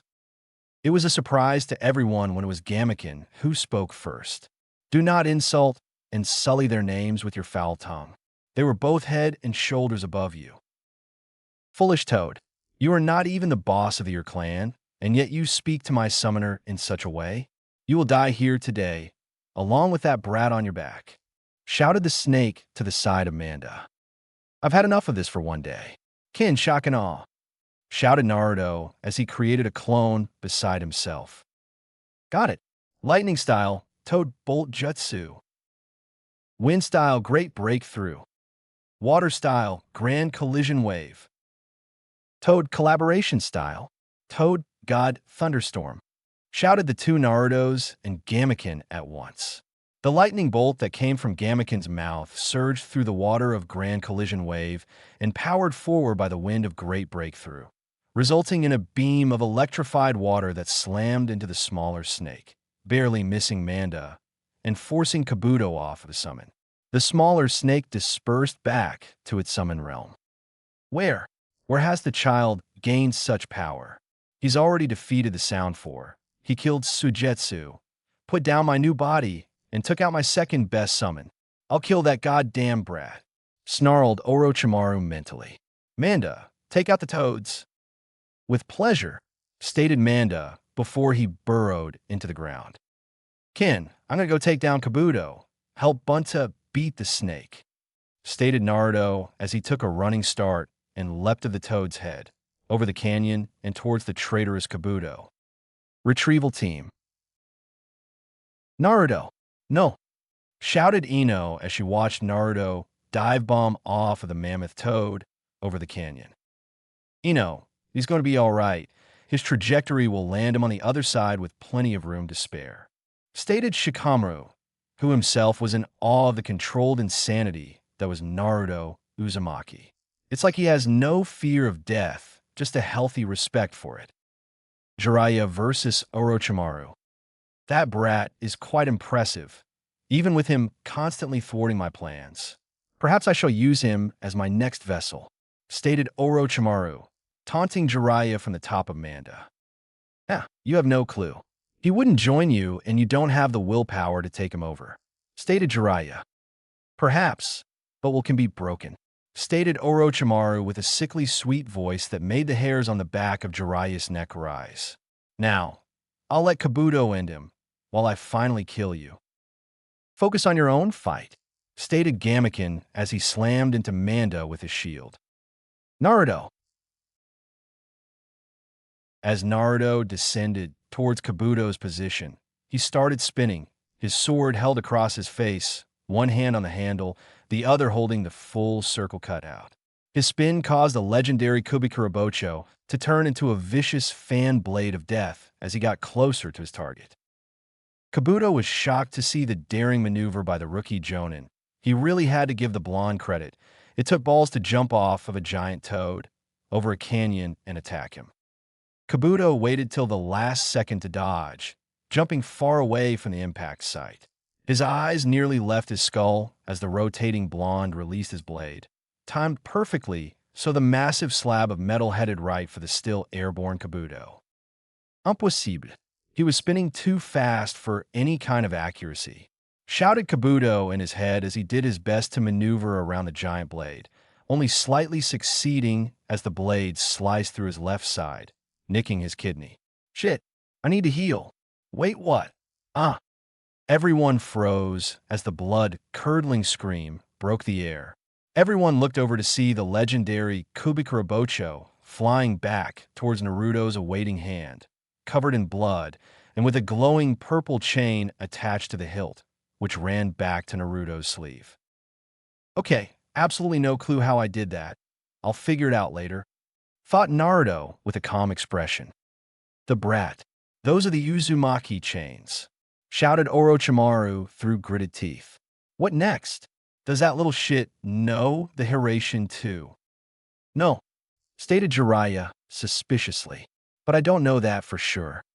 He's your student, Baka. How can you not know? Shouted Orochimaru. But before he could get an answer, a spike club came down on the top of Manda's head, the snake Sannin barely jumping out of the way before his summon departed to his realm to heal. Hopefully that killed him. Good work, Kin. Let's have a drink. And with that, the two toads left, knowing their job was done. Meanwhile, while Orochimaru looked disbelievingly at Jiraiya, who continued to astound the snake man with his sheer stupidity, Kabuto was hunched over holding his side and pumping chakra into the gaping wound on his side. I know you can heal yourself, but can you heal from wind chakra cuts? Probably. After all, you're Orochimaru's bitch, stated Naruto as he slowly gathered water chakra. This was all just a diversion. I know you have a secret weapon in hiding back there, over in the tree line, and even if they do come out, hidden mist jutsu. Retrieval team. What is this jutsu? Sakura said that they fought in it before, but I've never seen it used by anyone else, stated Kiba. I asked my father about it, stated Shino. He said that Kiri ninja, particularly the seven swordsmen of the mist, use it to conceal movement. It has been said that the best, namely Kushiru Kurare and Zabuza Momochi, could sometimes block out sound, sight, and even other chakra signatures. I couldn't sense his chakra when I fought him. It makes sense now, though, stated Niji. While I'm not the most skilled in it, I am aware of my surroundings. That was blocked off when he used this mist. I'm still confused as to what he did with that sword. What was that chain he had attached to it? Asked Choji.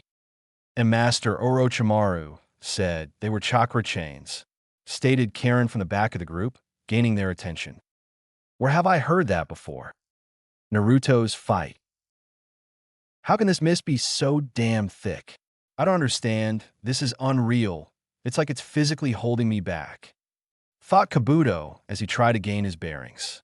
I can't see it all, and I can't hear anything. I can't even sense his chakra signature. Out of darkness, out of night, the demon has returned, come back to fight. And with that fight you will never again see light. Where is he? I can't even smell him. 1. 2. Your senses betray you. This killer intent, it's unreal, thought Kabuto as he barely managed to stand. Suddenly a sharp pain met his side. Looking to see what it was, he panicked seeing his wound had been reopened. I didn't even feel the blade. 3. 4. Here comes some more. Kabuto's other side split open in a new rush of blood. I need to heal, or I'm going to die. 5. 6. There's a limit of what you can fix. Another slash, this one to his upper back. 7. 8. Death is a traitor's fate. Kimimaro. 9. 10. Clang. Naruto's blade was kept from slicing Kabuto in half by a spear of bone. The blonde retreated into the mist, observing the new foe. That worked. At least now his buddy is out in the open. Wait, is that a... shit? The mist started to move away from the two white-haired men due to the influx of chakra from the newcomer. Deciding to just release the mist, figuring it would be useless to keep it going, he cut the chakra to it. How many of you curse seal bastards are there? Questioned Naruto loudly. Kit, you're low on your chakra. Start using mine and end this now. How much can I use? Go to 20 and kill the medic, then finish off the bone user. You're pathetic. Why Orochimaru thinks of you as his best soldier, I will never understand. Stated Kimimaro. His skills are far from what my data shows. He must be growing stronger at an unheard of rate. Stated Kabuto. He killed off the Sound 4, killed Suigetsu, and defeated Sasuke, who had just activated the second level of the curse mark. Also, his sword skills are vast and unpredictable. I will decide that for myself. Stated Kimimaro, entering the second level of his curse mark. Let's see just how strong he is. I see that you also have that damn curse mark, but I can tell you're stronger than the other 5 users I've defeated.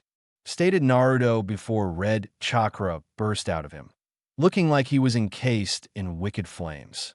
Naruto drew his sword from his back. Let's see how much stronger. The dinosaur-like Kimimaro reached to his shoulders and drew out 2 long bones before settling into deep stance that caught Naruto's attention. There's no way that stance is built around speed. Quickness and a lot of power maybe, but not speed. Thought Naruto before blurring out of the curse mark warrior's vision, only to feel his upper back slice down to the bone shield. So fast, almost as fast as Orochimaru-sama. And he cut me? How is that possible? My skin is as hard as tempered steel when I'm this FO-ah, shouted the Kagaya as he felt his bicep sliced down to the bone. He's hurting Kimimaro, but that's impossible. No blade should be able to just slice his skin, thought Kabuto as he continued to heal. I'm not even fully healed yet, and I'm already getting low on chakra. Meanwhile, Naruto was having thoughts of his own. How tough is this guy? I destroyed Sasuke when he used that mark, but this guy is barely wounded after 2 near-fatal hits. Forgetting the thought momentarily, he continued the plan and moved as fast as his body could go, aiming to decapitate the medic, only for his blade to be stopped by a familiar chunk on bone. What? That's the fastest I've ever moved, and he blocked it. Avoiding the follow-up strike, Naruto dodged back from the bone user, only to have to dive away to avoid a chakra slash from Kabuto. He processed to block a slash from Kimimaro with the flat of his sword. Spinning on his heel, he drove his foot into the medic's side, sending him a distance away before disengaging from the bone user and sweeping the sword around and narrowly missing Kimimaro, who dodged back just in time. Naruto was about to go on the offensive when he felt a swell of negative emotions from behind him. He gripped his sword with both hands and swung, hitting the approaching medic with the broadside of the sword before spinning back around, grabbing a bone spear that was inches from his chest, and using all his strength, throwing the bone user over his shoulder and into Kabuto. I see, the pest is back. Guess you're just like I thought. A parasite that hides behind his strong allies when the doing gets tough. Oh well, stated Naruto evenly, hiding his true emotions. Those two are going to be hard to take down. The bone user is hard to hurt and fast to act, all the while Kabuto can heal himself and others. I can't believe I have to use this. Suddenly, there were 10 Narutos, each in chakra cloak. Each had a Kubikurabocho, and each looked pissed. I was going to offer surrender, but I guess that's out of the question. Before Kabuto even had a chance to reply, he was forced to dodge 2 blades, one going for his knees, the other for his throat. Kimimaro was in a similar situation as he was dodging and blocking the strikes of 5 Zanbato wielding blondes.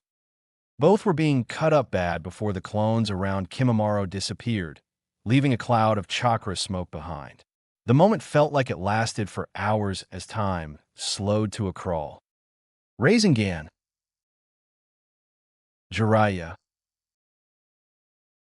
The fight between Jiraiya and Orochimaru had devolved into little more than a staring match, both unwilling to use their respective trump cards. Jiraiya didn't because Sage Mode took too long to prepare and would leave him in no shape to help Naruto, should he need it. Orochimaru, because he knew once he brought out his sword Jiraiya, would use his sealing to take it away as he almost did last time they fought, and he didn't have the Ito Tensei prepared. Seems we once again face an impasse. Wouldn't you say, Orochimaru?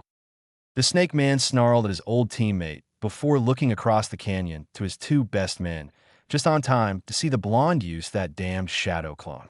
To be able to send the beast chakra to 10 clones at once. He truly is a cut above the rest. Even Sasuke will be no match for him. Damn Minato. Damn him for both his infernal children. How's it feel to know that both his sons are stronger than you will ever be? Stated Jiraiya, getting another snarl from the Snake Sannin. Just so you know, he's going to kill the bone user and most likely the medic too. Kimimaro is already dying, and there's no way to prevent it. I've already set up multiple ways for his bloodline to move on. Kabuto will not fall to his mindless tactics, stated Orochimaru as he watched the bone user struggle against the clones attacking. There isn't a better tactical mind in the world than his, stated Jiraiya proudly. The plans he comes up with are foolproof and ingenious. Rasengan, Naruto. Kimimaro didn't have time to react when the blonde appeared in front of him, a purple ball of chakra spiraling in his hand, before the blonde slammed it into Kimimaro's chest as it instantly started grinding into torso, ripping the skin away and grinding painfully though his ribcage before the bone user flew back and hit the ground with a loud thud, entrenching as he plowed through earth, his body now limp. Kabuto stood shocked as he watched Kimimaro defeated. What? Suddenly, bones grew wildly around them as Kimimaro's voice echoed through the area. I will kill you if it's the last thing I do for defying Lord Orochimaru. Dead Bone Forest. Naruto acted quickly and ran as far away as he could, spires of bone shooting up behind him as he pushed his speed to the limit. He had no clue how fast he was moving or how far he had run. He just knew not to stop. Suddenly, the bones stopped growing from the ground. Naruto continued to put room between himself and the forest, knowing he could still be killed if he looked too soon. As soon as he felt he had moved far enough away to be safe, he turned around, shocked to find that he had traveled almost a mile in less than 10 seconds, the bone forest less than 50 feet away from him. To think he was that strong, to make this with his dying breath, stated Naruto in awe. Kid, he's coming in fast. His power is still climbing. Use the burp, shouted Kurama from inside of Naruto. We need a better name for it, thought Naruto before fathering as much of Kurama's chakra to his throat as he could. Another bone sprouted up in front of Naruto, who dodged back just in time to avoid his skull being pierced by a bone spear. Naruto landed in a crouch, his throat swelling as he took aim at the curse-mark warrior that was bearing down on him. Now, Jiraiya and Orochimaru. What's this power? I've never felt anything like it, shouted Orochimaru as he felt the power rolling off of the blonde. Well, Orochimaru, looks like the kid is done playing. Your shinobi are as good as dead, stated Jiraiya.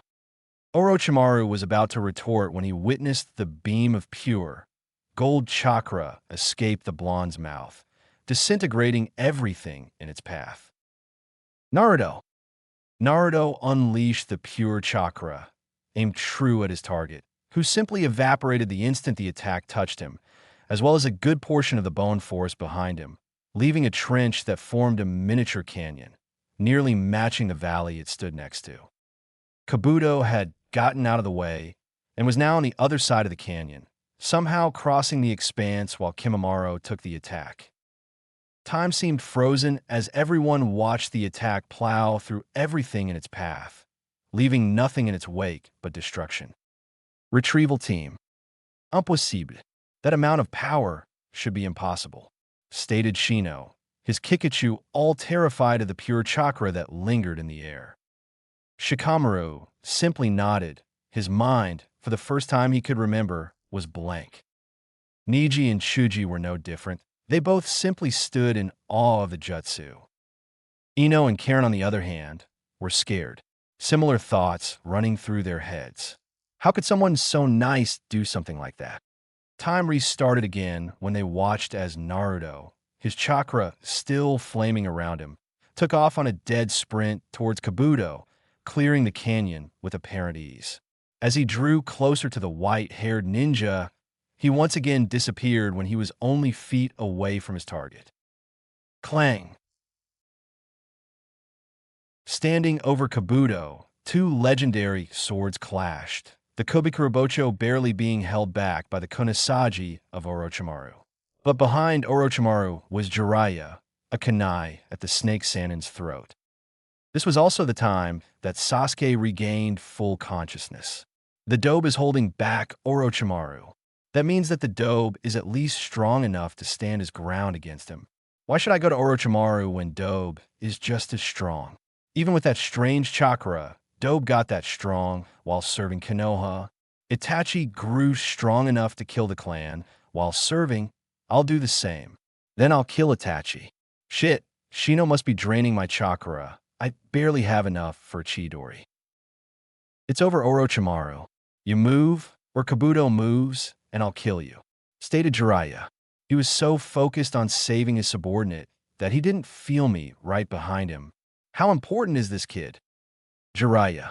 He's shown himself, stated Naruto wearily before he stiffened up. I'm afraid you must release Orochimaru, Jiraiya. My organization is still in need of him, stated the new voice from behind Naruto, who held a kunai at the young Jonin's throat. Itachi, stated Jiraiya as he locked eyes with the young man holding his student hostage. Ironic. Naruto is being held at knife point by his older brother. Wait, his hair isn't as dark as it used to be. Did he find the seal? Naruto, slowly lower your sword and back into Itachi. Itachi, if you could allow Naruto to move away from these two, we can get somewhere. Itachi nodded and Naruto removed his blade, slowly backing up into the Rouge Uchiha. There's something else going on here. Akatsuki wouldn't risk a Jinchuriki to save someone who betrayed them. And Jiraiya is too trusting. Something isn't right. Funny, isn't it? You were ordered to protect me as Crow, and now you hold me at knife point as Itachi. Itachi froze slightly. He wasn't expecting that. I wasn't ordered to protect you as a child. I did so because I was your older brother. I am your older brother, and I must protect you, even if I have to hurt innocent people to do so. Sasuke watched the exchange in silence, not wanting the others to know that he was awake. Naruto was able to take on Orochimaru, and Itachi got behind him before he could even react. Just how strong are you, Itachi? Orochimaru and Kabuto both stood off to the side. Itachi still had Naruto held hostage, and Jiraiya looked extremely conflicted. Now that this matter has been resolved, stated Itachi, releasing Naruto, who smoothly moved to Jiraiya's side. I will escort these two a safe distance away.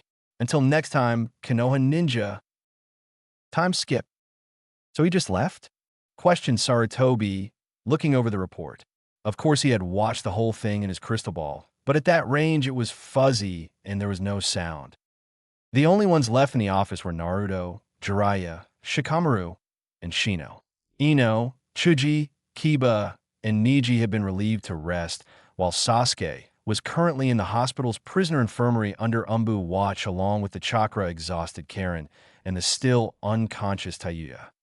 Yes, but it would make sense, two traitors looking after each other, stated Jiraiya, getting a contemplating look from Sarutobi. Yes, that would make an amount of sense, stated Sarutobi, his pipe never leaving his mouth.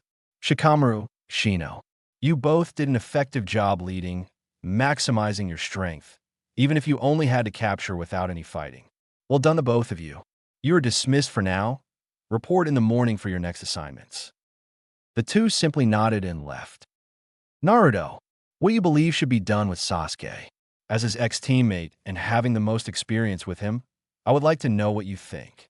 Stated Sarutobi. Well, Gigi, stated a hoarse Naruto, his throat still damaged from his jutsu. I think death and life imprisonment are too extreme. We have no proof that he left of his own accord, and the only time he talked he had the curse mark active. I believe he should get 3 years probation, no promotions, and Umbu monitoring for at least the first 6 months. Also, someone more experienced in sealing than Hitaki should shut that mark down permanently. I'll do it. The less of a connection Orochimaru has with the kid, the better. Stated Jiraiya. Good. Naruto, I would send you to the hospital, but seeing as you will make it difficult, go to your home. You will need to report here in 2 days' time to assist in a confidential activity. Stated Sarutobi, a grandfatherly smile on his face. Naruto smiled back, then shot out the open window and into the night. Damn it. Now there's 2 of you that use my window as the door. What can I say? I've taught the kid well. Stated Jiraiya. Itachi is the Akatsuki agent assigned to capture Naruto. His partner is Kisame Hashigaki. Good. Then Naruto should be safe. For now, anyway. Stated Sarutobi. He's very much like his father, isn't he? Always growing at a remarkable rate. He just might take this hat by the time you two get back. What time do you expect Kakashi and the rest to get back? Questioned Jiraiya. Soon. Either in the morning or in the afternoon, stated Sarutobi. Now, Jiraiya, before we get to anything else, I believe it's time to update the bingo book. Oto. Damn him. Damn that fucking brat. Damn him. Damn his father. Damn his mother. Damn his brother. And damn his entire bloodline. Shouted Orochimaru as he trashed the room he was currently in. Despite knowing better than to question his master when his rage was at its peak, Kabuto couldn't help but think out loud. But he doesn't have a brother? No one even knows who his parents are? Orochimaru, having heard the quiet comment, responded.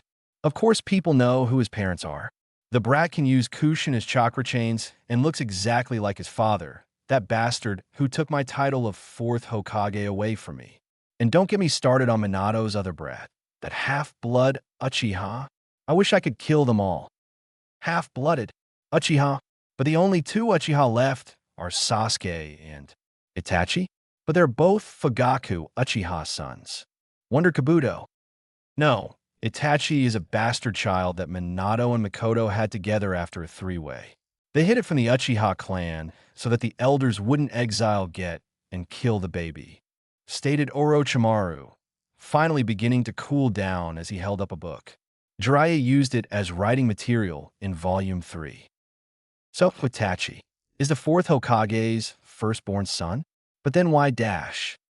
Because as far as I know, Itachi and Sarutobi do not know. Danzo doesn't even know. The only ones who do that are still alive are Jiraiya, myself, maybe Kakashi, and now, stated Orochimaru.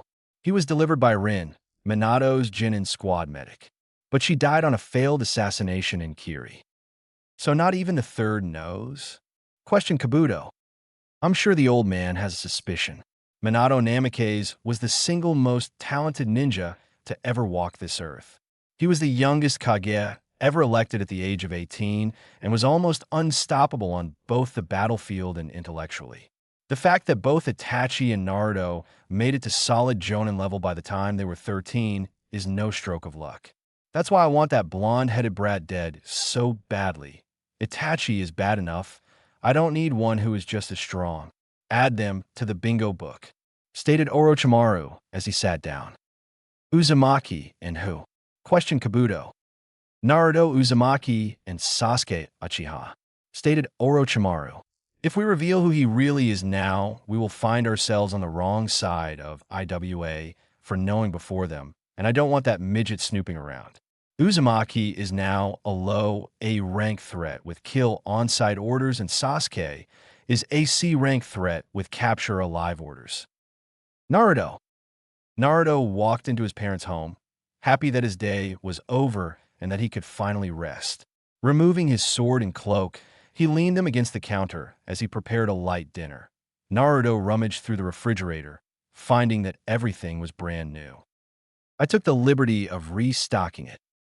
If Naruto hadn't been used to Jiraiya and Yamato doing their best to scare him during their trip, he would have violently reacted to such an unexpected intrusion.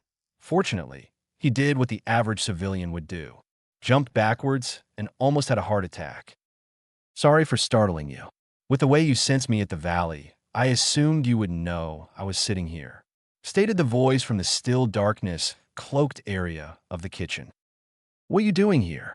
Asked Naruto as he flicked the light switch and the intruder came into view. Itachi Uchiha. Konoha Hospital, prisoner wing. Where? Where am I? Where's Jirobo? Thought Taiyuya as she regained consciousness. Oh my, seems she's awake. That doesn't sound like Kabuto or Lord Orochimaru. Thought Taiyuya as she tried to open her eyes, only to find she was blindfolded.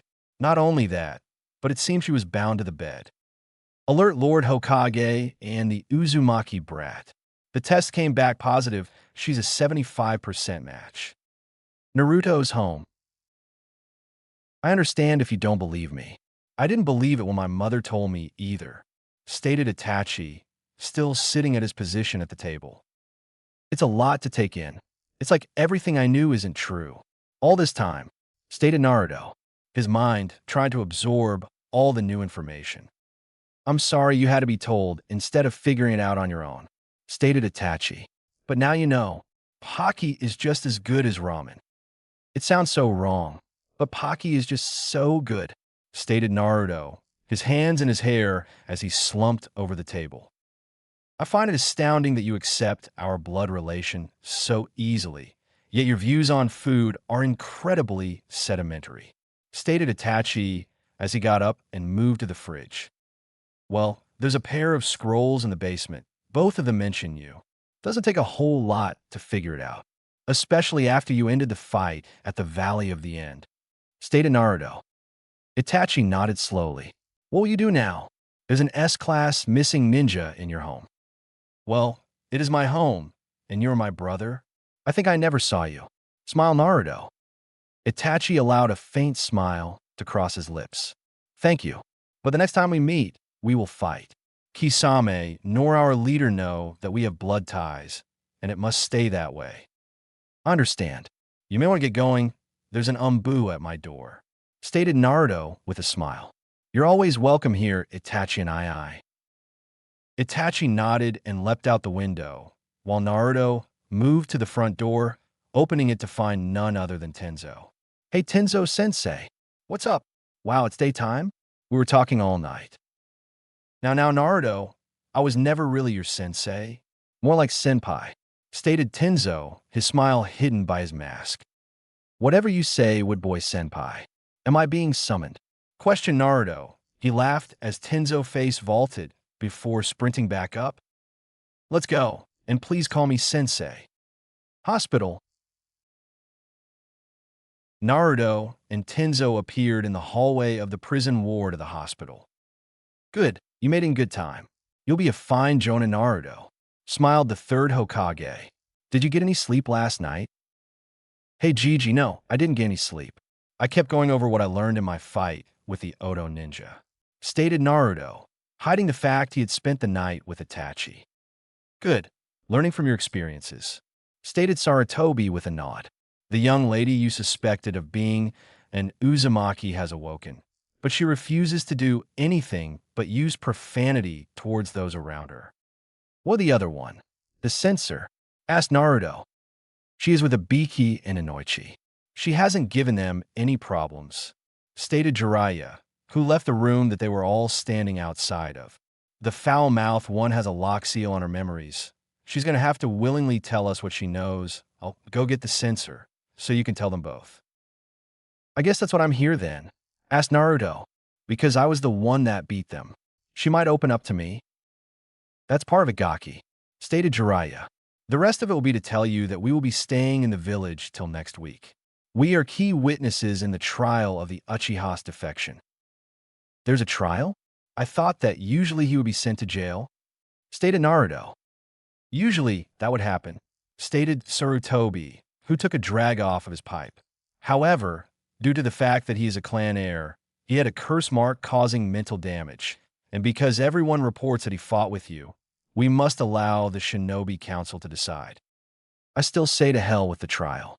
At the very least, he will get attacking a superior officer, stated Jiraiya. Be that as it may, it's required when it's a clan heir. Naruto, if you would, please go talk with the girl, stated Sarutobi. Oto. Orochimaru sat atop his throne, his mind racing. It was bad enough that his health had begun failing in the hours after his fight with Jiraiya. That was to be expected. Jiraiya was just as strong, if not stronger than him in a straight battle, and this body was old and used. What was troubling him the most was the fact that Minato's brat had made such great strides in such a short amount of time. Unlike his father, who Jiraiya trained for roughly 5 years by the time he was the same age, Naruto had been the dead last of the academy just 8 months ago. Granted that both Jiraiya and Naruto had held that title, but it was mostly because Jiraiya would skip class to peek on women. The brat genuinely made it to what he would say was mid-jonin level in 8 months. It just wasn't natural. Even if he had shadow clones, his mother and father's talent, and the most powerful of the bijou in his stomach, it still doesn't make sense. High Chunin maybe, but not mid-jonin, mumbled out Orochimaru. Sir, what about a jonin? Asked Kabuto. I've been thinking of the brat. I'd say that he is mid-jonin in skill, stated Orochimaru before casting a meaningful glance towards Kabuto. What do you think his skill level is? Well, I'd say overall, low jonin. But if I include his power augmentations, mid to high jonin. His speed and on par with my guy, along with his strength, stated Kabuto. Indeed, his kenjutsu is solid as well. His style goes perfectly with his speed and power. To wield a blade of the seven swordsmen is no easy feat, stated Orochimaru. Unfortunately, we cannot kill him, or my old organization will come after me. It's enough that we've added him to our bingo book. We shouldn't go any farther than that. Actually, make it a point to inform IWA and Kumo of young Uzumaki. What of young Sasuke? As long as Uzumaki is around, he will be unreachable, stated Kabuto. Jiraiya always takes his students on training trips. We just wait till they venture from the walls and strike, stated Orochimaru. However, with no sound for Kimamaru, we have no means of getting to him. Perhaps it's time to make a new sound for? Questioned Kabuto. Girin would jump at the bit to be in it. I'm willing to bet there's some curse mark experiments that turn out stable enough. Hospital room. Naruto walked into the hospital room to see the redhead from the sound for staring out the window. Is this a bad time? He asked cautiously. The redhead turned to him, seemingly about to shout at whoever entered her room. Then she froze. The person that entered was none other than the man who killed her entire team, along with Suigetsu and Kimamaru. She remained frozen until she started slamming her fists into the wall, screaming for help. Not a moment later, the Hokage and Tenzo rushed into the room, 2 doctors following them and Karen behind the doctors. Naruto remained on the other side of the room with Karen, his mind racing. She reacted like that because she saw me. Is she really that afraid of me? Keep him away. Get him away from me before he kills me too. Karen, run. Tayuya shouted, only for the doctor to jab her in the side of the neck. Calm down, miss. I've temporarily partially paralyzed your vocal cords. You can talk, but you can't scream. Now, what is the problem? Asked the doctor in a kind tone. Tayuya just pointed at Naruto, fear shining in her eyes. Him. He killed all my teammates and my superiors. Sarutobi took a deep breath, but was beat to the punch by Naruto. Do you know why I didn't kill you? The entire room was taken by surprise by the comment, but Naruto continued. I believe you're a part Uzumaki, along with Karen here, which makes you 2 family. I kept you alive to help our clan thrive again. So you want me as breeding stock? Questioned Tayuya in fear. No way I'm sharing you with anyone else. stated Karen. I mean, no way I'm being shared like that. What? No, responded a shocked and disgusted Naruto. You're both free to date and love anyone you want. I just wanted to give you the chance to have a family. Here in Konoha, Taiya turned to the old man beside her, who she knew to be Hiruzen Sarutobi, the third Hokage. Sarutobi nodded. He speaks the truth. Here in Konoha, we have a law titled the Clan Restoration Act. It allows members of a dying clan to take on anyone from inside or outside the village to join the clan. So I give up Orochimaru, and you accept me into your clan, stated Tayuya, her voice showing her distrust. Same with me, questioned Karen, who still hadn't moved from Naruto's side. Mostly, you will pledge your allegiance to Konoha, or if you will, to the Uzumaki clan, and you will be placed on probation, stated Sarutobi. He was going to continue when an Umbu appeared in the room. Hokage-sama, Danzo reports that the proposal you made has been accepted, stated the Umbu. That voice, stated Naruto under his breath, but only Karen heard it. Thank you. Report to Danzo that I will be there momentarily, stated Sarutobi. The Umbu nodded and shunned shine from the room. Naruto, I must go. You are to get young Tayuya's answer and do what is necessary. Tenzo, if you would. Sarutobi and Tenzo left the room. The doctor, seeing the situation under control, left the room as well. Tayuya continued to stay weary of Naruto. After all, he was the one who killed 5 of Orochimaru's favorite soldiers. Now he was offering her a seemingly peaceful life. Plus, with the way Karen was hanging off of him, it was easy to see he was a good person. I accept. What? Questioned Naruto. I accept your proposal. I know you're strong, and you seem moral. Plus, if I try to go back to Orochimaru, I will just be killed anyway, stated Tayuya. At least this way I will stay with someone I know. Kara, meanwhile, looked at Naruto with a giddy smile and blush on her face. The decision isn't that hard when thinking about where we came from, and I assume that this offer comes with a clan home for us all. You can count me in, Karen stated as she hugged Naruto's arm. Okay, great, stated Naruto. Let's go talk to Inoichi and get you cleared. Next day, Hokage Tower. Jiraiya sat across from Hiruzen, his eyes trained on the eyes of his teacher and pseudo-father figure, his jaw dropped and hanging. Jiraiya, please close your mouth, stated Sarutobi with a sly smile on his wrinkled face. You can't be serious. You want him to stay in the village? You want him to become part of a program that was discontinued at the end of the Third Great War, stated Jiraiya. We had a deal. I was to take Naruto and train him until the predicted date that the Akatsuki would begin to move. He needs to be ready. I understand, Jiraiya, but that was before the board was reset, stated Sarutobi. If it was just Akatsuki, then I would allow the training trip. But now with our alliance with Suna strained, Orochimaru interfering and no doubt targeting Naruto, and the attack on Naruto on our own soil, I cannot allow you to go,